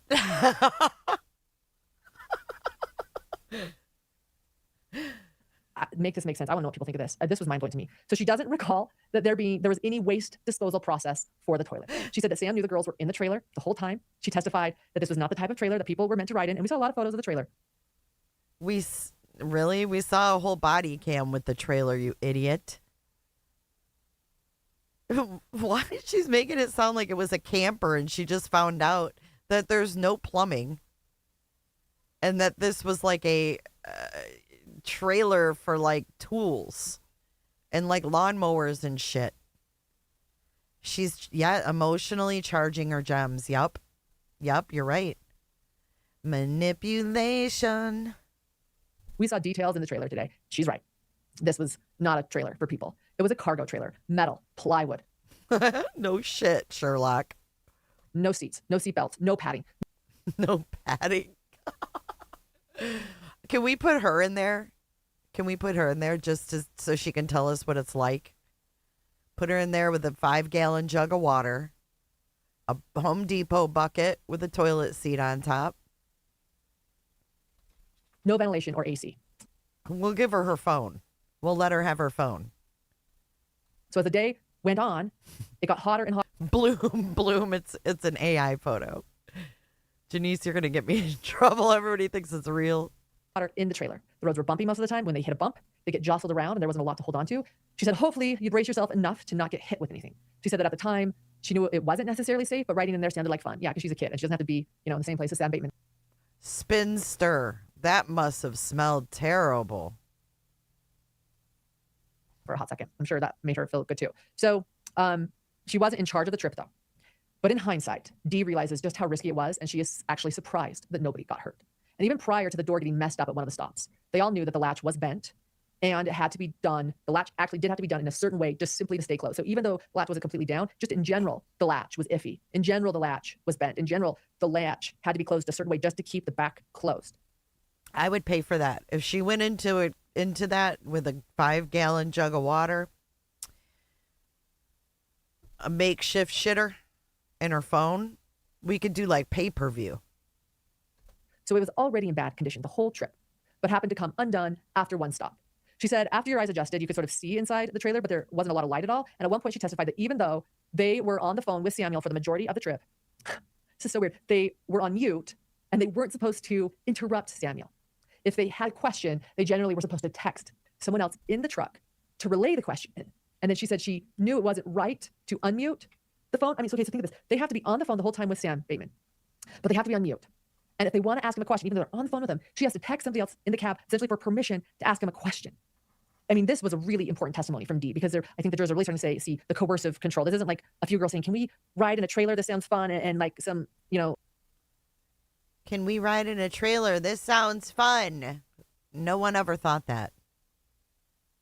This is a child abuse trial. Oh, cage fight, her and John. Grayson's the referee. Loser dude making a stupid decision. This is much worse than that. He was in control. I think the jurors are really starting to see the coercive control. This isn't like a few girls saying, can we ride in a trailer? This sounds fun. And like some, loser dude making a stupid decision. This is much worse than that. He was in control and essentially, actually making sure that he was always aware of where they were and what they were doing. So again, they're on the phone essentially the entire time, sitting in the back of the trailer, but they're on mute. They realize that they want to ask him a question or tell him something, but they know it's inappropriate to unmute the phone and ask that without getting permission from texting the other girls in the cab. But she did it anyway. She unmuted herself to let him know about the latch. That's how important they felt it was. Like, to me, this was such an important moment in testimony. Dee bringing this up. And that's sort of where... Oh, my God. Thank God he did not cross-examine them because she would have loved it. Dee's nuts. Ended until the juror questions. There were so many juror questions. Okay, so here are the juror questions. Describe how hot it was. And did you tell Samuel it was hot and hard to breathe? She explains that the closer we got to being pulled over, she became a little bit more scared and it made it a little bit more worse and warmer. So in other words, it got warmer, it got hotter as the day went on. It was stuffy because there wasn't any circulation. Throw in that Sam used the toilet. I don't know, like what the hell? And at any point. Oh my God. Why is she so shocked that Sam used the damn toilet. What is going on? Auntie Cheryl coming in with her wisdom. We saw a child holding the door closed, and you're surprised that they had to use a bucket to go in the bathroom? She acts like none of us witnessed it. And why does she get all giddy? Another jury question was, did any of the three of you express safety concerns to Samuel? No, they didn't express safety concerns, she says. Did Samuel ask if things were okay in the trailer at each stop? Dee says she doesn't remember. There were only 2 recliners in the trailer. So there were 2 like pieces of furniture, 2 recliners, like 2. So there was chairs. There were recliner chairs. Okay. Chairs were put in the trailer. So there were only 2 recliners in the trailer. So what was the question is, did you watch the body cam? Because you seem to think that it was a Winnebago. You seem surprised that it wasn't a Winnebago. Plan where everyone would sit was one of the jurors' questions, right? There's only 2 chairs that they put in there, recliner type style chairs, like Lazy Boy style chairs, but not as nice as Lazy Boy. So, oh my God. Let me play that again. 2 chairs that they put in there, recliner type style chairs, like Lazy Boy style chairs, but not as nice as Lazy Boy. This chick calls herself a reporter, guys, by trade. Questions, right? There's only 2 chairs that they put in there, recliner type style chairs, like Lazy Boy style chairs, but not as nice as Lazy Boy. So where did everyone sit? And so she explained that they would trade places, and one person would sit in a stroller that was in there, and the 2 others would sit in the recliner. So there was a baby stroller in there and 2 recliners, 3 girls. So they would switch around and take turns. One of them sat in a stroller. Was the toilet tied down? They want to know. Great question. No, the answer was no. The toilet was not tied down. So fingers crossed, they didn't hit a big bump. How long did you have to hold the door closed? They said 10 minutes or so. Were you in fear for your life? They asked B. Yes. When I realized the door wasn't latched, I thought we could fall out. Why do you think G, the last person, didn't want your finger showing when you were holding the door? Because G testified that, D testified that G told her to hide her fingers because her fingers were showing and not to show her fingers. I thought this was a great question from the jurors because they're trying to figure out, like, why would she care if your fingers were showing? And it was interesting to hear the answer because I don't think she fully grasped what the jurors were like thinking. Like, what was Sam trying to hide something? Clearly he was. But so why? What the fuck? Didn't G want your finger showing when you were holding the door? And D answered so that we were not noticed. So then the prosecution had follow-up questions to this. What was the purpose of the phone calls on the trip? Like, why did you have to be on the phone with him the whole time? And the answer was to listen to what Samuel was saying, not to interrupt him, but to listen to him. And they asked, did you do what Samuel told you to do? Yes. Did you have any independence? No. When you arrived in Flagstaff, did Samuel tell you what to do, to hide behind the curtain and not make a sound? Did you feel like you were allowed? Okay, did he tell you to hide? You didn't answer. Did Samuel tell you what to do, to hide behind the curtain and not make a sound? Did you feel like you were allowed or able to call 911 in this situation? No. Then she continued and described that answer. Were you able to call 911? No. It was kind of a big deal to speak up and tell Samuel your safety concerns, right? Yes. Yes, it was hard. Did Samuel seem concerned about safety on this trip? No. Was there space in the truck for you to ride? No. Not legally safe. Someone would have had to ride in the trailer because that's where there was space. Why was there concern about not being noticed? And Dee's answer was, I don't know, Sam would be paranoid. So, yeah.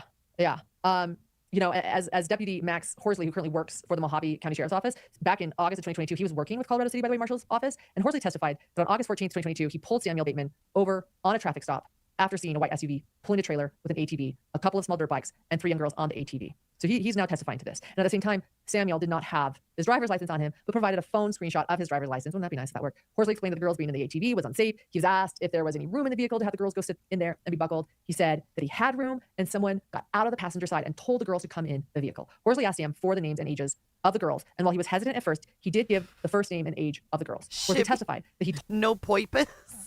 told Sam it was unsafe for the girls to be riding on an ATV on a trailer and needed to be in the car with seatbelts on. And next, using a photo, Horsley showed how the ATV was strapped to the trailer, which was only in the... Wait, hold on. Grayson, they have to be super careful not to bring in about his federal charges and these girls being his wives, or that they were essayed by him and others. And next, using a photo, Horsley showed how the ATV was strapped to the trailer, which was only in the front. There were no side or back straps holding the ATV down. So after showing the jury the straps, the prosecution led Horsley into his body camera footage from that day, and the prosecution then asked Horsley why it was so dangerous for the girls to be on the ATV. Horsley explained that if there was an accident, the ATV could slide forward because that was the only place it was strapped, or if they were to roll it, it could even cause death to the girls. So in cross-examination, Sam had 2 quick questions. He wanted to know if the traffic stop was pre-planned and if Officer Horsley was aware of any surveillance on him before. This was his cross-exam. This was his first cross-exam. That's what Sam wants to know. And we talk about self-importance. You guys ready? So Sam's finally cross-examining his first witness, and here he is. This is what he wanted Horsley to answer. So he cross-examines the detective, but not the witnesses. Was this traffic stop pre-planned? Oh my goodness gracious. He asked the detective if the stop was pre-planned? Oh, Sam Bateman. Wow. He just blew it out of the water. That is a crazy question. I can't believe he asked that. Whoa. And was Officer Horsley aware of any surveillance on him beforehand? To which Officer Horsley said no to both. Then there was only one jury question for Horsley, which was asking if there are seatbelts on the ATV, to which he said he was not aware. The prosecution followed up by asking if Horsley was... This sounds so non-eventful. That's why she's throwing in the fucking toilet. Familiar with the exact model of ATV, to which he said, no, he is not. He simply just knew enough that... Esther says, Gnomes told me sometimes they would travel with even babies in the trailer, and they would put couches to sit on. To know that some ATVs have seatbelts and some don't, but he did not know about the specific one that was on Samuel Bateman's trailer that day. And when asked if the girls were wearing seatbelts, not wearing seatbelts was the reason for the stop, he said the seatbelt was minor. Because this trial is about putting kids' lives in danger. It's not about SA. It's not about anything else other than putting minors' lives in danger. Okay, that's why she's got to talk about the fucking lazy boys. That's why she's got to talk about the fucking seatbelts. Because that's all this is for. 3 counts of putting minors' lives in danger, basically.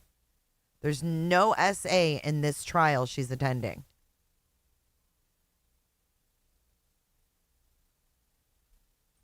Compared to the other safety violations. So after that, he was released from the stand and court concluded for the day. Wow. Sounds so fucking riveting, doesn't it?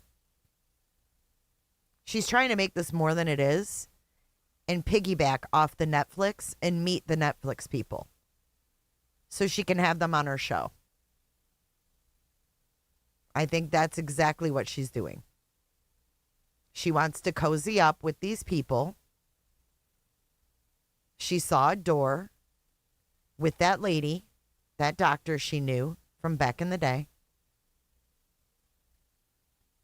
And she's cozying up. And I'll tell you what, if Dr. John has that one of these girls on or analyzes these girls, I'm seriously, I'm going to lose it.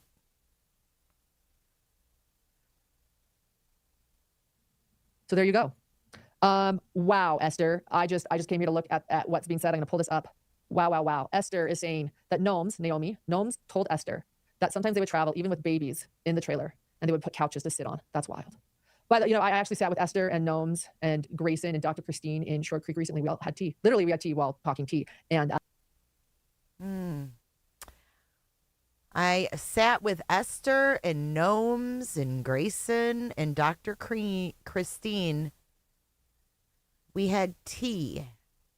We had tea while talking tea. I thought you weren't supposed to talk about the case. See what I mean? This is why this woman is dangerous. Yeah, and she's calling it tea. With babies in the trailer, and they would put couches to sit on. That's wild. But, I actually sat with Esther and Gnomes and Grayson and Dr. Christine in Short Creek recently. We all had tea. Literally, we had tea while talking tea. And I don't know if wow. Gnomes told you that sometimes they would even travel with babies in the trailer, and they would put couches to sit on. Yeah, this wasn't the girl's idea. In other words, I want to point out, too. Wow. I'm going to check a few of your comments. I want to thank you guys. Right, and that woman was in the secret meeting for Web Sleuths. I wonder. I haven't really looked, but we can look in a few minutes.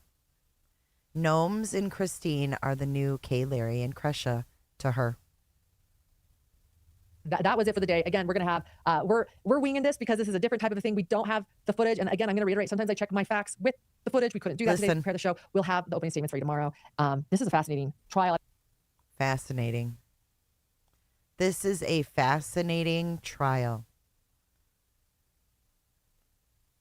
I wonder if the girls think that it's fascinating, or how they feel about you saying it's fascinating. That is a weird word to use. Facts with the footage. We couldn't do that today to prepare the show. We'll have the opening statements for you tomorrow. This is a fascinating trial, and I think one of the big things that's interesting for me and compelling for me in particular is to see these survivors, these victims, and to see how they're doing and see where they are. There you go. Look, Dreadful Penny, welcome to Cooterville. Thank you for breaking the monotony, Indelible Bloom. Directly off. Whoops, wrong one. Oh my God, I didn't mean that. That's not what I meant. I meant this. You're what the French call. Whoops. Oh my God, my sound box is going crazy. I meant this. She says, welcome to Cooterville. Everybody close your legs. Everybody coming in, close your legs. Close your legs. Okay, thank you, Bloomy. Welcome. Dreadful Penny is now a cooter. Dreadful Penny cooter. Oh my God. Another blonde moment. What can I say? She's caw, just like my thumbnail says. She's getting her claws in the victims. She's going to tell you, listen. The opening statements for you tomorrow.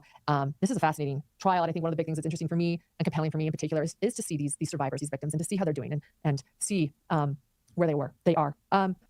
See where they were and where they are. Thank you. Thank you so much. Is it Dardine Creek? Thank you for your exclusive coverage. Thank you for being here. Thank you for supporting us. I really appreciate that. We're gonna buy food across the street and caffeine with that. Thank you for that gift. Yes. To clarify, S again was 11, G was 12, D was 14 years old. McSpunk. Oh my God. And then oh my God. S. To clarify, S again was 11, G was 12, D was 14 years old. McSpunky, thank you for being here. Greetings, Lauren, mods, and fellow hidden gems. McSpunky, you're the best. Thank you for the caffeine funds. We appreciate. Ugh. I mean, as if this case isn't bad enough, we've got McSpunky. Lauren, your teeth are way too big. They're way too big. They are way too big. Is it just me? What, Shippy? McSpunky, thank you for being here. Greetings, Lauren, mods, and fellow hidden gems. McSpunky, you're the best. Thank you for the caffeine funds. We appreciate you so much. It was so fun to meet McSpunky at CrimeCon recently. In that body cam footage, Sam. Dreadful cooter. The dreadful cooter. Neil said he thought it was legal. Not saying he didn't know the girls were there, so there is a contradiction. Yeah, you're absolutely right. I mean, Mr. Contradiction. Thank you for the gifted memberships, McSpunky. David, so glad you're a new member. Esther by Slang states, I can't express how much I love working closely with Dr. Christine Marie. She is truly an angel. There's Esther again. Yeah. I have known Esther for, has it been nearly a decade? I met Esther actually when I was a TV reporter for the ABC affiliate in Salt Lake City, and my job was to go cover Short Creek. And so she said that she had tea in Short Creek with this Christine lady and gnomes, in garden gnomes. They had tea in Short Creek. Is that in Utah? Oh, they're totally fake. Totally. I met Dr. Christine, and she introduced me to Esther, and we did. Oh, my sound box is great. Shibby, shush. A couple stories together. So, and like I said, it's so good to see you here. I think Esther, you even did your first YouTube live on our channel. So we go way back. Zaza Kitty, yes. Sam knew the door wasn't latched. The girls let him know. And not only did they let him know before he was on the freeway. So he could have pulled over that moment. But he chose instead to get on the freeway and say, I'll fix it at the next stop. That's going to be an important part of this case. Was a trip for everyone to go and admire his amazing and superior hiking. I imagine there was a bit of that. You know, I mentioned in one of my lives, I said it was SNL and I meant Mad TV. Whoever's my age, do you remember Stuart from Mad TV saying, look what I can do? I mean, that's what I think of when I see Sam hiking. If any of you that are my age. Whoa. Can we get Dental Lori's opinion? Are these too large? Are these real? Are they snapping? I mean, the bottom teeth are literally all the same size. That's not natural. Are these veneers? Are these snap-ins? What are they? Remember Stuart from Matt TV. Did anyone ask what their relationship was to Sam? Usually the first question is, how do you know the defendant? If so, what was said? Great question. So that was interesting. I kept waiting for someone to specifically ask that. And I will say there were a few sidebars after juror questions are asked. They don't necessarily ask all the questions. Everyone has to get together. Sam included. Samuel Bateman gets together. The prosecution gets together, and they all go up to the judge, and they turn on the white noise, and they talk. They talk, and there was one set of juror questions, I think it was for D, that took an extra long time. And my thought was, I wonder if there are questions being asked about the relationship, and they're simply not saying, or they're not going to ask it, because I thought it was really surprising why they weren't asking his relationship. But you did remind me, I'm glad you said that, because again, we were going to go over all the sound and type everything up. But you did remind me of one part that isn't in my script. They did ask, D did say that this was important. I wrote it down. And so where is my court notebook? Maybe I do have a script. Where is my court notebook? Oh my God, maybe I do have a script. Oh my God. Over there, grab it. Oh my God, should I add that to the soundbite? Nay. Because I did write this down. I'm pretty sure it was D. I circled it even. I don't know why I didn't make my script, so I'm glad you asked this question. At one point during her testimony, I'll find out exactly what it was. Nuts. I kept wondering too, like, are they wondering how these girls are related to him? Because they kept saying, Sam was in charge of you. Sam was in charge of you. Like, what does that mean? Like nobody's saying, he's supposed to be married to them. Someone said, so the question was, I think it was D. Yep. I think it was, okay. This is D, right? Yeah, this is D, right? Yeah. Oh my God, calm down. D's nuts. Yes. Okay. Did your mother know where you were, was the question to her. And she said, no. And then they said, who was in charge of you? And she said, Samuel Bateman and my older sister. And this victim's older sister continues to be behind bars, by the way. This victim's older sister was one of the wives of Samuel Bateman and is serving the most time. So that was a moment where I think the jury was finally grasping it. And so I remember thinking to myself, certainly there's going to be a question about why Sam was in charge of them and why didn't this mother know where D was? And Lauren, all they have to prove is that he put the girls' lives in danger. Okay? She wants them to go deeper. Oh, there's got to be a point where, they start talking about why he has them. I wouldn't be surprised if perhaps there was a question like that and they simply didn't ask it for reasons, because I thought the same thing. That just made me giggle inside. Honey, Mom. Thank you, Patriotic Revolution. I appreciate that. Thank you, Robinson Crusoe. If anyone is saying they knew Samuel Bateman before this, please email me. Yeah, please. I haven't seen all the chats. I'm going. They knew Samuel. Patriotic Revolution. I appreciate that. Patriotic Revolution says Lauren stands for victims like no other. Patriotic Revolution. Why don't you look on YouTube? Look at Colby Ryan, Hidden True Crime. Look at Difficult Research, Hidden True Crime. Look up Kay Woodcock, Hidden True Crime. And look at how they've spoken out about the exploitation of this woman that you're applauding. Thank you, Robinson Crusoe. If anyone is saying they knew Samuel Bateman before this, please email me. Yeah, please. I haven't seen all the chats. I'm going through them now. It's so good to just hang out. It's been a while since I've been live, and I've missed you guys, so I'm hanging out a little bit longer. But yes, if people are saying things that they know, please email me. I want you guys to know too a little. I mean, maybe I need to put Colby on loop. Colby said his piece, but not everybody saw it. Maybe that needs to be put on loop again. So we have a basic backstory, not basic, a good backstory, an interesting backstory with Samuel Bateman, sort of explaining actually Short Creek and the FLDS community. But we are doing a major deep dive at Hidden True. Oh my God, they're doing a major deep dive. Here we go. Here we go. Dun, dun, dun. The law and crime about some things that you did not hear in the Netflix documentary. I mean, whoa stuff. Where are you getting the whoa stuff from? We're pouring over, is it 1,000 pages of court docs? Maybe Yeah. 1,800 pages. That's what I was like, we're over 1,000, right? Yeah. We're 1,200 pages in of 1,800 pages of court docs that nobody's been talking about. When it comes because nobody wants to hear these details.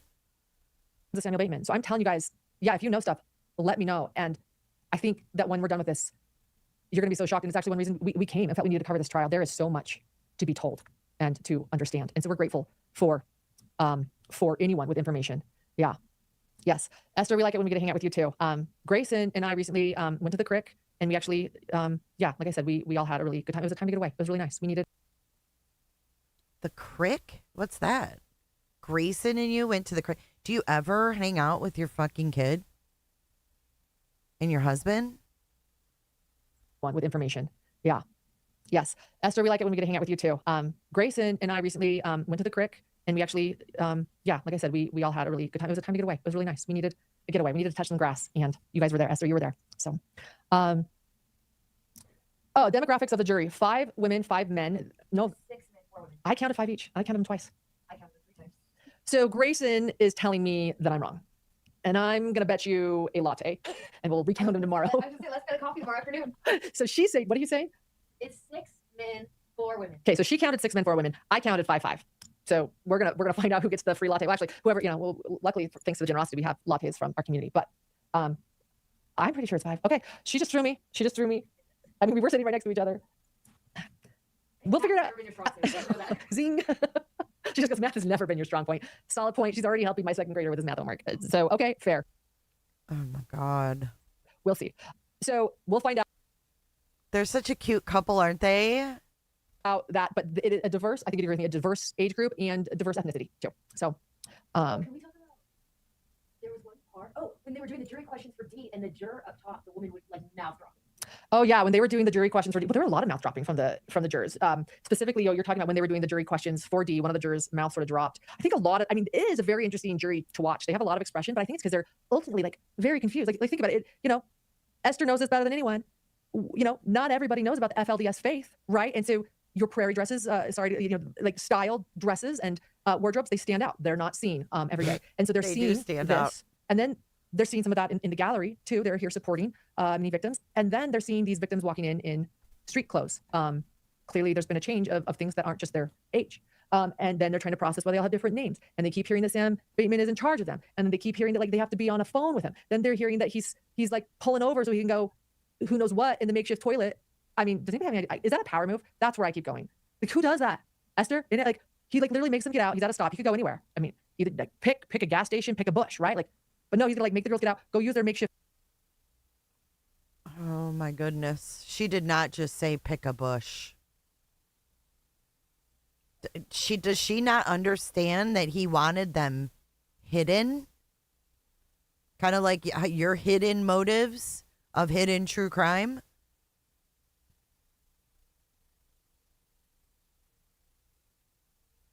Weirdo.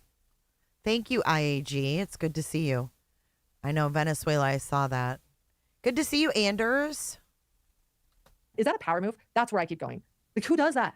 Esther? Isn't it like he like literally makes them get out? He's at a stop. He could go anywhere. I mean, either like pick a gas station, pick a bush, right? Like, but no, he's gonna like make the girls get out, go use their makeshift toilet in a place without ventilation, and then come out without emptying it and be like, anyway, go enjoy yourselves. Like, what is that? So there were moments like that. The jury seemed confused at times, right? Would you say the jury seemed confused at times? They were trying to put pieces together. I've never seen so many juror questions. Like with each witness, they asked more and more questions. Like the questions were like piling up. They know they're missing a lot. I'll just say that. Don't you agree, Grayson? Like, I think that I just realized I'm far away from my mic. I think they realize really that they're missing like a good portion of the story. Do you have anything? Well, this is hard to move, so I can move the mic over and you could talk, but this mic isn't gonna. Pajamas. And you're in pajamas. I know. I was like, I could pull it over this way, but it's stuck, I think. What moments? What juror? Or yeah, come stand here and you'll be able to hear yourself a little bit. Hold on. If Nancy Joe is in the house, I gave myself up. Look, Nancy Joe, it's glass. Oop, but I'm playing with this. I'm traveling. I'm doing my best. We don't like plastic. I try not to do plastic, but. Oh my good God! You have enough plastic in your face that if you got into that trailer, it would melt. What is that, ATS? What's a comedian jump beat? Good God. You're exactly right, Crispy Treat. She's obsessed with the toileting, which is probably the most embarrassing part of the story. Okay. Juror moments. I would say, so there's a male on the top and a male on the bottom.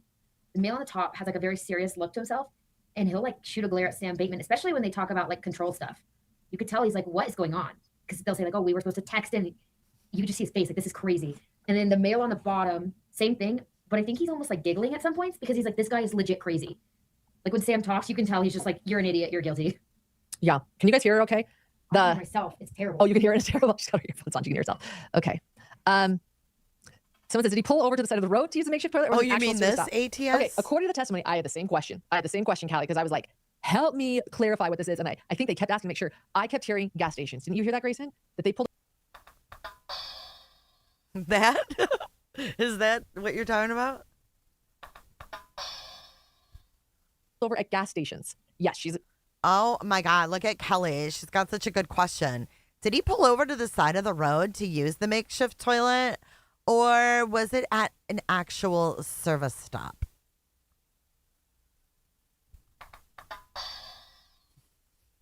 Agreeing. I think that's what was getting everyone too. They were pulling over at gas stations, and then he made all the girls get out so he could go in and use a toilet in their trailer. And it was all contradicting because he's like, I didn't know that they were in there. But then he's like, we would stop at gas stations and get stuff out and in. I know he kind of tried to claim he didn't know they were in there, but he admitted later that he knew they were in there. He said that he didn't know they were on the ATV. It was, yeah, I'm like, okay, buddy. Sure. The toilet thing was really got me. Like, I'm glad that is there... The toilet thing really got me. She doesn't know what else to talk about. Remember, toilet was mentioned 49 times. I got a palate cleanser. You guys ready for one? Let's do it.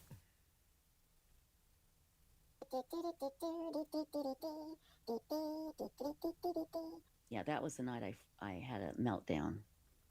And apparently that meltdown has been clipped by other people and has been played and made fun of, which I get it. I shouldn't have done it. I absolutely understand that. So anyway, oh yeah, Leslie, I did. This is a long story. You know what, Stacy, remind me on the end of the world to tell the Ashley Banfield story with Angela Reese, because we don't have time to tell it tonight, but can you make a note of that? Yes. In fact, I'll make a note on my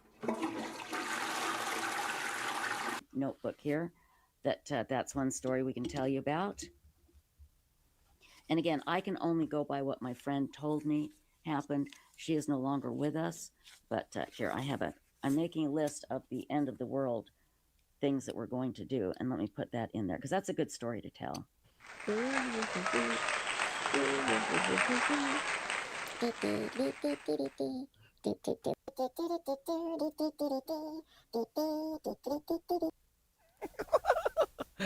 Oh my God, I can't with her. I just can't. Hold on, I've got one more. Hold on, let me pull it up. Wait, not that one. Hold on. Not that one. We'll watch one more. I saw a request in chat. Anders. I can't believe how many views that short I put up last night got. Oh, hold on, I'm loading it.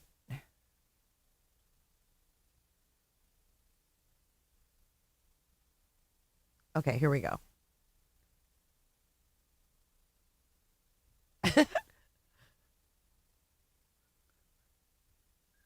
Just a second. Great.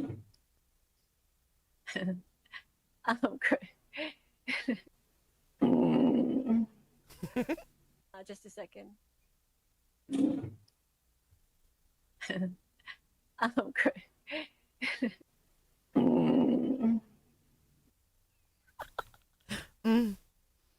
She said, Okay, back to the toilet. Here, hold on. This is for ATS. For anybody else, like, you're not, like, we didn't even talk about it. Like, did it not get you as much as it got me? It was gross. It was, there's just like a bag. They just like yeah, you see it. So again, it's a bucket with a trash bag. And then it does look like a toilet seat on top, but it's like mini, like, you know what it's like? It's like a kid's toilet seat, but like just the top. So it's like they took a Home Depot bucket. Oh, you have a photo? Okay, show it. We've got the photo. And then they put like a mini toilet seat on top. Oh my God, a mini. She's talking about a fucking camping toilet seat. Hold on. Watch. Bucket toilet seat. Like I said, we had one of these in the camper. Look. It's like this. You put a bucket and you snap this little seat on top. Oh my God. Hold on.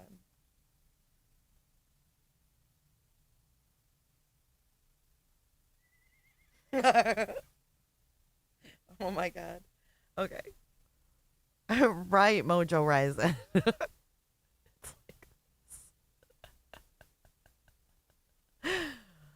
Oh, she's amazed by the toilet, y'all. Okay, let's go back here. And the girls, okay, you got it. Wait, where's it? Oh, that thing? The blue thing, the white, black. Okay, the white, black, and blue. See the blue bucket, the black trash bag, and then the white top. So the left picture in the middle, it's like dark blue, almost looks black, and then the black trash bag, and then the top. And they asked them if it was strapped down. She's like, And right, and then they asked if it was strapped down, remember? And they said no. And then they asked what's the sanitary situation of this makeshift toilet? And they said, well, when it starts, they didn't say every time somebody goes, you replace the trash. I mean, this isn't even a diaper genie, guys. They were like, every time, you would think that they're about to. This is a diaper genie. Oh my God.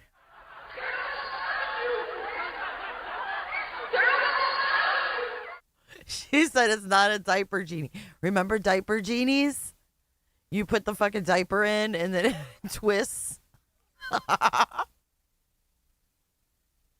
Not the diaper genie. Time somebody goes, you replace the trash. I mean, this isn't even a diaper genie, guys. They were like, every time, you would think that they're about to say, well, when someone used the restroom, you would then take the sack and like, you could at least hope, right? Like, if this could just be a little bit better, and then you would like remove the sack or the garbage bag, throw it away and replace the bag, right? But no, the answer to that question, I think it was G that answered this, or was it D? That essentially once the bag started to get really full, you would take the bag out and replace it. But it had to be like decently full, like 5/6 of the way full. Then you would replace the bag. And two of what the fuck?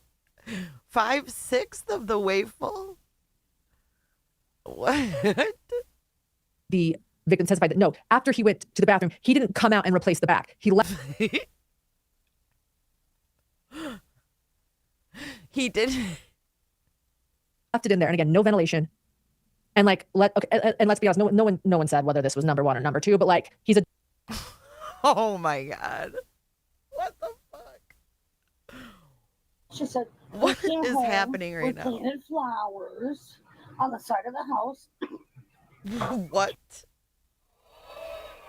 We don't know if this was number 1 or number 2. I just cannot right now.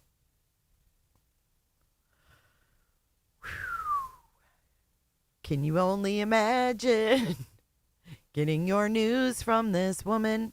Can you imagine? Okay, ask and you shall receive, guys. Ask and you shall receive. And like, let's be honest, no one said whether this was number 1 or number 2, but like, he's a dude. Like, he could go find a tree. I think he's a dude. He could go like find a tree or something. Like, he's a dude, man. Dude.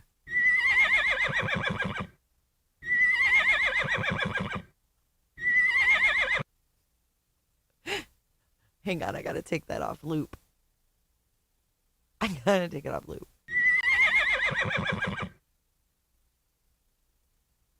Hold on, I've got to get it in the right position.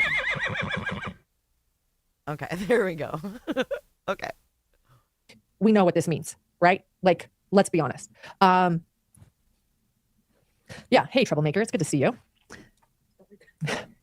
Okay. Troublemaker Baker coming in with her wisdom. It's nothing like our Auntie Cheryl's wisdom. Troublemaker Baker. There are chemical toilets you can buy online that are much more humane than this. This is the toilet trial, guys. I was about to read her note and then I realized it was personal. Oh, gotcha. Yeah. We're going to head to Target after this, essentially. So, yeah. So it's like, and so yes, we both repeatedly heard is what the survivors, victims testified to these girls was that they stopped at gas stations, at rest stops. So okay, let's like imagine worst case scenario. They stop at a gas station. Like there's just no excuse. I think this was a power move on his point. I think this was just pure cruelty. They stop at a gas station. Let's say the toilet's out of order or it can't be used at a gas station. Oh my God. Now we're getting into the scenarios of the toilet. You ready? We're theorizing on the toilet, the makeshift toilet. Okay, like I said, go find a tree, go find something. But let's say like he's like, you know what, I've got this makeshift toilet in the back in a bucket. I'm going to use it and then maybe take it out. And him not removing it and taking it out and making the girls get back in. That's the moment I think this is cruelty. This is a power move. This is just one other like moment of I control you. So there you go. So there you go. Oh, Grayson was asked about her dog. I see your Lily Bell questions. She is at home with Dr. John because it was a last minute trial and her doggy daycare is full, but she's definitely having a blast and eating 2 times her daily amount probably. Look at Lauren. Why'd you just tell them that? Why'd you just tell them that this was last minute and that John has your dog? Now they're going to rag on me because not only does he have to watch my kid, he's got to watch my your dog. Wow.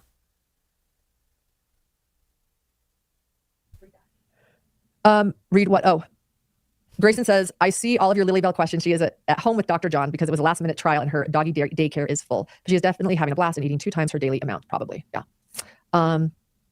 Probably. Yeah. She wasn't too happy about that.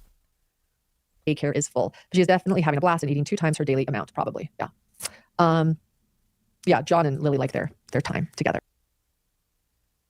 Oh boy. I'm sure your son would like his mother's time as well. Just saying. It's her daily amount, probably. Yeah. Yeah, John and Lily like their time together. So, right, you agree. Absolutely a power move. That's funny. Kombucha. Poop. Yeah. So he is in prison already. He's serving 50 years for federal charges. And his charges now, as they are, he took a plea deal. So it was conspiracy to transport a minor for criminal acts across state lines and conspiracy to kidnap. Those were his federal charges, 50 years plus a lifetime supervision. Already. This could tack up to 24 years if sentenced to the max. It's 3 counts of child abuse. He was given a plea deal for 6 years, which would go at the same time as his federal sentencing, and he didn't take it. So, there you go. There you go. Yeah, I did ask a couple people so this was interesting. I asked somebody if he was at all able to see the documentary. The answer is no, he has not seen the documentary, but that he's heard a lot about it because he still has supporters. Clearly, he's going to have witnesses. I talked about that this morning about the witnesses he has lined up for the defense. He does have supporters still. I learned from who I think is a pretty good inside source that he felt the supporters were dwindling a bit, perhaps since the documentary, but he knows all about the documentary. And I did see a moment where he definitely stared at Dr. Christine, who Dr. Christine is in the courtroom, and you can't miss her because she is in a bright pink suit and bright colors. And she is there supporting the victims and those who have been harmed by Samuel Bateman. Again, Dr. Christine from the Netflix documentary. And there was definitely an interesting moment where they both kind of just looked at each other. And yeah. I mean, ultimately, I think Sam was looking at her. Everybody's looking at Sam because he's the defendant. But I noticed him looking at her. Oh, yeah, I do too. And I met Dawn today. So Aspen Connor says, I also love that it was a female FBI agent who ran the investigation and brought the case home and put him away. That was Dawn. Dawn was also in the Netflix documentary, and she too was there. And I was able to meet her today. So. Oh, Aspen Connor in the house. Yeah. Yeah. Others that are here, Mike Watkis is here. Reporter Mike Watkis is here. Joe Schmo, YouTuber Joe Schmo is here. Trace. Oh, Joe Schmo, shout out. He got the shout out. Mr. Schmuck. Kiss is here. Joe Schmo, YouTuber Joe Schmo is here. Trace on the Case is here. Dr. Christine, many supporters of the victims, many family. Again, are here. Dawn, FBI Dawn is here. FBI agent Dawn. We've been with Naomi We spent a lot of time with her yesterday. We can't talk about this case at all with her, but and she of course is not sitting in the courtroom. She cannot until she testifies, but she will be testifying later this week because she was inside the truck. She was not in the trailer. Only the 3 girls were in the trailer, but there were a lot more girls and women in other vehicles, and so they will be testifying. The women and girls that were in the truck with Samuel will also be testifying. So, yeah. Wait, Sam once told me he had a dream. What's this? Sam once told me he had a dream about being put in jail and being happy because he was doing God's will. Really? Huh. Wow. Well, look at him. I hope he's happy. I'm so glad that, dream big. You can make your dreams come true. It's so important to cover this. These women are so brave to testify. There is still abuse and missing children. HCC keep doing what you do. Absolutely. Absolutely. There are still false prophets. These men can't handle powerful women like Dr. Christine. I agree. You have a blanket named Lauren. She's your favorite blanket. I love it. Thank you. I mean, I know it's not after me, but oh, wonderful. Yeah, we interviewed Dr. Christine too. We have an interview. So in the Netflix documentary, it was mentioned that Dr. Christine has her own story with a false prophet. There are many false prophets, and we interview her about her false prophet, and you can find that interview as well. We should post. Do you want to post both Dr. Christine's interview? Well, check out our full Sam Bateman playlist. We have Dr. Christine's interview with Him to Crime. Oh, do we have that in there? No, we don't have that in there. No, we'll put it in the playlist. And then we have a backstory. We did sort of try to help people understand.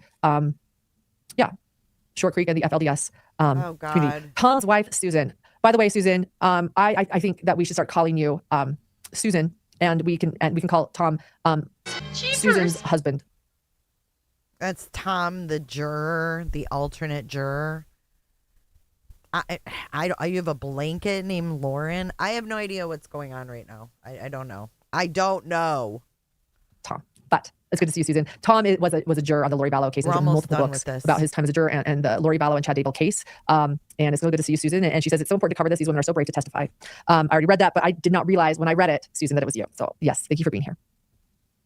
Troublemaker Baker. He is so weird. When they stopped him about the trailer and when they asked for last name, he just stared at him. He just stared at them blankly. I swear he thought he was successfully doing a Jedi mind trick. I know. Oh, I know. Right. Dream big. Yeah. Esther says about Dr. Christine, she will always wear pink. Not only is it her favorite color, but Sam hates pink. I did not know that. That makes me smile. Yes, Dr. Christine loves pink. But that is just, she had on the brightest hot pink suit. I got to go. We got to go to Target. It closes in 20 minutes. I'm getting the eye. But Esther, that was the best thing to end on. Did you know that? Not only does Dr. Christine love pink, Samuel Bateman hates pink. Heaven forbid. Maybe it's because it reminds him of females. We know he loves females. Kidding. Yeah. All right. I could do this forever because I have literally missed being live with you guys and missing having a chat. So thank you everyone for being here. And Tolga also here. Tolga Caddis did he filmed a lot of the filming for the Netflix documentary, Dr. Christine's husband. Okay. Oh my God. So her husband did filming? Is that what it is?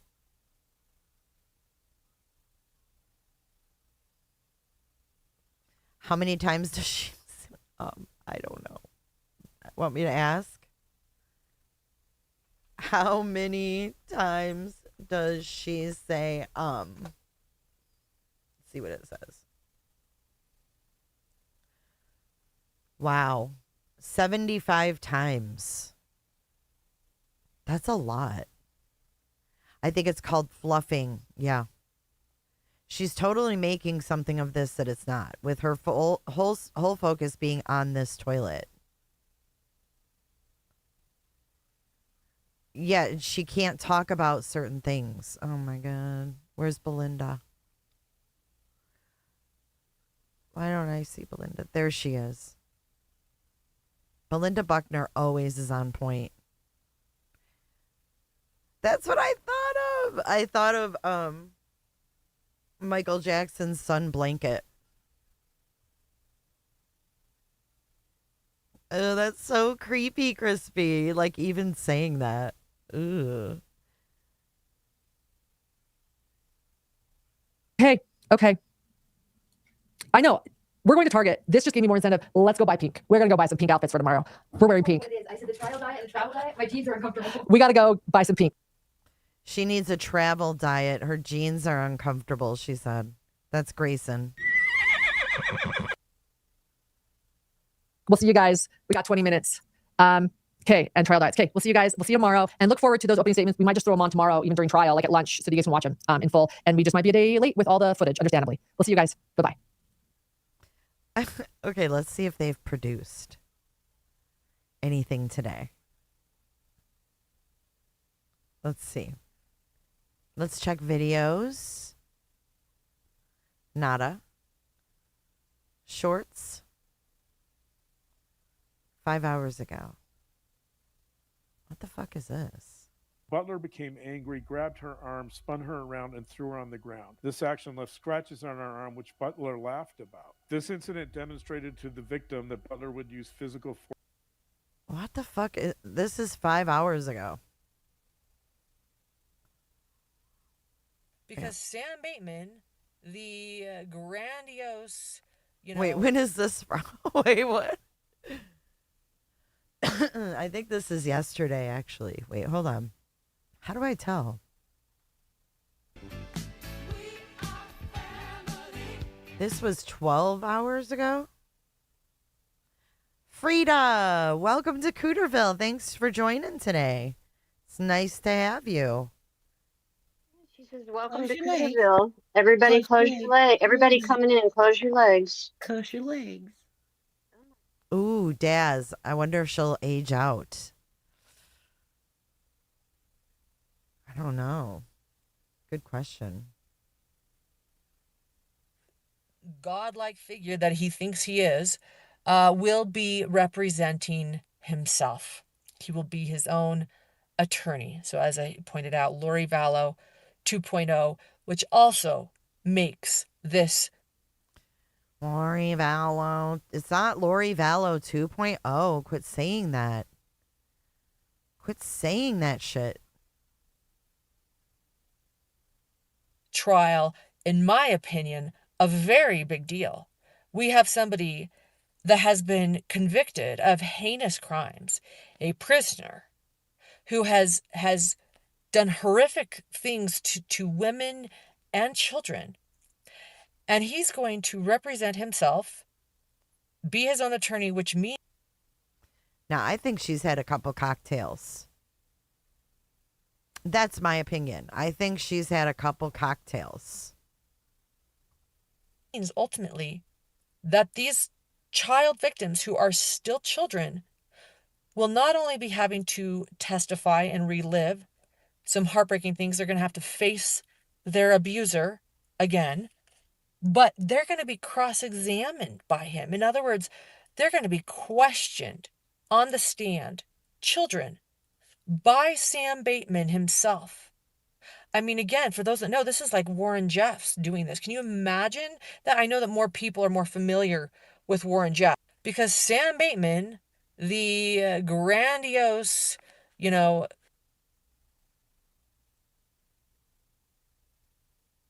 Look at her face here. What's this? Butler attempted to have sexual intercourse. On August 28, 2022. Wait a second. When is this from? June 15th. Okay. So. Okay. 911 call came.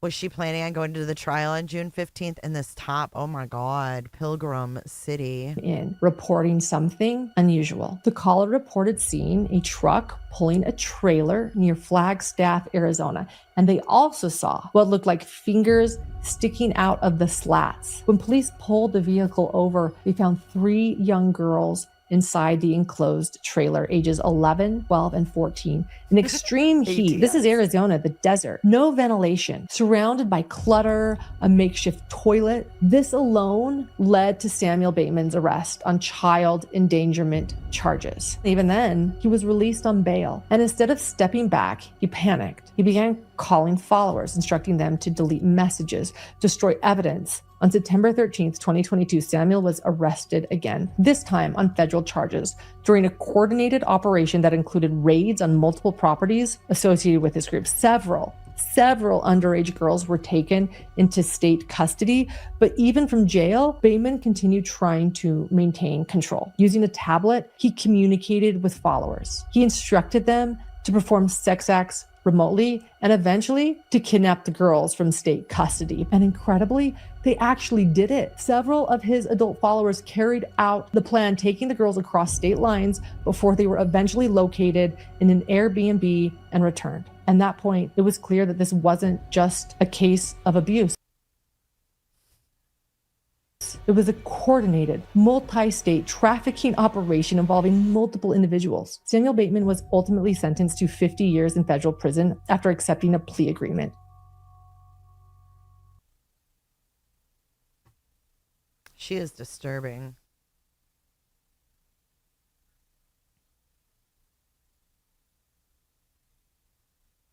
What is this? Because Sam Bateman, The detective asks him about the abuse, and he blames Jessica. God, this guy. Thank you, Nick Stan. Oh my God, thank you for the support. Welcome to Cooterville. Everybody close your legs. Everybody coming in, close your legs. Close your legs. Let's see who got those. Colleen, Philly stuff. Oh, Clitus. Clitus. Welcome to Cooterville. Everybody close your legs. Everybody coming in, close your legs. Close your legs. Karen Erickson and Dee. Welcome to Cooterville. Come on in and close your legs. Clitus.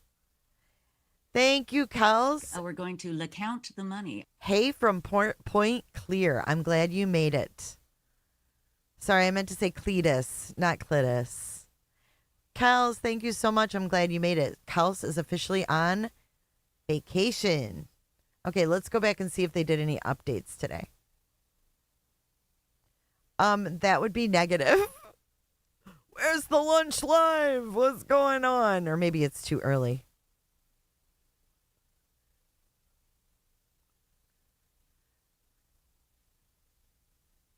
Anders. All these FLDS dudes make my skin crawl. Is it the inbreeding or what? They all have a way about them. I think it's because they're pedos. He did, Tobeans. He did. If that's the real him, it's here. I'll paste the name. 'Cause I can't tell on my end. Thanks for watching, Clitus. Appreciate you. Just keep you and your ladies' legs closed, please.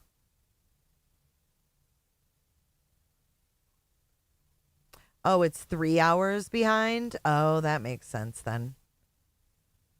That would make sense why they don't have any updates. Yeah, and I do agree. I think pedos do have a certain look too. Hang on a second.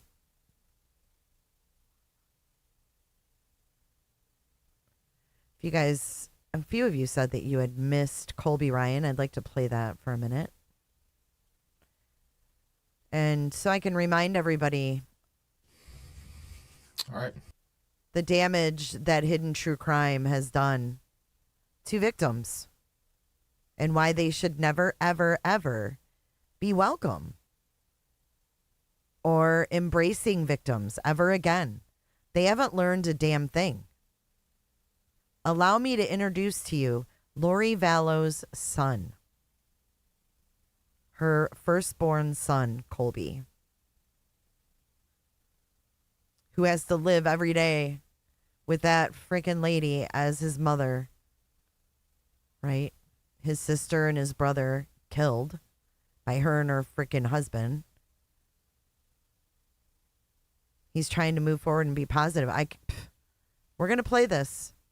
I think we need a little reminder of what Lauren and John have done. I don't have the chat up today on the screen. Got a lot to get to. A lot. Okay. So I want to start with a couple of really important points. The first point that I want to start with is that this is going to be really hard to address. Mic is messed up. I don't know how that's possible.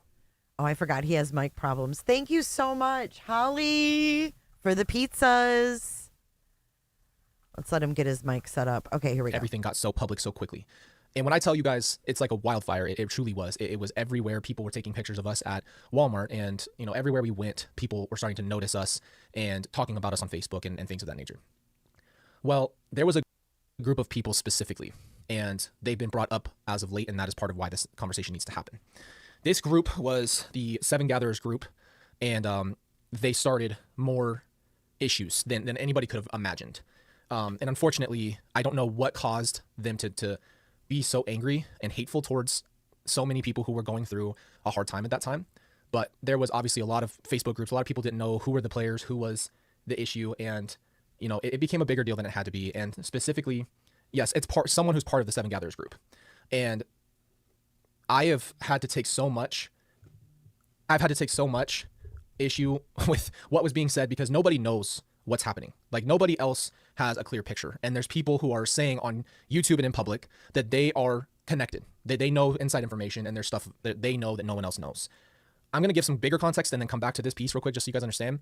It was unfortunate because once this started, the woodwork people showed up and started to claim to have so much ties to it. And it's like, you just never can expect how this is going to go, but it's like people out of nowhere showed up and started publicly saying that they were tied to people in this case. And that whole situation got really bad because no one knew. No one was fact checking. No one was stopping it. And at that time, I'm worried about Tylee and JJ. I don't care to try to clear people's rumors up. People thought I was sketchy. People thought I was involved. Hurtful stuff. But do I really have the time to spend trying to make sure everybody understands where I stand and who I am? No, not at that time. It wasn't about me, but it was just part of this whole situation. I have allowed and let people say whatever they want for a very long time, but there's certain people who took it to a level of beyond disrespectful, more to like the level of as hurtful as you can possibly get. One of those people was Annie, and she's Tylee's aunt on her other side. And I cannot tell you how hurt I was by her actions throughout this whole situation. And instead of talking to me and working things out or telling me what her problem was, she took everything to the Facebook situation. Yes, not the Seven Gatherers of Lori's group. This is not like those people. This is not like, I've never talked to Zulema or any of those people. So we're not talking about those people. We're talking about the people who made fun of those people, which were a Facebook group. And it really hurts me to have to bring this up because I've not said a word to you guys for a very long time. Well, the problem that I had with Annie is that she started a YouTube channel and started to post a lot of things about a lot of people, and said things that were such lies and so hurtful. And like I was being kicked while I was down, and so were others. So I want to make sure I don't say who else it was, but if any of you have followed this situation, you would know that they were starting these groups of people who just attacked others. And it got so out of control, and it never ever got checked by anybody because we were all dealing with the situation in front of us. But so right now he's talking about his aunt. So the next part's going to be about hidden true crime, but he's addressing the people that hurt him the most. It was a kick you while you're down situation. And I could go on and on about that situation, but it's just not worth it. I'm just letting you guys know because this is the context to what's going to come up next. So I really am hurt by the fact that people would not want to talk about this stuff privately first. That would be my approach first. That would be something I would want to do, is hear why they're upset or whatever. But in situations like this, when you don't know someone in the first place, they're obviously not going to come to you and try to talk to you. I've had to shut my mouth about things and just take it all in stride. Well, when this whole situation happened with Hidden True Crime, and I saw that some people that I had seen before were involved in this, I got really triggered, and I got upset, and I got angry, and I got that righteous anger again, and thought, I can't believe you're still going 6 years later. And I really did, for a little bit, kind of fly off the rail, because I was so upset, and I just couldn't believe that this could not end over all of this time, that you wouldn't let it go. You can't move on with your life. Like, people who are uninvolved in my family can't let go of what the case was, and just taking it to a level of drama. So back. And here we have, to this day, Lauren calling other cases Lori Vallow 2.0. Lori Vallow 2.0. Chad Daybell. Blah, blah, blah. Back in April, we were all at Charles's trial. And during that time, stuff was starting to happen in the courtroom. And I started to see all of these things popping up about drama. And I'm going to be honest with you, I was so angry. Because I am trying to live through this trial of my father, and my mother is sitting right there, and she's the reason why he's gone, and we're talking about a bunch of nothing, and it's happening around the trial, and I'm getting pulled into this at this point, and I'm getting emails about how there's been all this horrible talking about me, and how all these horrible things have been said about me, and I'm just like, look, even if that's true, I'm going to give you guys two number one things. Number one, anybody can have their opinion about me. If you want to talk bad about me, that is your opinion. It just is what it is. Obviously, I'm not going to be your best friend, but you're allowed to have an opinion, and you're allowed to think what you want, and that goes for Annie Cushing as well. She can have an opinion about me, but what I'm not going to tolerate is absolute lies coming out of your mouth about me and my behavior or anything of that nature, or things you don't know what you're talking about. I'm also not going to allow people anymore to pretend like they were close to my family just so they can get whatever it is they're looking for. If you're looking for clout, you need to take a look in the mirror. Okay, you need to start thinking about how that affects people. You're accepting condolences for somebody that you might not even have trauma over. Okay, and I'm going to say my one F word this right now. That's fucked up. You don't get to do that. I would never do that in other situations and accept condolences from people over dead people because you want to continue to have a platform, and that goes for anybody. Okay, that is wrong, and you don't get to do that. You do not get to pretend anymore that you are something you're not. So just stop. This is all about truth. This is not an attack of their character. This is not an attack of anything else. This is the truth. Stop trying to make yourself more than what you are. If you would have just said your position and your honesty, people would respect you, and people. Exactly. If you would just be honest and upfront about your position. And she's not. Would see that. Okay, now back to the main point. When this all happened in April, I was very upset. When I found out that certain people that I had noticed from before the 6 years were involved in it, I got very, very, very upset. And I immediately jumped into defense mode and how I wanted to address these people. And I was so sick and tired of taking punches. And it was freaking time for them to face some kind of consequence for all of the things that they said that were lies, that were hurtful. And they knew what they were doing, and they had never seen somebody come back and respond to it. So they just kept going, and they created a group out of that. And again, I'm not going to bring up anybody else or any other names because you know what? I don't know them. I don't even know Annie. I barely know her at all. And the point being, when I saw that group and I saw those people involved, I got so pissed off for so many of the people that I care about around me, and watching people get more and more attacked after all of this. Like, these people could not let it go. And it just truly makes me think that they don't have, a life in any other way, shape, or form other than to try to have more drama. When I explain to you that this is 6 years later, when it really comes down to it, and also all the way from April, I have not brought this up because I hate this stupid drama. This is middle school stuff, and I don't play this game, and we're all grown, and we don't need to be going at people's looks, trying to attack them, and all of those things. But you know what's even more frustrating? Once I actually got out of my anger, I started to zoom out, and I needed to look at the situation as a whole, and I needed to realize what I believed and thought. And the truth was, I was really frustrated because honestly, I had kind of allowed everything to happen like I told you. But then I realized that when it came down to what was going on with my relationship with Hidden True Crime, I just felt like things actually after the fact were said that were unacceptable to me. And I'm going to give you those examples just because. Okay, so there you go. So he was clearly mad at other people. Okay, we know that. But specifically, he says, when I got past my anger about the drama that stemmed from my mother's trial, right? When I got past the anger of that drama, I took a step back and I looked at the entire picture. This is very important because the gems like to twist this and say that this is all about the Seven Gatherers group on Facebook or wherever they were. Everything to happen like I told you. But then I realized that when it came down to what was going on with my relationship with Hidden True Crime, I just felt like things actually after the fact were said that were unacceptable to me. And I'm going to give you those examples just because I need people to understand I'm being wrapped up in a drama that has nothing to do with me. I did involve myself in a sense, and I realized I only involved myself because I thought it was time to go after the group I was really upset with and had been hurt over for years. I thought it was time to address those people. So my initial reaction was, yes, let's deal with this situation because this is ridiculous. This is no longer happening. I will not put up with this anymore. Like I'm almost 30. I've been taking punches for years. I will not stand for this anymore. But after all of this started, obviously I went on to Hidden True Crime, and I've had a good relationship with them. And we did an episode right before all of this stuff really came out publicly. And we had a pretty good conversation. I think you can, if you've ever watched our conversations, I've enjoyed talking. That was when Dr. John said he would like to adopt Colby. Remember? Talking to them. We've had fun. We've really dove deep. But there was things said that really, really deeply upset me and frustrated me. And one of the first things is I felt when John had I hope that he sees that the drama within the Seven Gatherers was created by Lauren as well. She is the common denominator in the drama surrounding Lori Vallow and Chad Daybell. Not only with Colby, but with Kay, with Kresha. Megan jumped on a train, caused more hurt, more chaos. Called me an adopted son. I felt like that was I felt when John had called me an adopted son. I felt like that was to be said publicly for what was coming next. And there you go.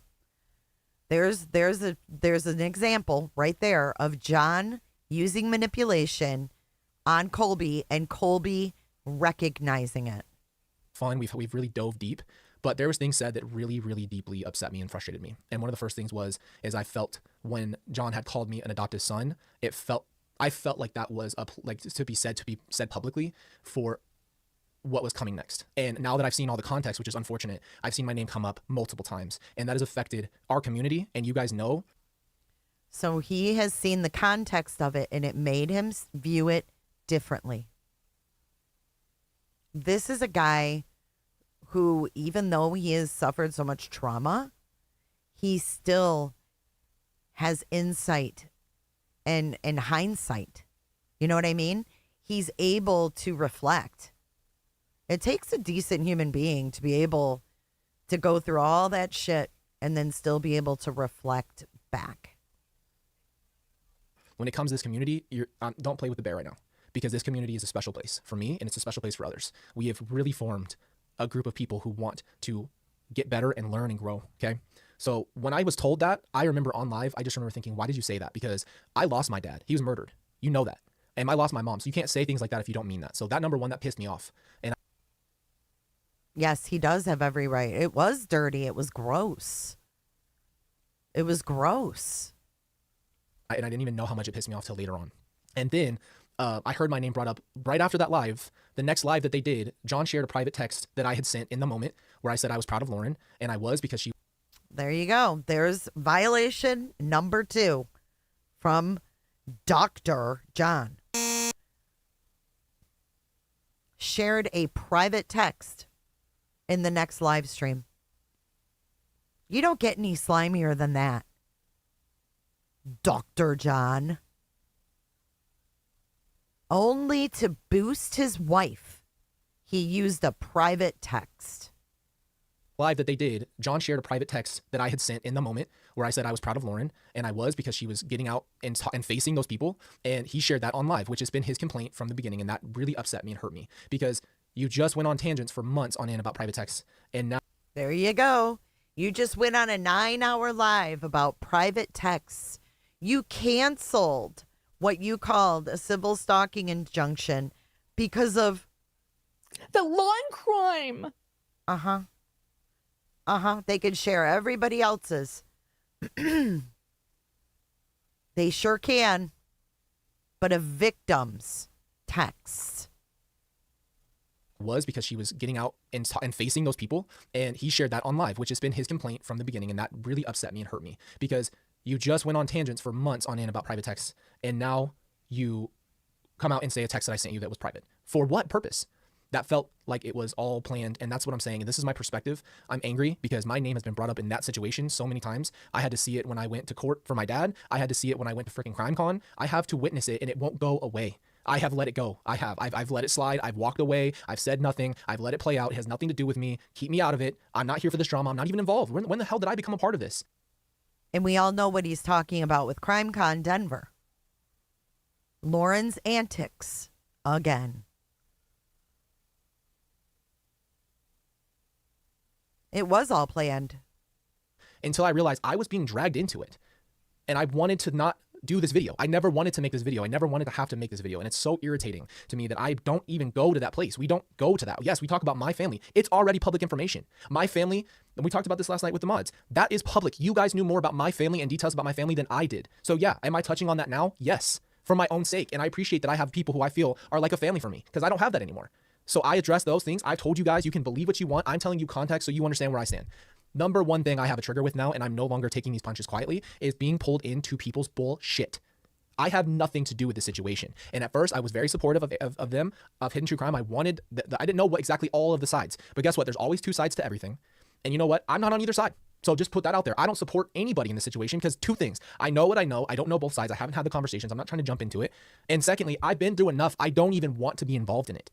When you have this much happen in your life, you don't want more issues. You don't want more drama, and you don't want to keep going on and on and on about it. I'm heartbroken over all of this because I don't have anybody that I've went at except for Lori, Chad, and Alex, Zulema, and the Melanies, because they're all, in my opinion, very deeply tied to what happened, and they never said anything or did anything, and people were being killed. That's who I have a true issue with, and I've told you guys that. This whole thing is not something that I'm trying to get into a big conversation about. What I don't want people to do is go at Lauren and John. I don't want people going at Annie. I don't want people going at it. That's why I've never said anything, because I'm not trying to start a let's go get these people for what they've done. That's not who I am. I don't want people spreading more hate. It should be the opposite. We should be coming to this channel and diffusing a lot of that and learning how to deal with these situations. But at the end of the day, how long can someone just keep being thrown into situations and say nothing? I'm not doing that anymore. I'm not here to be And how many times can Lauren get her claws into victims? In John. We can't leave John out of this. We focus a lot on her because he's in the background. But he is more dangerous with his quote-unquote credentials. Everybody's best friend anymore. I'm not here to be steamrolled by you. I'm not here to people please anymore. And I'm not going to be taken advantage of. I'm not going to be that guy anymore. And it's not fair to me. It's not fair to my family. It's not fair to our channel. It's not fair to our community. It's not fair. I've never once used someone in this situation to shield myself because I was going through something. And again, that's my perspective. That's just what I feel and think.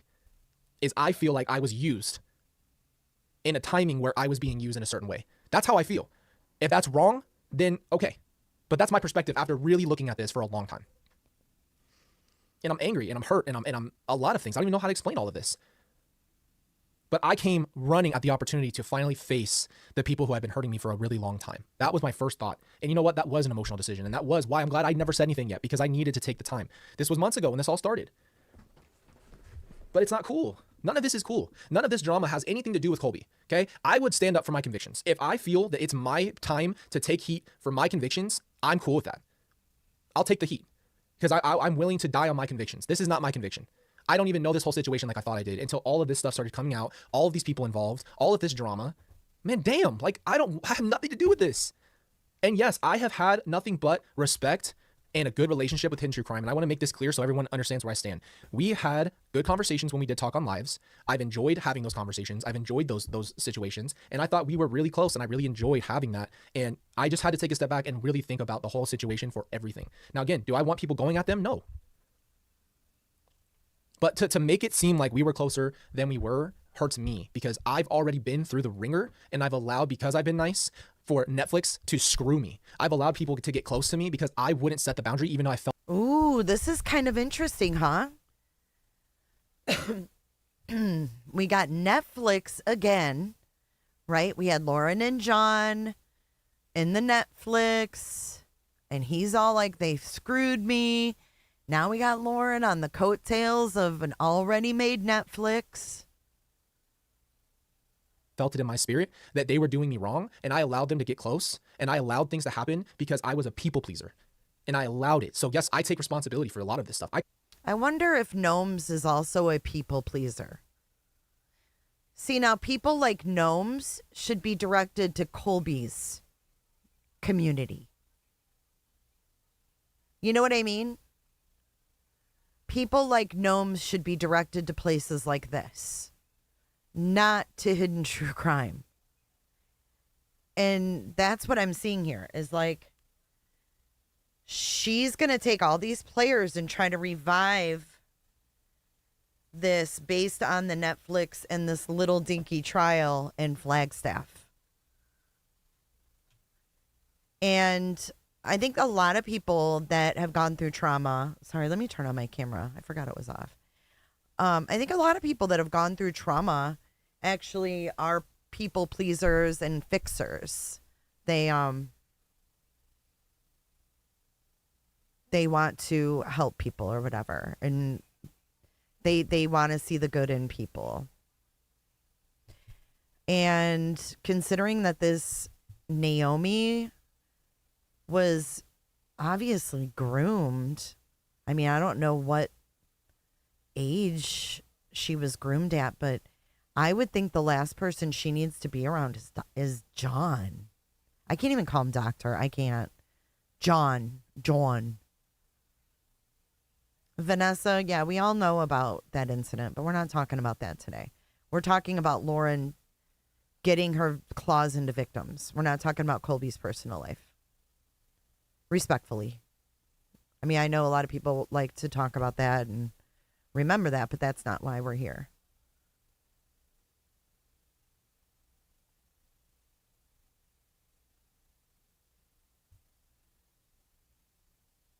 I just think it's wild to see her in action there in Flagstaff. I'm just like kerfuffled.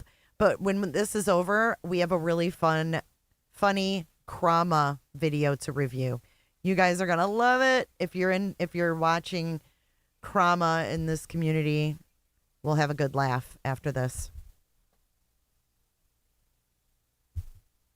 I could have addressed what Annie was saying about me years ago. That should have been something I did. And in that time, I didn't, because I didn't want to start a problem. I didn't want to get everybody all pissed off. I didn't want to have to face all the people who thought she was right, because I'm like, you don't even know what you're talking about. You don't know the context. I do. Unfortunately, I do. And unfortunately, I know the context when it comes to this situation as well. But I'm being brought up by everybody in this situation, and I don't even know why. I really, truly can tell you, I don't know why I'm coming up. And it's because my mom is Lori Vallow. And so now it's like, oh, well, if you bring Colby into it, Netflix did the same thing. You bring Colby's name into something, and it becomes something else. Because my mom's Lori. And I don't play that. If you don't see me as a human being and not just freaking... They use you. They used you. They used you for content. Netflix used you for content. Netflix is using Naomi for content. They use you. It's no different than someone using you on YouTube for content. It's the same thing on a larger scale. Lori Vallow's son. It's exactly what John and Lauren did to you. The exact same thing, but on a smaller scale. I don't know what to tell you. That's not who I am by identity. That's like me addressing you guys as your parents' kid. That's all you are. That's not an identity. But people know if they say something about me or my family or anything like that, that something can keep coming on, right? Mm-hmm. Now, again, I'll address something. I haven't heard a lot. This is not something that I've heard a lot as of lately. This is not the peak of it. This is something that obviously happened a while ago. And unfortunately, I feel like at some point you have to just say your piece and be done with it. That's why we're addressing this today. This needs to be out of the way, move on, carry on. This is look at who's in here with nothing positive to say. This is oh my gosh, we're going to make an example out of this lady. Trace on the case, okay? He's in here addressing this. And what does Trace on the case have to add to the conversation? Hate channels are making money off this. Trace on the case, stay off the case, because you have no clue what you're talking about. Out of everything he's said, hate channels are making money off of this. Trace on the case, you're part of the problem. You are part of the problem, weirdo. Take your Superman cape off, weirdo. Exactly what I want you guys to know, because I care about our community. And I know a lot of you have had these questions, but it's really, really, really unfair to bring me into this. And you know what? I do not condone other channels ripping people to shreds. I don't. That's not the way to deal with your situations. I don't. Yes. Do I rip Chad Daybell to shreds a lot? Yes, I do. He killed my family, so I'm pretty pissed off. Going at people and their looks and all that stuff. Come on, bro. You got to grow up. Would you like that if someone went at your looks? Would you like if somebody was making fun of you as a human being and your life and that stuff? No. That's another thing I don't play. I don't play with that. I have no respect for people who take it that way. And I told Lori that Chad was Peter Griffin privately. Never knew that was going to come out publicly. I was pissed off when I said that. He doesn't like it. He doesn't like talking shit publicly. That's all. Come on, Colby. We all like to talk some shit, Peter Griffin. That way. And I told Lori that Chad was Peter Griffin privately. Never knew that was going to come out publicly. I was pissed off when I said that. Well, a lot of us get pissed off and say things. I think that's kind of funny, though. But I don't condone these people ripping people to shreds for their looks. That's seriously, come on, bro. And you know, I think he's talking about Lauren. However, when someone changes their looks every time you see them, it's called being observant. I don't think we're poking fun. Like, she's not like all natural and we're going, oh my God, look how big her nose is. Or like, oh my God, you know, look at her, whatever. No, nothing about her is natural. So it's like almost shocking when you see her and her lips are all, you know, fucked up. Her eyes are fucked up. One day her cheeks have two big apples. The next day she's got a bottle cap in her chin and we're like, what is she doing? And that's pretty much what it is. We're not ragging on her looks. Actually, we've looked at pictures and videos of her before she did all that shit and said how pretty she was. So we can't be called bullies. You know what I mean? Hey, Kalisa.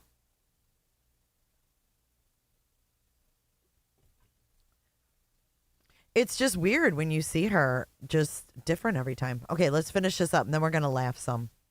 Bro. We're going to laugh at Buzzy and company. Not funny. It's not funny to do that. That's bullying at its finest. Even if somebody did something wrong, come on. And if you guys have, look, I can honestly say I know I drew a line in the sand. I know what I'm saying, and I understand if you guys are upset. You have every right. You should make your own opinion about people. That's fine. I'm not trying to sway you. I'm not trying to get you to agree with me. You don't even have to believe me. But I'm going to tell you my perspective for the first time because I've never said this stuff, and I've been taking hits for years because people have walked me like a dog because I've allowed it. No more. You will not walk me like a dog. I'm not going where you leave me on my leash. I'm a grown man. I'm going to stand up for my family and the people that I love. And if you want to talk your talk, go ahead. And if you want to respond to this, go ahead. You can form your own opinion. That's fine. Lauren and John acted like this never happened. How about that? They acted like he never even did this live. The nerve. I mean, obviously they could have, maybe contacted him privately, I assume, but who thinks they have the integrity to do that? I certainly don't have much hope that they would reach out to him privately and apologize because I don't think they thought they did anything wrong.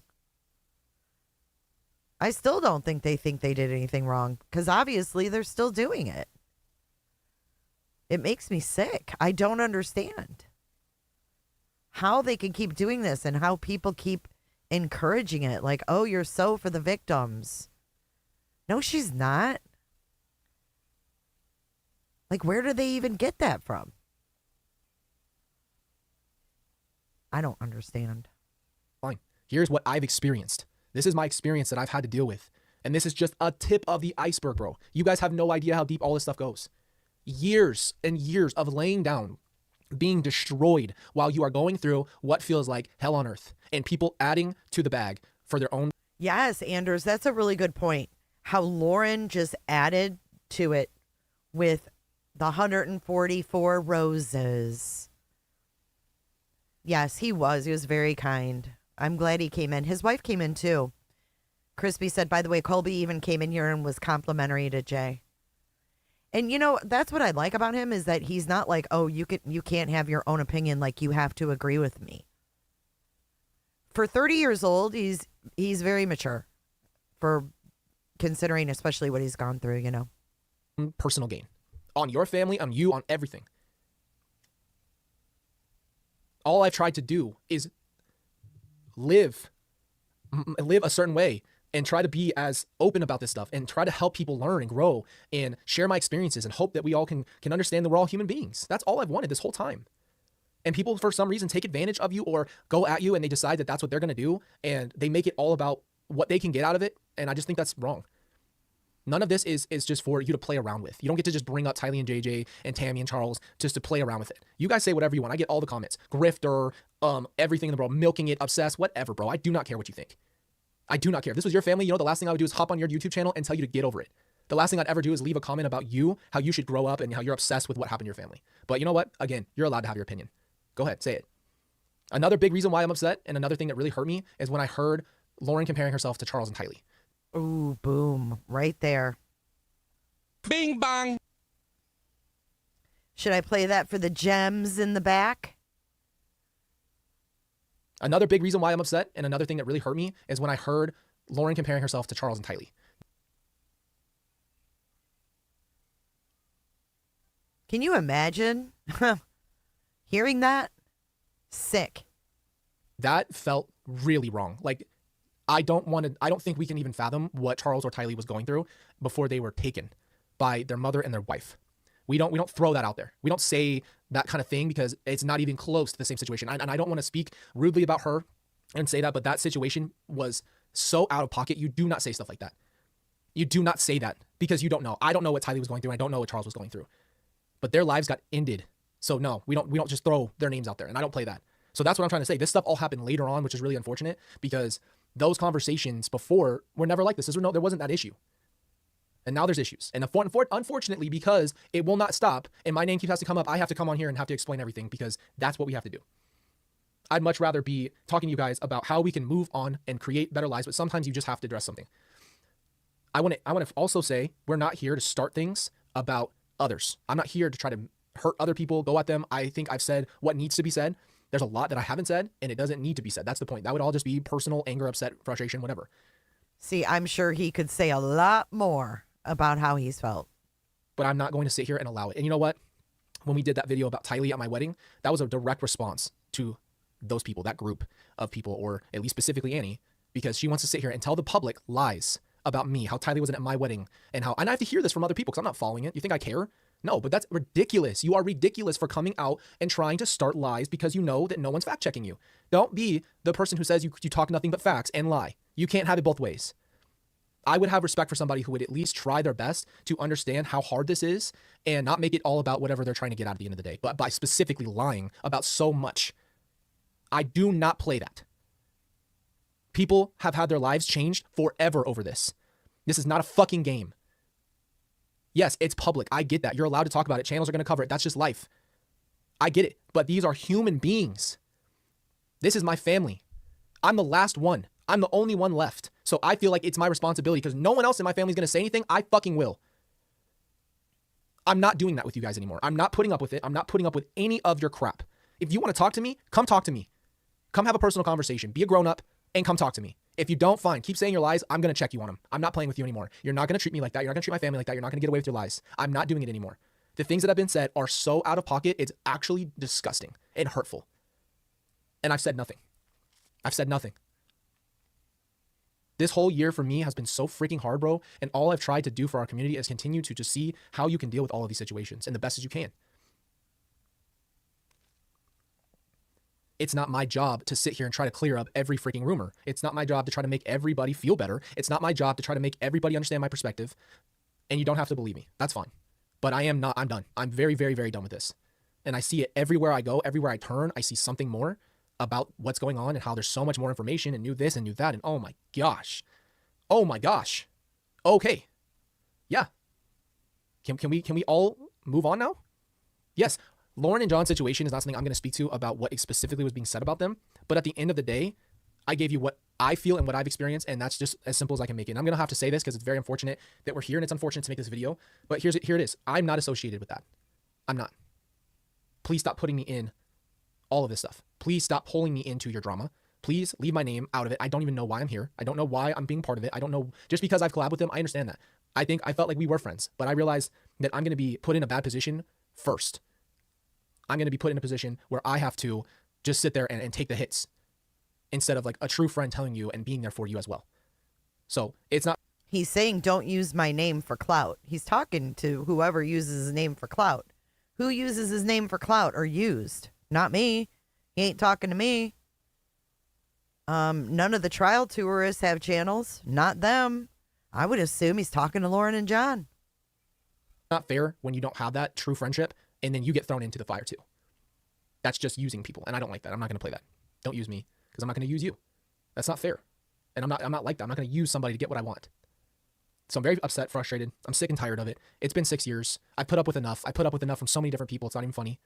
And at the end of the day, we are taking steps forward. Watching Chad's trial is a step forward for me. That's the reason I'm doing it. It's a step forward. So that's what this channel and this community has been about. Taking steps forward in life. And I'm not doing this anymore. So I'm understanding that people are going to bring me up still. I'm understanding. I'm not stupid. I know it's going to happen regardless of what I say, but I couldn't take it another day. I couldn't take it another day. It's very unfair to me and my family. It's very unfair to Kelsey, and it's unfair in so many different ways. If you want to talk about me, expect a response. Okay? Because I'm not doing what you've done. You've been doing it for 6 years. If you think that I'm going to come up and not have at least say my side or my piece about it, you're wrong. Yeah, he was young, Leo. He was young. So again, he spoke his piece. Yeah, she did try to make a comeback. I've never trusted her. And that is just my opinion. But Awen Reese is definitely not a victim in the sense that Kresha, Kay, and Colby are victims of hidden true crime. Certainly not. Okay, you guys, let's switch gears. We're gonna jump into some of the Crama. I've really enjoyed Madison. I'm gonna show you guys her channel. Hang on. The following clip I clipped from Queen Bee's channel where Melissa joined the panel. Hold on. All right, hold on. All right, so this is Madison's channel. She clips the drama on YouTube so we don't have to watch it, which is amazing, right? hey, Nicole B. But this is like the epitome. Hey, Nicole, thanks for joining. Welcome to Cooterville. She says, welcome to Cooterville. Everybody close your legs. Everybody coming in, close your legs. Close your legs. I'll introduce you to all the people on the panel. This is just the AI thing. Okay, here we go. All I have to say, it was a free for. All brawl on the panel. Oh my God, that was wild, y'all. Okay, so this is the classy Queen Bee open panel channel, Jack. Okay? We've got Melissa, who is Justice for Melissa right here in the middle. And all the people from the Hive ganging up on her. Okay? But wait till you hear this shit, dude. This is like the most fucked up. Dude. It's just so funny. Okay, so we've got Rowena. We've got Queen Bee, bitch. And I don't know who else is up here, but let's just take a listen. We'll be pausing periodically. Here we go. Let's get ready to rumble! Oh, hey, what's up, little bitch? I'm just here for Rowena. I bet you are just here for Rowena. Okay, so this is how she welcomes people up on the open panel channel. This is the open panel channel. What's up, little bitch? Oh, hey, what's up, little bitch? I'm just here for Rowena. I bet you are just here for Rowena, because I'll tear you a new asshole. Go ahead, Rowena. What you gotta say? Say what you gotta say, Rowena. So that's Melissa. I'm here for Rowena. I'm here for it, Ro. What do you guys say, bitch? Oh, nothing? Oh, Crickets? Nope, she already dropped. I'll wait for her. I'll wait for her. She can come back up. That's she got nothing Melissa. but fucking time. Do you have anything to say, Buzzy? Oh, I got a lot to say. Go ahead. Let's got nothing but fucking time. Listen. Do you have anything to say, Buzzy? She said, Buzzy. She said, you got anything to say, Buzzy? Oh, my God. Melissa cracks me the fuck up. Smoke him if you got him. Oh, I got a lot to say. Go ahead. Let's go. Let me light a cigarette. Let me light a cigarette first. Go ahead, light your cigarette. I'm light. I don't need your permission, but okay. Well, absolutely. Did you light your cigarette and your fucking joint? I got a with your janky fucking nails. Oh, damn, that was a good one. With your 2000s. Oh, you got a with good your one, square man. tip fucking nails. Did you Your janky nails. light it with your janky ass fucking nails? No, I lit it with my cat nails. Can I help you? Can I help you with We're your 12, nails? we're bitch? 12, right? Did you light your cigarette with your nails? Oh my God. Did you? Buzzy does the fucking Valley Girl. Listen. Help you? Can I help you with We're your 12, nails, we're bitch? 12, right? Did you light your cigarette with your nails? Oh my God. Did you answer your daughter's call with those nails? Oh my God, it's so No. funny. You just always like to talk about people's dead No, we children. didn't. Right, because you talked about mine first, right? You had a lot to No, say. I Yeah, didn't you actually, did. bitch. No, I you didn't, but I did. can if you want me you to. I Go can. ahead. Now, mind you, Melissa lost a child. And these shitbags like to throw the death of her daughter in her face. Okay? This is the lowest of the low. Go ahead, try it. Well, I want to know. Okay. No, so but I want to know nothing. No, try it. Go ahead and try it. I'm going to. Just shut the fuck up then. Go ahead. Go ahead. Learn your place. I will Learn take your your place. place. You know You're your not fucking my place. queen. You know your place. You're not my Like queen. I said, when I told you to come You're to fuck with me, nobody. you came up here, didn't you? Didn't you? Oh, You bitch, know your get the fuck out of here. You I know get your on my fucking place. own fucking terms, Did loser. you know your fucking Think- place? I know you think you have a dick, but Oh, you don't. listen, I'm Okay. telling you right now. She said, I know you think you have a dick, but you don't. Oh, my Daddy, you know bitch. your fucking place. You're not daddy, Say what you bitch. gotta You're say. not daddy. I know you want to be daddy, Oh, but bitch, you're not you daddy. want me to be daddy, don't Just you? because you sound like a nigga, 25, you're not a 25 nigga, bitch. You're not a 25 nigga, bitch. You are a 25 woman. You got pussy. Yes, Right, $25. More like it, $25, you broke back, bitch. All right, listen, I'm not going to yell. No, you're a broke ass bitch. You're a loser. You want to No, you're a bum bitch. suck a shit dick. You're so mad about that, and I'm going to suck the fuck out of it. I'm going to suck the fuck out of it. Go ahead. What? I've been. What? Oh, here's Rowena, okay? No, that's a woman. Here comes Rowena. Good. So, Rowena, don't worry about my husband. Don't worry about my men. Don't worry about my men. Why don't you get you one? We love Why don't you take me up? Shut the fuck up, Rowena. Shut up, Rowena. Rowena. Damn, you guys got this lady triggered as fuck. What the fuck is he saying? We like to one. I tried one for 39 years. Shut up, Rowena. Damn, you guys got this lady triggered as fuck. How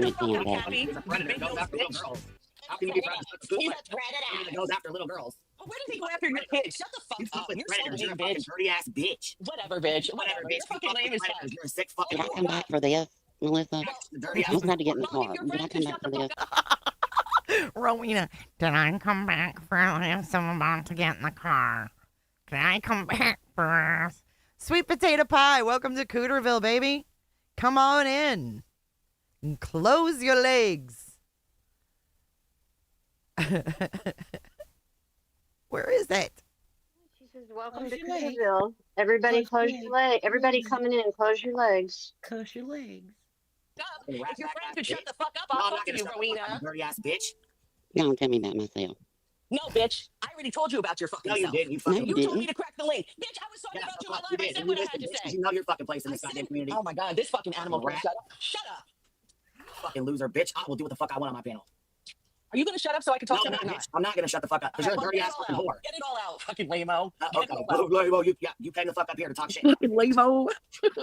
Cappy. Are you gonna like that? Oh, shut up, Cappy. Ugly. Are you gonna like that? Know you would, bitch. Nails, you fucking 12-year-old. I'm all right. That's all Your right, fucking baby. nails are ugly as shit. They're Just like your ugly outdated. ass fucking Your face. These is outdated, bitch. You're outdated. You're old I fucking know, a hell of a lot better than your Your motherfucking nails goddamn are ugly ass fucking fucking face. whack. I don't even know places that do that no more, bitch. Your nails are whack as fuck. Square Just like shit. your ugly ass fucking face is Get whack as fuck. fucking Eyes too real. beady as fuck. Nose big as Get fuck. fucking Chin fucking real. butted up. Get Fuck real, tangled bitch. ass chin. Fuck out of here. I know you're not talking. Natalie Nunn ass fucking We chin. saw that cam slip, bitch. We saw that. It ain't a cam slip. Your man's been We saying something saw wanting to lick my ass from the back, bitch. We saw that. Oh, your man wants to lick my ass from the back, bitch. Oh, gross. Serious? Bitch. It's You not a know, cam Lost. I start playing Queen Bee's voice. 100 people leave. slip, bitch. that was a sliver to the picture. Your man wants to lick my butt from the No, back. I promise you he doesn't. Oh, he definitely does. Moo, listen. Don't mute me, cunt. Don't He mute me. definitely does, Moo, You listen. can't take it. He definitely does. You can't Wants to handle suck it, it from bitch. the back. He thinks about me every day and every night. Bitch, you're just mad because you don't think about you like that. Fuck out of here. You want to Are be you? You want to be Emmy. I ain't worried about fucking. Ugh, she's talking about Sinner, and she says you're mad because he doesn't think about you like he does me. Bitch, you're just mad because you don't think about you like that. Fuck out of here. You want to Are be you? You want to be Emmy. I ain't worried about fucking Emmy, okay? And you Oh, know you're that. definitely worried about her. I ain't worried about Emmy. I ain't worried about Emmy. Clearly, you're clearly not worried about Cappy, her. shut the fuck up, She Cappy. bothers the fuck out of you because she runs your Cappy, fucking go take every care of day. your fucking You're so jowls and fucking that jealous nose, of that Cappy. bitch. It's Shut the fuck up. ridiculous. Bothered ass bitch. Now, Rowena, are we Yeah. gonna talk? Because I got things Go to ahead. do. Yeah, let's do it. Yeah, Buzzy says that she calls out tragedy pimps. She is the tragedy pimp. Go ahead. Okay, let's do it. So all I said was you sat and told the internet, you're such a fucking good mother. You're all these wonderful I things. am. I am. Okay, in your opinion, but in my opinion, when you sit online and talk about someone day in and day out for hours over and over again and belittle them and bully them, and then you talk about fucking killing your husband. You did the same constantly. shit, bitch. What the fuck you Let mean? me You sat up here and finish. did the same No, fucking no, shit? no, no. I can't Wait, finish. wait, wait, wait. Let her Oh, because you sat up here and did the same shit. You're not finish. gonna act better than nobody No, else. no, Shut up, let her barrel go. vomit. Fucking Let loser her ass go bitch. ahead. And you want to talk about what I say? What about my husband? You What? talk about. Ass living Oh pounds my cake, God. bitch. Shut Go the ahead. fuck. You're so Go ahead. feral, bitch. Real. That's I'm why talking you about got killing my mad. husband. You know, That's it's why a you joke got me and my mad. husband have after, we've been Yeah, together over real 40 fucking years. We're funny. married over Real. 39. But And I we don't can give joke a around fuck. like that. I don't give a fuck how long you've been married. Shut the But fuck you really up. think I want to kill me, Smoke right? if you So got 'em. anyway, No, you don't give a fuck how long she's been married because you like don't know I anything was about marriage. You saying, cut the oh, fuck I out of your don't. husband. I don't. You know Make how him many look like a fucking fucking idiot. That's what you do. Petty, you're up here. How many No, fucking bring your rings? Is that fucking what ass you're back saying? up here, bitch. Bring your ass back. Rowena. Like, could she even hear that anybody else is talking? Fuck up here now. You know what I'm saying? You know what I heard when I heard Buzzy talking like this right here is imagine if you were her kid and you weren't doing what she told you to do. When you weren't doing what she told you to do. And Bring your rings? Is that fucking what ass you're back saying? up here, bitch. Bring My your phone ass just back cut the out. fuck up here now. You know what I'm You saying? ain't getting the fuck out. You ain't leaving like that. No, bring your ass back right the fuck up here, bitch. Hi. Hi, Petty. Well, this is going well. I'm a mute and let her and Rowena talk because I'm a slice and dice this whore. I'm about to slice and dice this whore. True crime? No, she's not true crime. She's true grime. Actually, she's an open panel channel, Jack. What is She calls out the tragedy pimps and scammers. Does she need some attention? Does she need a hug? She's so tough. I don't know. She just took off. She just dropped off by accident. I think she probably was because she was yelling. I don't know, but she was there and she was gone. She's scared. scared. I don't know if she hit the button or what. I don't know, but her ass is coming. Super fucking scary, bro. Super scary. Oh, absolutely. God damn. Is she triggered because her man talks about Queen 24/7? Oh my God! Here we have small town girl with fucking marble mouth. I guess. And like, it's funny that she thinks Queen needs a man. Like, you know, strong, independent women don't need men, baby. Strong, independent men don't need men, baby. See, I hate when they put men down like that. God, these people are they're all just trash. So that doesn't validate us. Not that doesn't validate us. Like, not even a tiny bit. I don't know. She has something to say to you too. So small town, I'll back the fuck off and let y'all handle your business. Oh, she has something to say to me? Yeah, she had a lot to say about you. Oh, well, come on. You have a mouthful of loose teeth and a bunch of spit in there. Oh, yeah. Sorry, my sound went Yeah. All right, you're up here, Roro. Oh, That's Holy, new to you're up me. here. Why'd you drop me, pussy? I didn't drop you. I just told you I didn't fucking drop you. dropped Bitch. me. Bring your ass back. No Fuck one's off. scared, dum dum. Calm down. Right, like I said, bring your ass back. I dropped you. I wouldn't have brought your ass back. Oh, God, shut the fuck up, man. Shut Right, stop up. being a loser.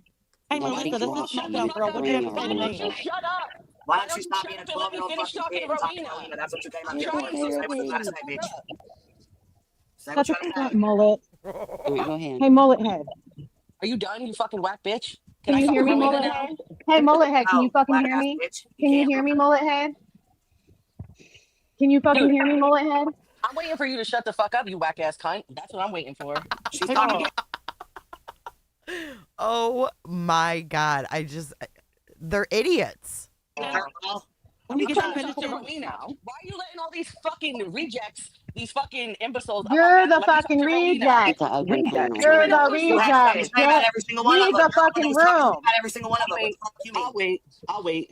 When you I'll get finished wait. addressing it, Rowena. Read the room. Read the room, mullet head. What you are, bitch. Mullet. When you get finished addressing Rowena, then you can go ahead and address me too. I heard you had a lot to say. I'm ready. I'll wait patiently with you, Melissa. Else to do. You're a fucking loser, small town. You have nothing else Leave to do. Nana's name out of your fucking mouth, mullet head, You bitch. and fuck Nana. Fuck. Leave Nana's name out of your mouth, you mullet head bitch. You and fuck that slurring bitch, Nana. Fuck you and It's so his name out of your fucking mouth, mullet head, You bitch. and fuck Nana. Fuck you and fuck that slurring bitch, Nana. Fuck you and your fucking mullet and all the dicks you fucking choke on, bitch. I have beautiful fucking hair, you hating asshole. Yo, Melissa! I've got a question for you.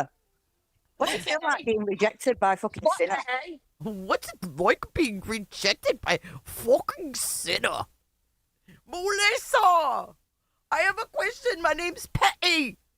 What does it feel like being rejected by Sinner? Petty, why don't you tell us what it feels like to hit on Craig, to make Brittany J angry? What does that feel like to follow someone's man to TikTok? Tell us.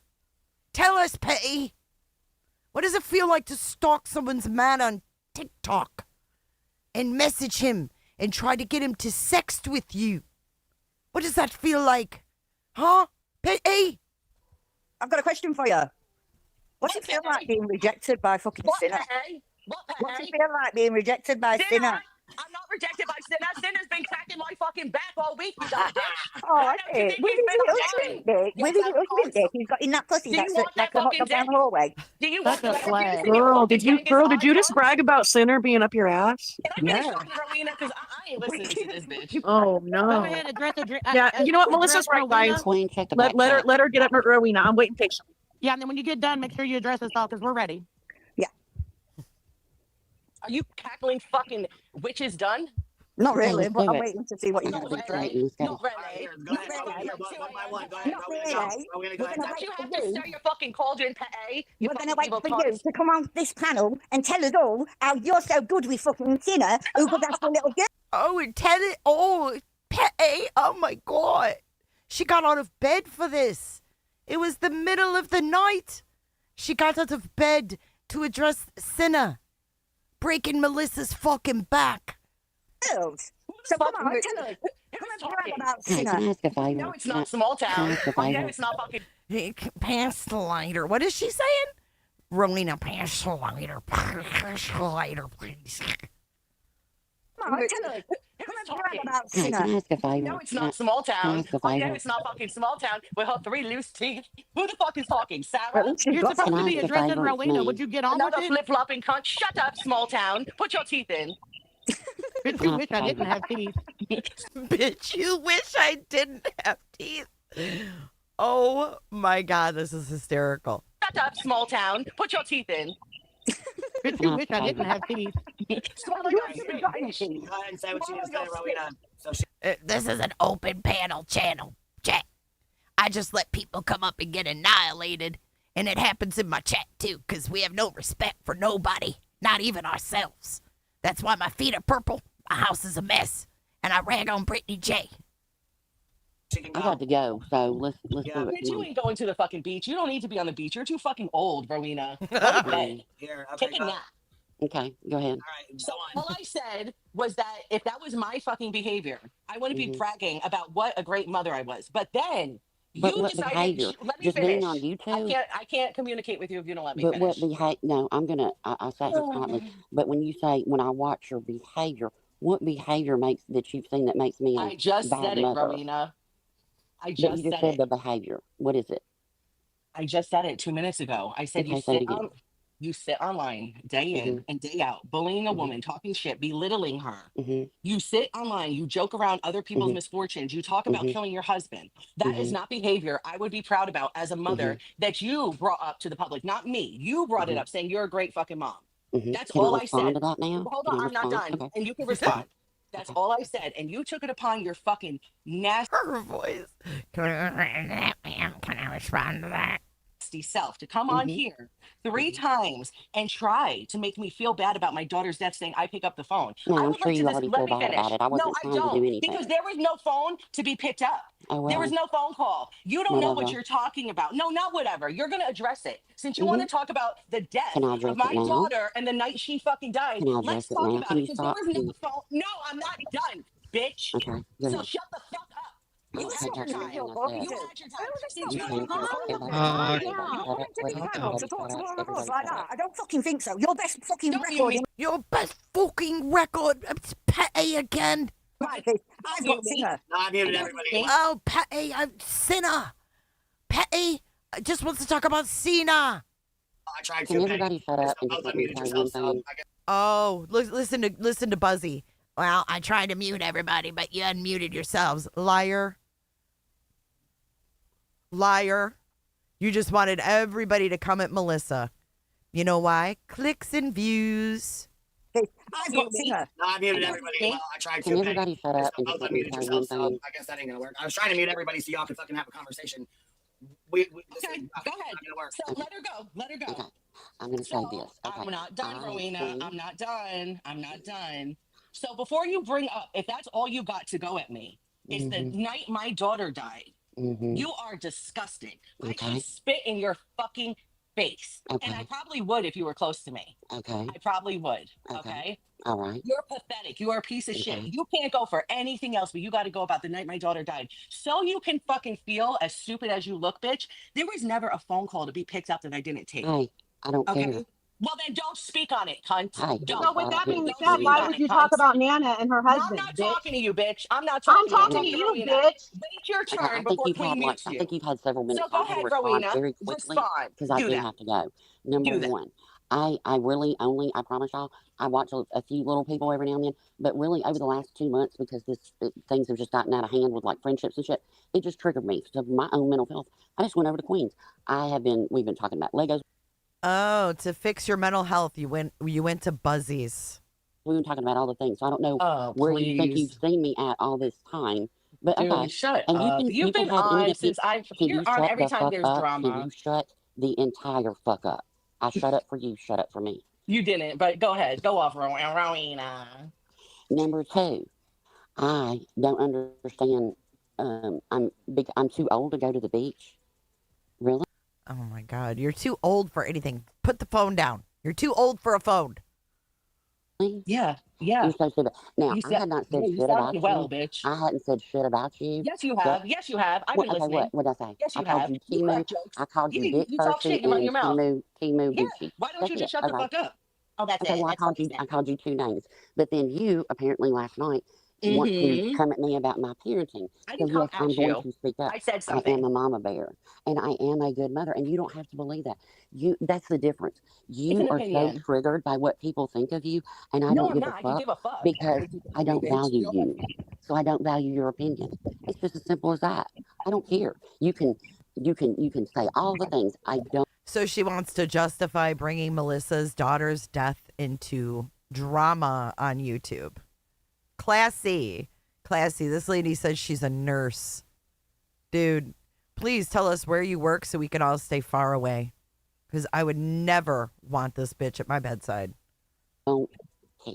I don't. Okay, then why'd I you call hopped me off up? the panel. I was getting in the car to go, and heard your ass came up, and I hopped back up.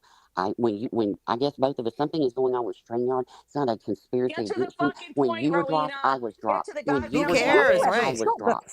So I came back up here. Oh, fuck off. That was pay. She said, oh, fuck off. Dropped, I was dropped. Get to the When you goddamn were point, dropped, bitch. I was dropped. So I came back up here. That's Control it. the football.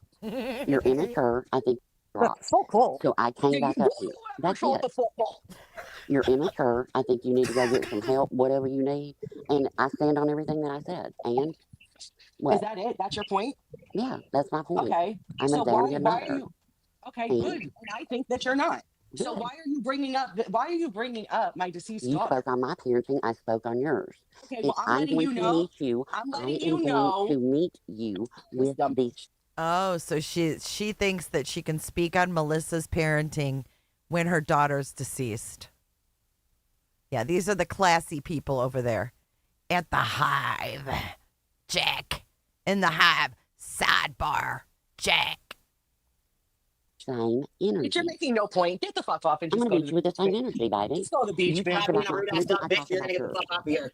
What? Fuck her and fuck If you're going to be a rude ass bitch, you're going to get the fuck off here, bitch. You need to like actually. Oh, enter Dweebo. Enter Sir Dweebo. This guy calls himself B. Tim. Okay? B. Tim has entered the stage. You fucking beat him. You gonna talk to 20 seconds before you can talk to us. What you talking about, bitch? Oh, wait. You're lucky I let The you man has entered the panel. fuck up here. Fucking, you're lucky I gave you some fucking Bitch, you're lucky I let you come the fuck up here. Now I am muting the fuck out of you because I'm tired of your fucking cocksucker. I'm muting the fuck out of you because I'm tired of your fucking cocksucker. You get like 40 people watching you. What are you talking about? Oh my God. Like, you get like 40 people watching you.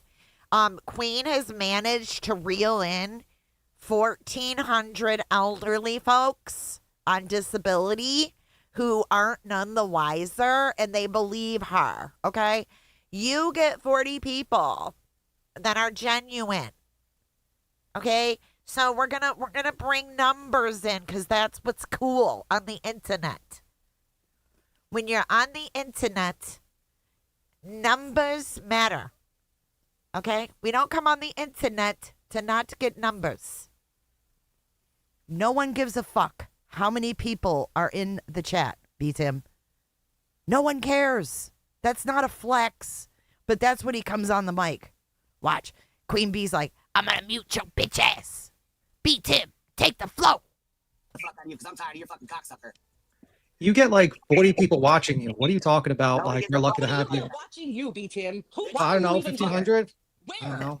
I don't know, like 1,500 watch me when I get up here. 1,500 of those elderly women on the internet that are very naive. Those 1,500, and I don't even have a channel. You don't even have a channel. Why are you here, B10? Melissa, you Bitch, why the fuck are you here? I gotta go, Queen. Thank you for letting me up, baby. But What is? I have a question. I have a question. What was your original like? Is this what you wanted to do when you went on this platform to advocate for your daughter? Are you I mean, mad? this is pretty bad. Are you? Don't worry about what I do. That's It's pretty the problem bad. with you people. Worry about what you do, B10. Let's talk Worry, about what you do. you're trying to worry Then about what what you we worried do. about everyone? Talk about what you do, B-Tim. Oh, like you're here minding your own house. Okay. Are you mad that I'm throwing the pussy at Sinner and not you, B-Tim? I'm glad you're doing that. Oh my god, I can't believe she brags about this. It's so weird. Oh my god, that's so funny. Somehow I don't think B Tim is wanting the pussy. But that is the funniest shit. Sinner and Shady. Soup has it. And then that girl, she's like, I can't believe you're bragging about this. It's so weird. Listen again. Oh, like you're here minding your own house. Okay. Are you mad that I'm throwing the pussy at Sinner and not you, B-Tim? I'm glad you're doing that. Oh my god, I can't believe she brags about this. It's so weird. She said, I can't believe she brags about that. It's so weird. Oh my god, I should have played Sinner's review of this. That would have been even funnier. David. Look at, there's Queen Bee. David. She loves David. I know B-Tin was like, pussy, what? David don't even want it. David don't even want it. He says, David doesn't want it. Stop sitting and liking photos. He can't even fucking accept your money for your pussy. Even You've been David rejected. pictures of your You can't even accept money for your pussy. Why Wonder, thank you for the super chat. This shit, dude, 16-minute clip. Thank you. You are by far the best, Jay. Thanks for the live. Thanks for being here, Why Wonder. I always enjoy you. Yeah, she's out here selling it and shit. You've been rejected by fucking Sinner. You've been rejected by fucking Sinner. I just want to know how that feels to be rejected by fucking Sinner. Do you know how bad that sounds? I'm just gonna let you fucking cackling cunts talk. Go ahead. But B-Tim, I wanna. I'll talk straight over you. I don't give a fuck. Why are you? What do you want, Patty? Let me just bang you bitches out real quick. Let me bang you bitches out. To sort your daughter out, right? So what the fuck are you doing? Going after a fucking player like Sinner and throwing your money at him? What, you can't fucking buy dick round your own area? You can't buy. She said you call on Sinner and you throw money at him. You can't even buy dick in your own area. Oh, shit. You can't even buy dick in your own area. The fuck is wrong with you? Are you that fucking desperate that you've got to go on a fucking platform? You're so worried. and You're so triggered. Look at you, Patty. Look at you, Patty. You're so triggered, Patty. Hey, Melissa, you're over here playing distraction for BJ because she got fucked up last night? Is that what it is? Well, this seems to be the fucking way it always goes. Somebody always comes and plays distraction for the bitch. There ain't no distraction. Get to it. I don't give a fuck. Fuck. Hey, Shady. Well, then why'd you fucking... Shady, do you have the cam slip video that shows like the freaking kitchen and shit? Go live last night and go off on everyone that had a problem with BJ, dumb bitch. It's fucking clear as day. It's clear as day. You figured me out. You figured me out, bitch. To try and get attention for your fucking daughter and help for your fucking daughter. And the best you can do is go after fucking Sinner. I can't understand you with the cock in your throat, Penny. Does anybody else have anything to say to this fucking dumbass? No. I think she's a to hear what she disappointment. had to say about me. I'm All Other than she's a disappointment and you only have 40 people watching. What are you talking about? Thank you, Toby. I'm ready. Yeah, go ahead. Only thing I have to say is don't be making fun of people's looks when you're rocking a fucking mullet like you are, bitch. The end was the best. You have a mullet, loser. You're so stupid. Fuck you, you loser. We saw your picture, bitch. Okay, I'm not comparing me. You're as bad as BJ is. Okay. You're dying for attention, bitch. You want to be up here. Bye. And if you don't like people talking about your deceased loved ones, Wow. Oh my God. That sure was a mess. How could you even break down what's just went down? Oh, Christ. Madison, that was a great clip. I've got to say. We're going to watch a few more clips because that shit's funny. Sinner is very anti-QB. Yeah, he does great reviews on her. Let me see. What do we got here? A warning from the hive. I'll play that while I find the other clip. He ain't no stockbroker. He ain't no fucking stockbroker. I don't believe that for a hot second. He wants people to think he's someone who has an actual life. I don't believe he has a life. Okay, here we go. Who's she bitching at now? And who had the clip? I never played it yet, but there's one where I guess B. Tim goes off on me. Where you are, and I'm so grateful that my mom taught me this before she died. You have to meet people where they are.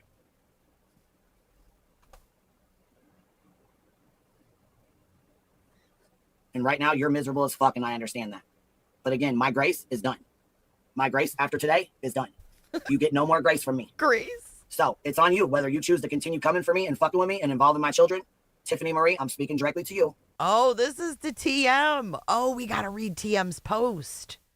Shit. Okay, we will. We will. After this. Hold on.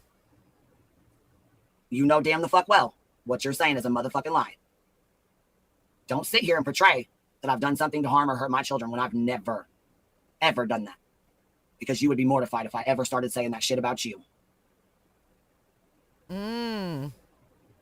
Now, it's been a beautiful fucking day today. My babies are happy. I'm happy. Nothing terrible happened in court. And no, I didn't harm my fucking children. In fact, that's defamation. And I'm really fucking close.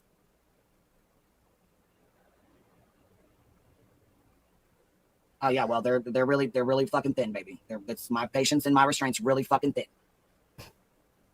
I'm sure Tiffany is So with shaking. that said, I'm gonna keep it moving. But I think you need to take a step the fuck back and realize that because you're hurting and you're upset, you're coming for me with the wrong bullshit. You can only take the high road for so long. That's right. Everyone wants to scream about don't talk about kids, but you're okay and comfortable talking about mine. But if I turn my fucking neck to speak on yours. So.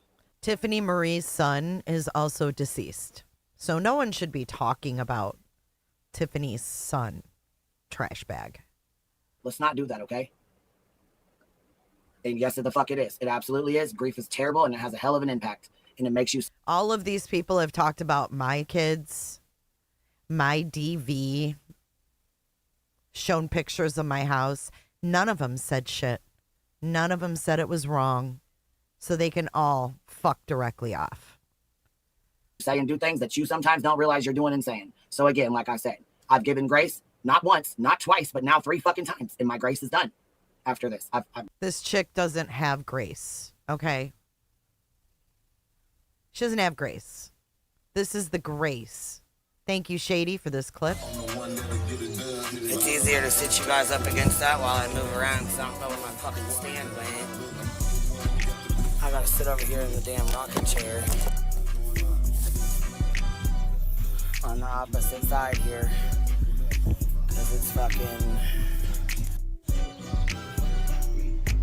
little bitch.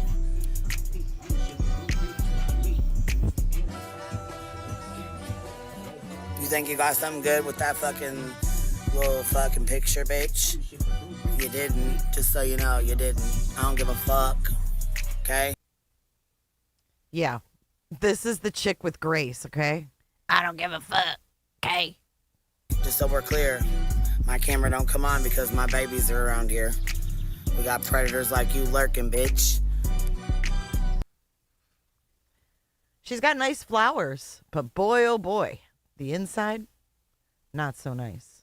But yeah, this is her talking about people's looks, making fun of people's looks.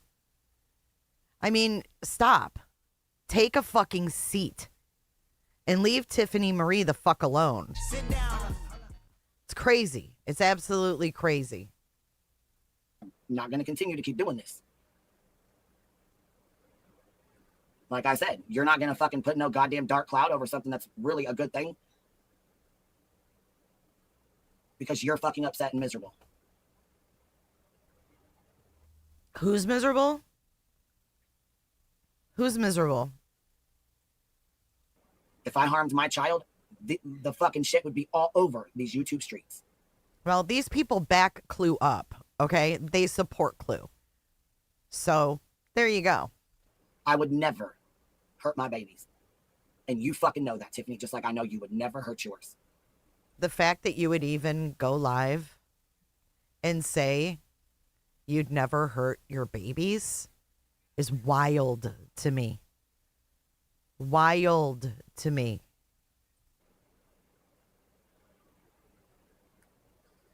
Now, let's keep it moving. Vanessa says, ready for some laughs with the hive. I am too, baby. I am too. What's been going on? What's been going on? Yeah, we are. We're going to keep it moving, and that's that. So there's that, and that's that. She sure did. There was a no QB. No, she would not. Absolutely, no, I would never. So anyways, like I said, happy hump day. Today's a good day. We're having a great fucking day. So thank you guys for being here. I appreciate y'all hanging out. Thank you guys for showing love. And like I said. Yeah, she sounds real happy-go-lucky, doesn't she? It's documented in the fucking courthouse. Don't play with me. Don't ever fucking play with me. Do it, lady. I know that's right. I know that's right. I know that's right. Okay, so Cluminati made a disgusting comment about Tiffany Marie, her son. I don't know if I'm going to be able to find her on here. I don't know if it's going to come up. Yeah, here it is. Forever David's mom. For some reason, I am not subscribed on this channel, so I will. But she... So Queen Bee struck Sinner. Okay, they're in like this, she's doing this striking thing, even though she's hanging by a thread. She's hanging by a thread. But she wrote, I'm not going to read this entire thing. But it says, Sinner went live yesterday and put out the police report again, redacted. So everyone being lied to could see for themselves. She struck it down. His stream was fair use content. He talked with his panel guests throughout the live stream. Didn't play her for more than 20 seconds, if that each time he pressed play on her live. This is false striking.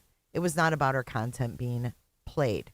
I'm going to go down here, and it says, I've got news for you, Buzzy. You're prolonging the inevitable, and you're only going to make it worse for yourself in the long run. This is when the FOIA requests go out. And I wouldn't be surprised at this point if someone puts these documents out in full before I even do. And let me make it really crystal clear for you. I don't support abuse, not of young children or adults. My problem with you is that you cover missing persons and children along with true crime cases while full-blown abuse is taking place in your own home. Then she goes on to reiterate what the document said. She says, I'm not mad. I'm also not miserable. It's you and 2 other creators that have used the same tactic, and it's pathetic. So, I'll give you guys the link. You can go read the whole thing. But, it's on. It's on. It's on. So, I guess, you know, in Buzzy's world, Buzzy can do whatever she wants. She can support whatever she wants. And no, I wouldn't want to tango with TM either. Let's see what else Shady's got. Let's watch some of Shady's.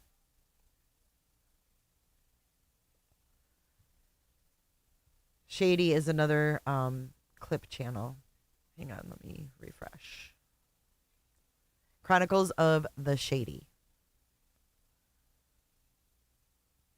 Here is, oh, here's the poop hive. Okay, so the context to this is they make fun of Brittany J on the regular. And I will give it to Queen. She has tried to pivot, but she fails miserably at it. But she has the audacity to talk about people's homes, what their homes look like, what kind of homes they live in. I'm pretty sure that I've been referred to as trailer trash on her panel before. So it's only fair, right? What did Rowena say? I'm going to give you the same energy.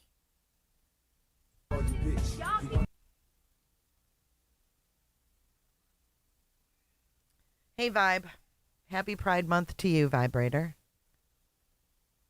I don't even need to say any words. I'll just pause periodically, okay? It speaks for itself.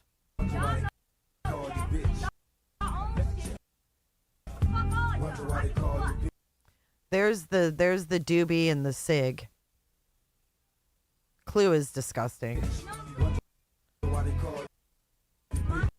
Hey, did you know that Clitus got a membership today, Sin? Yeah, that looks great, huh? Thanks, Crispy. Yeah, they conveniently do shit and delete it after their 1,500 people see it, and then they delete it. I mean, what the fuck, man? Ugh.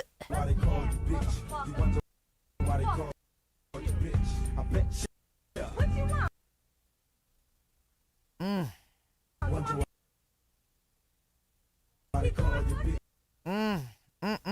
Oh my God. And listen.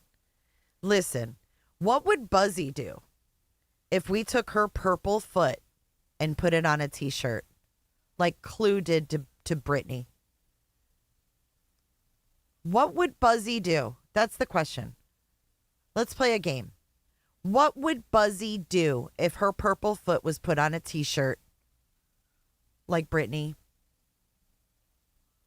Like they did to Britney's leg. Would that be cool? Would it be called out?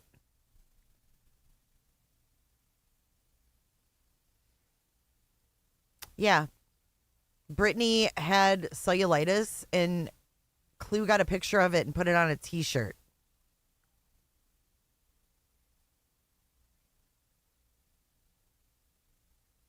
She'd get lawyer money from B-Tim, probably. I mean, what the fuck? Should we put it on a tee?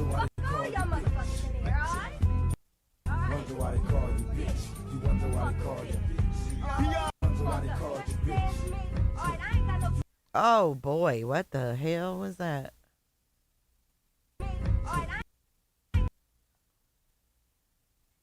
Come on.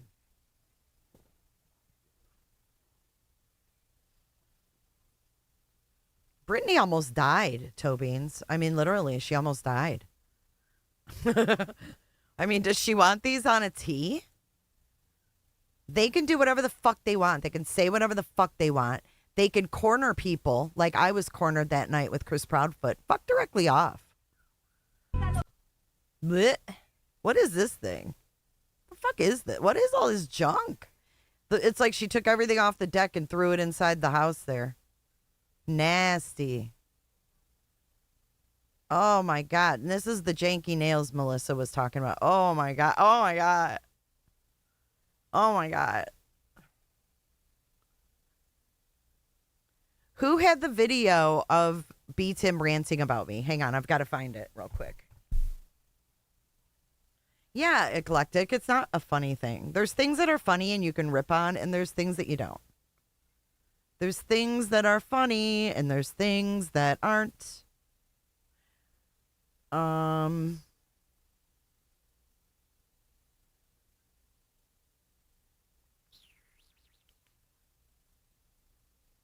I think I found it.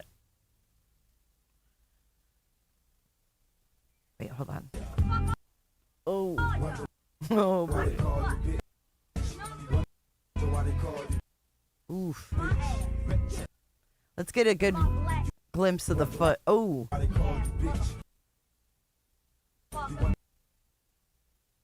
think that's a dog right there. Oh, hold on. I gotta go back like a millisecond. Here it comes. Here it comes. Oh, you can actually slow down shorts now? Oh, perfect.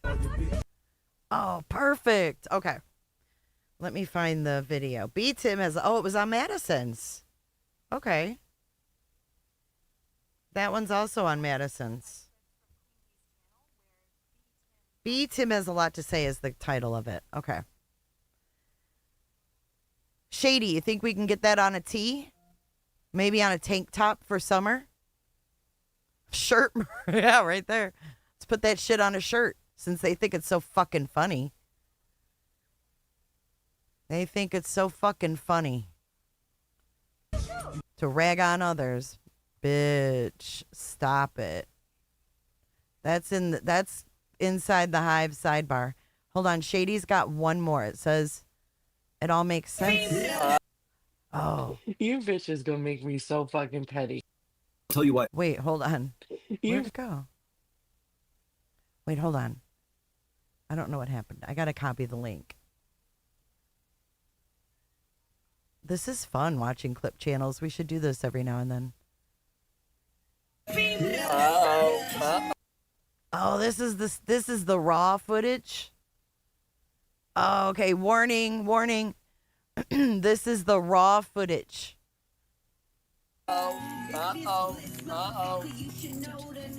Oh, she's like, uh-oh. She knew exactly. She's like, uh-oh, my house is showing. Uh-oh.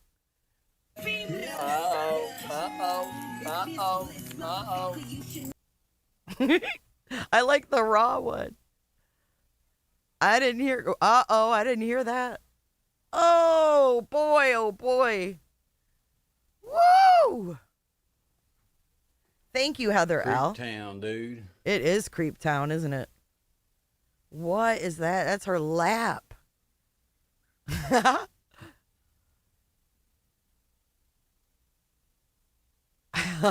Cindy Lou. I'm reading some of your comments. Hold on. Smoking in the crib like it's 1996. Hey, Potato. Oh, man. Is that like one of those massager thingies for your head?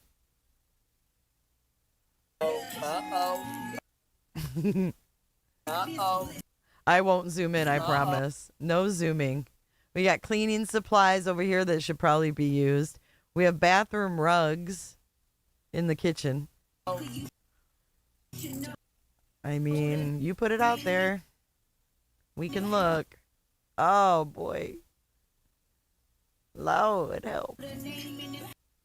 Oh, Lord. It is. It's one of the. It's one of those head fucking massagers. She has she's got a doobie. We're going to count the money. Thank you, Indy. Foot in mole mouth sticker for chat. Thank you, Indy Cindy. No, it's a doobie. She's got a doobie here. A blunt. A $35 cheetah. And then she's got a ciggy here. I thought I slowed it down. I did.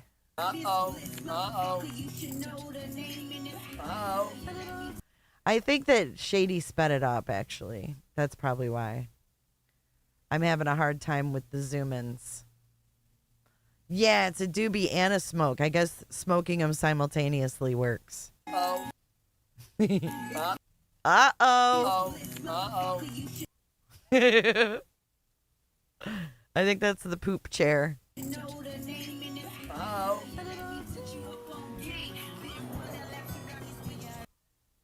Oh, should we zoom in on the blinds like they do to Brittany? Finish our deck, Maxon. Finish our deck, Maxon. Her sandals. They got toe jam in them. Now we get to look at fucking elephants. Oh, here we go. Let's skip that. Here we go. Ready? Wait. She says, Shady says, you better never talk about someone's house or looks again. Look at you.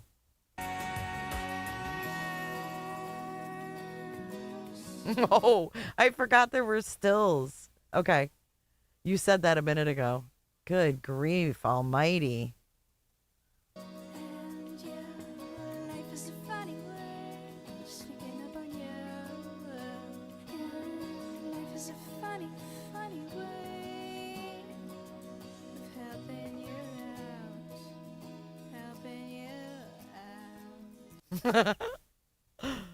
Oh, man. I don't think our house looks terribly messy. Well, you know, we can judge You know why? Because she judges everybody else. So it's all about meeting that energy. It's all about meeting that same energy for a laugh. Let's see. B. Tim has a lot to say. Let's see what this is.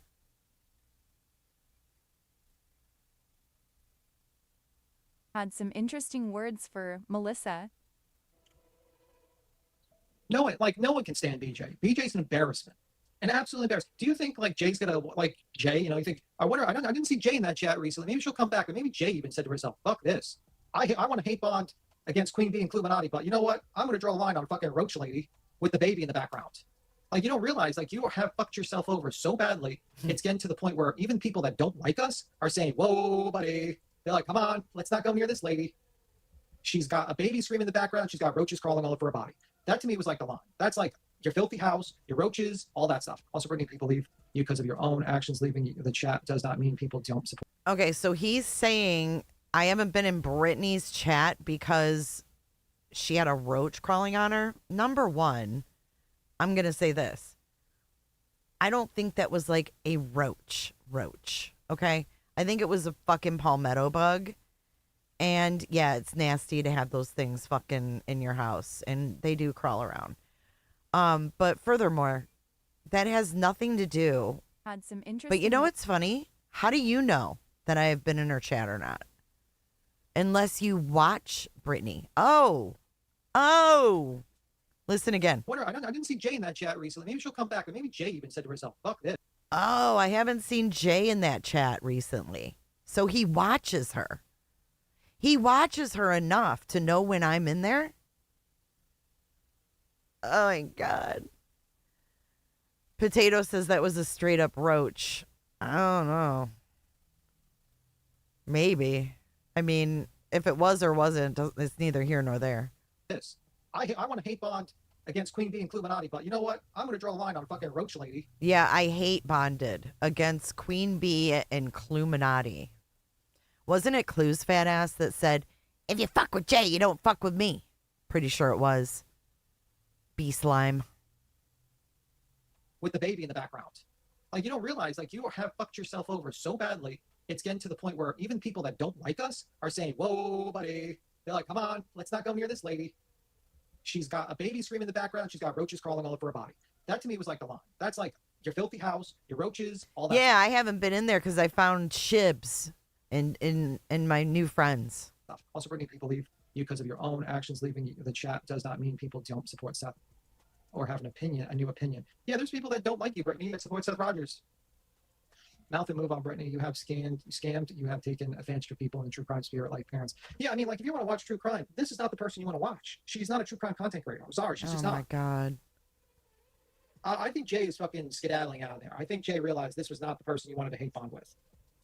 Oh my God. I'm skedaddling out of there? Dude, stop speaking on me. Okay. I mean, thanks, Jay, for introducing your audience to this lady so that they could see the roach. Like, how are you going to defend that, Jay? Defend what? Why do I need to defend anything, you fucking weirdo?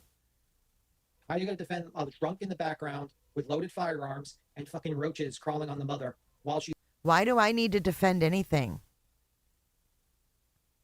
Dude, this guy is weird. While she has a baby crying in the background. If the roaches are crawling on her while she's moving in her chair, what about the baby? Nobody wants to take your solid advice, beats him. Oh my God, beats him. I have nothing to do with what goes on in Brittany's house because I've been in a chat. Dude, please get some fresh air. Like, I don't know, do something. Go to the beach. Go sit out in the sun and get some vitamin D for 30 minutes. I don't know what you need, but a YouTube chat has nothing to do with what's going on inside her house. I don't think like that, like you do. You're all thinking about her baby. Dude, get her baby out of your fucking mind. Go have your own babies. Oh, that's right, because no one's throwing pussy your way. I forgot. Learn the hard way or not. No, they don't want to. They really don't want to take my solid advice. Like, it's not that fucking deep. Weird. It's just crazy. It's disgusting. And now she's just using Seth Rogers as a shield, Sebastian Rogers as a shield, Tiffany Marie as a shield. And it's like, come on, man. Is there like any way you just take accountability? Can you just clean your fucking house? Is it that hard to clean your fucking house? Get the fucking tent over the house, bomb the shit out of your house with fucking bug bombs, and then fucking throw away all the furniture? Keep a clean house? Is that too much to ask for? Is it really too much to fucking ask for, man?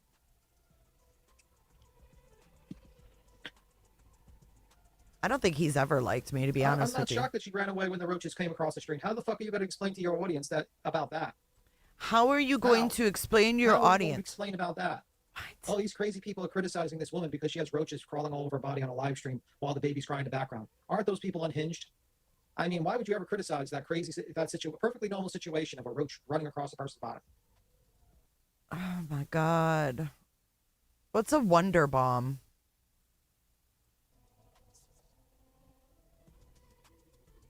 Queen, are you there, by the way?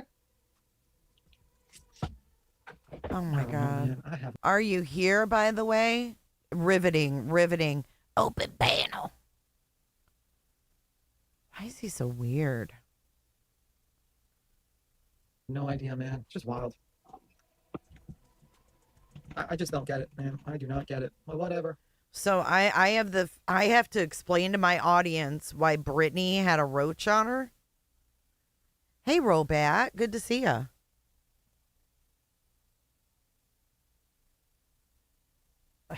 I don't know, but the fact that he's saying, Jay, how are you going to explain that? Weird. Whatever. Just so stupid, man.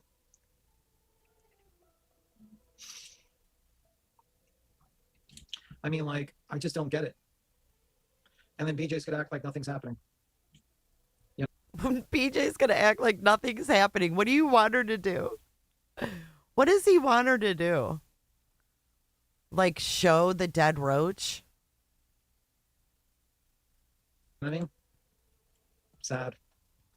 I was where, Cindy? Very sad. Let me see. Listen, I just don't, I don't know. See, I think it was a palmetto bug too, Robat. They're fucking gross. And they do look like big roaches. They're nasty as hell. They're scary. Look. Palmetto bug. They look like fucking roaches. And they crawl and fly. And they're absolutely grotesque. Ooh, look at that one's face. But they're all over in the south, dude. They're gross.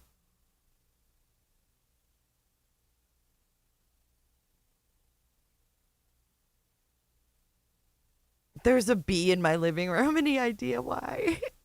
It came from the hive. They're sending them out. It's gross, right?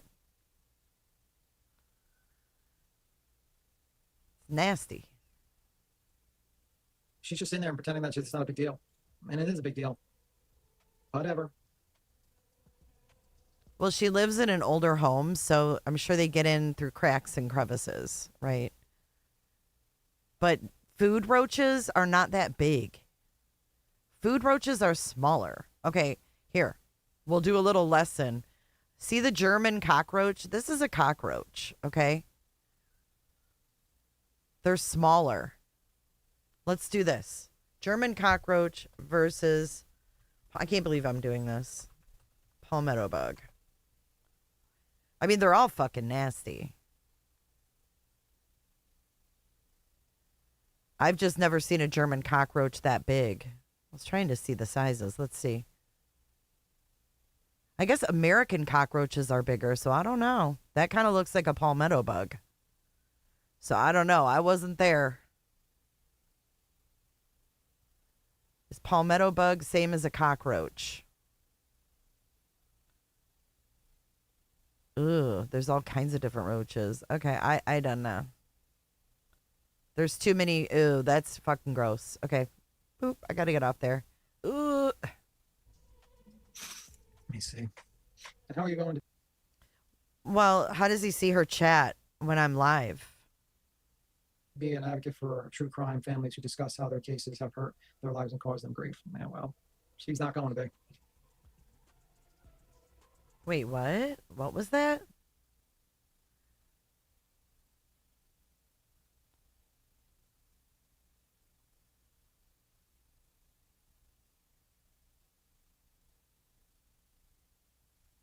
me see. And how are you going to be an advocate for true crime families who discuss how their cases have hurt their lives and caused them grief? Man, well. Who are they talking about? Are they talking about me? She's not going to be. We are Musada over here. What is that? Oh yeah, that fucking Melissa thing. You just reminded me of that. That woman is crazy. I mean, like, that was so gross. I felt gross when she talked to me like that. I was like, man, this woman's gross. She's talking about how she's like paying a man for sex, basically. Like, bro, man, like you gave a content creator your images and you just sent that to them. Personally, I would have fucking blocked you immediately if that happened to me. I would have been like, no, bitch, gone. And I would have told, probably would have been like, a bad. He's like, what channel do you have? Yeah, I've been on this channel for almost like a couple of years. I'm a little bit known, lady. I've been on this channel for a couple of years. I'm a little bit known, lady. I'm famous. I'm famous to the 1,500 elderly, disabled women that come on the internet and are on Kubi's panel. What a dork. What a fuck. I'm kind of known around these parts. Been on this channel for almost like a couple of years. I'm a little bit known, lady. Like, I'm pretty sure if I wanted to make a channel, I would probably do okay. Pretty much. I just don't care to. I don't want to deal with it. If I made a channel, I'd do okay. Do it. Do it. Do it. Make a channel on the internet. But it's just disgusting, man. She's like, talked about how they had sex. And it's like, bro, first off, like, what happened to the fucking point of, like, kissing and not telling or some shit? Like, kissing. Oh my God. Who thinks that this guy's a virgin? Who thinks he's a virgin? Put a 1 in chat if you think he's a virgin. How the fuck are you, like, you're going to have an intimate moment with the... Wait. Bro, first off, like, what happened to an intimate moment on the internet? The fucking point of, like, kissing and not telling or some shit. Like, how the fuck are you, like, you're going to have an intimate moment with the lemon, and then you're going to broadcast that shit on the internet like that? What the fuck? On the internet.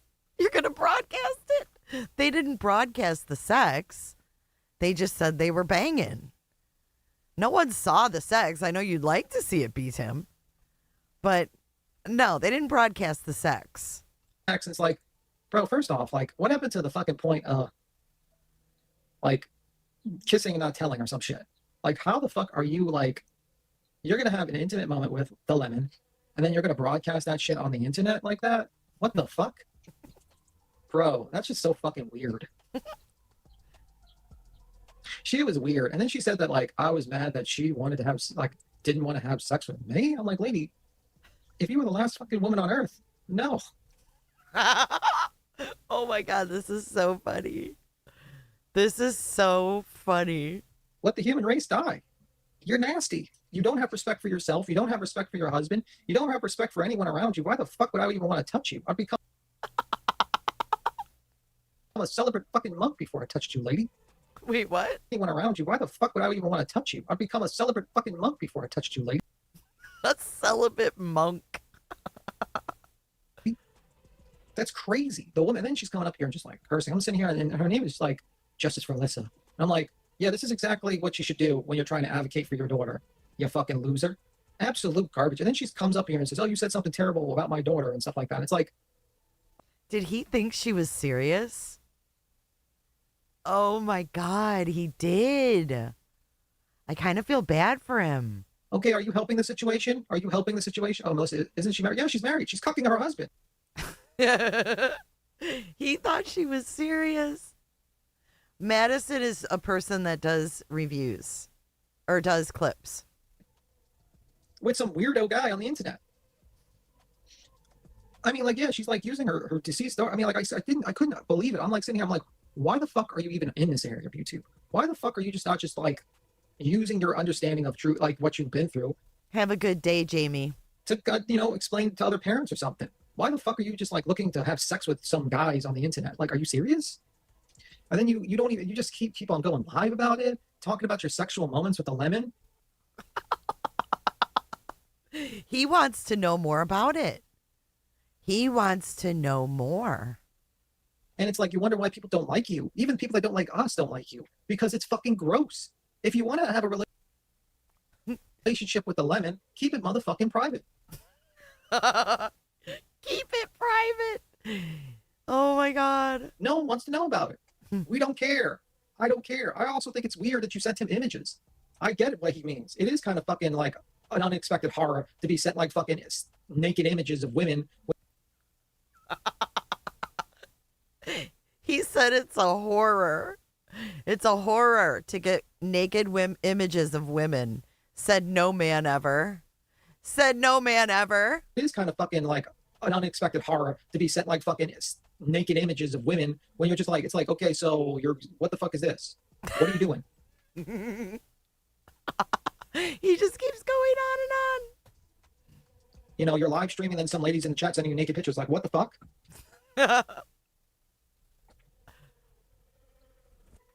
Like, seriously.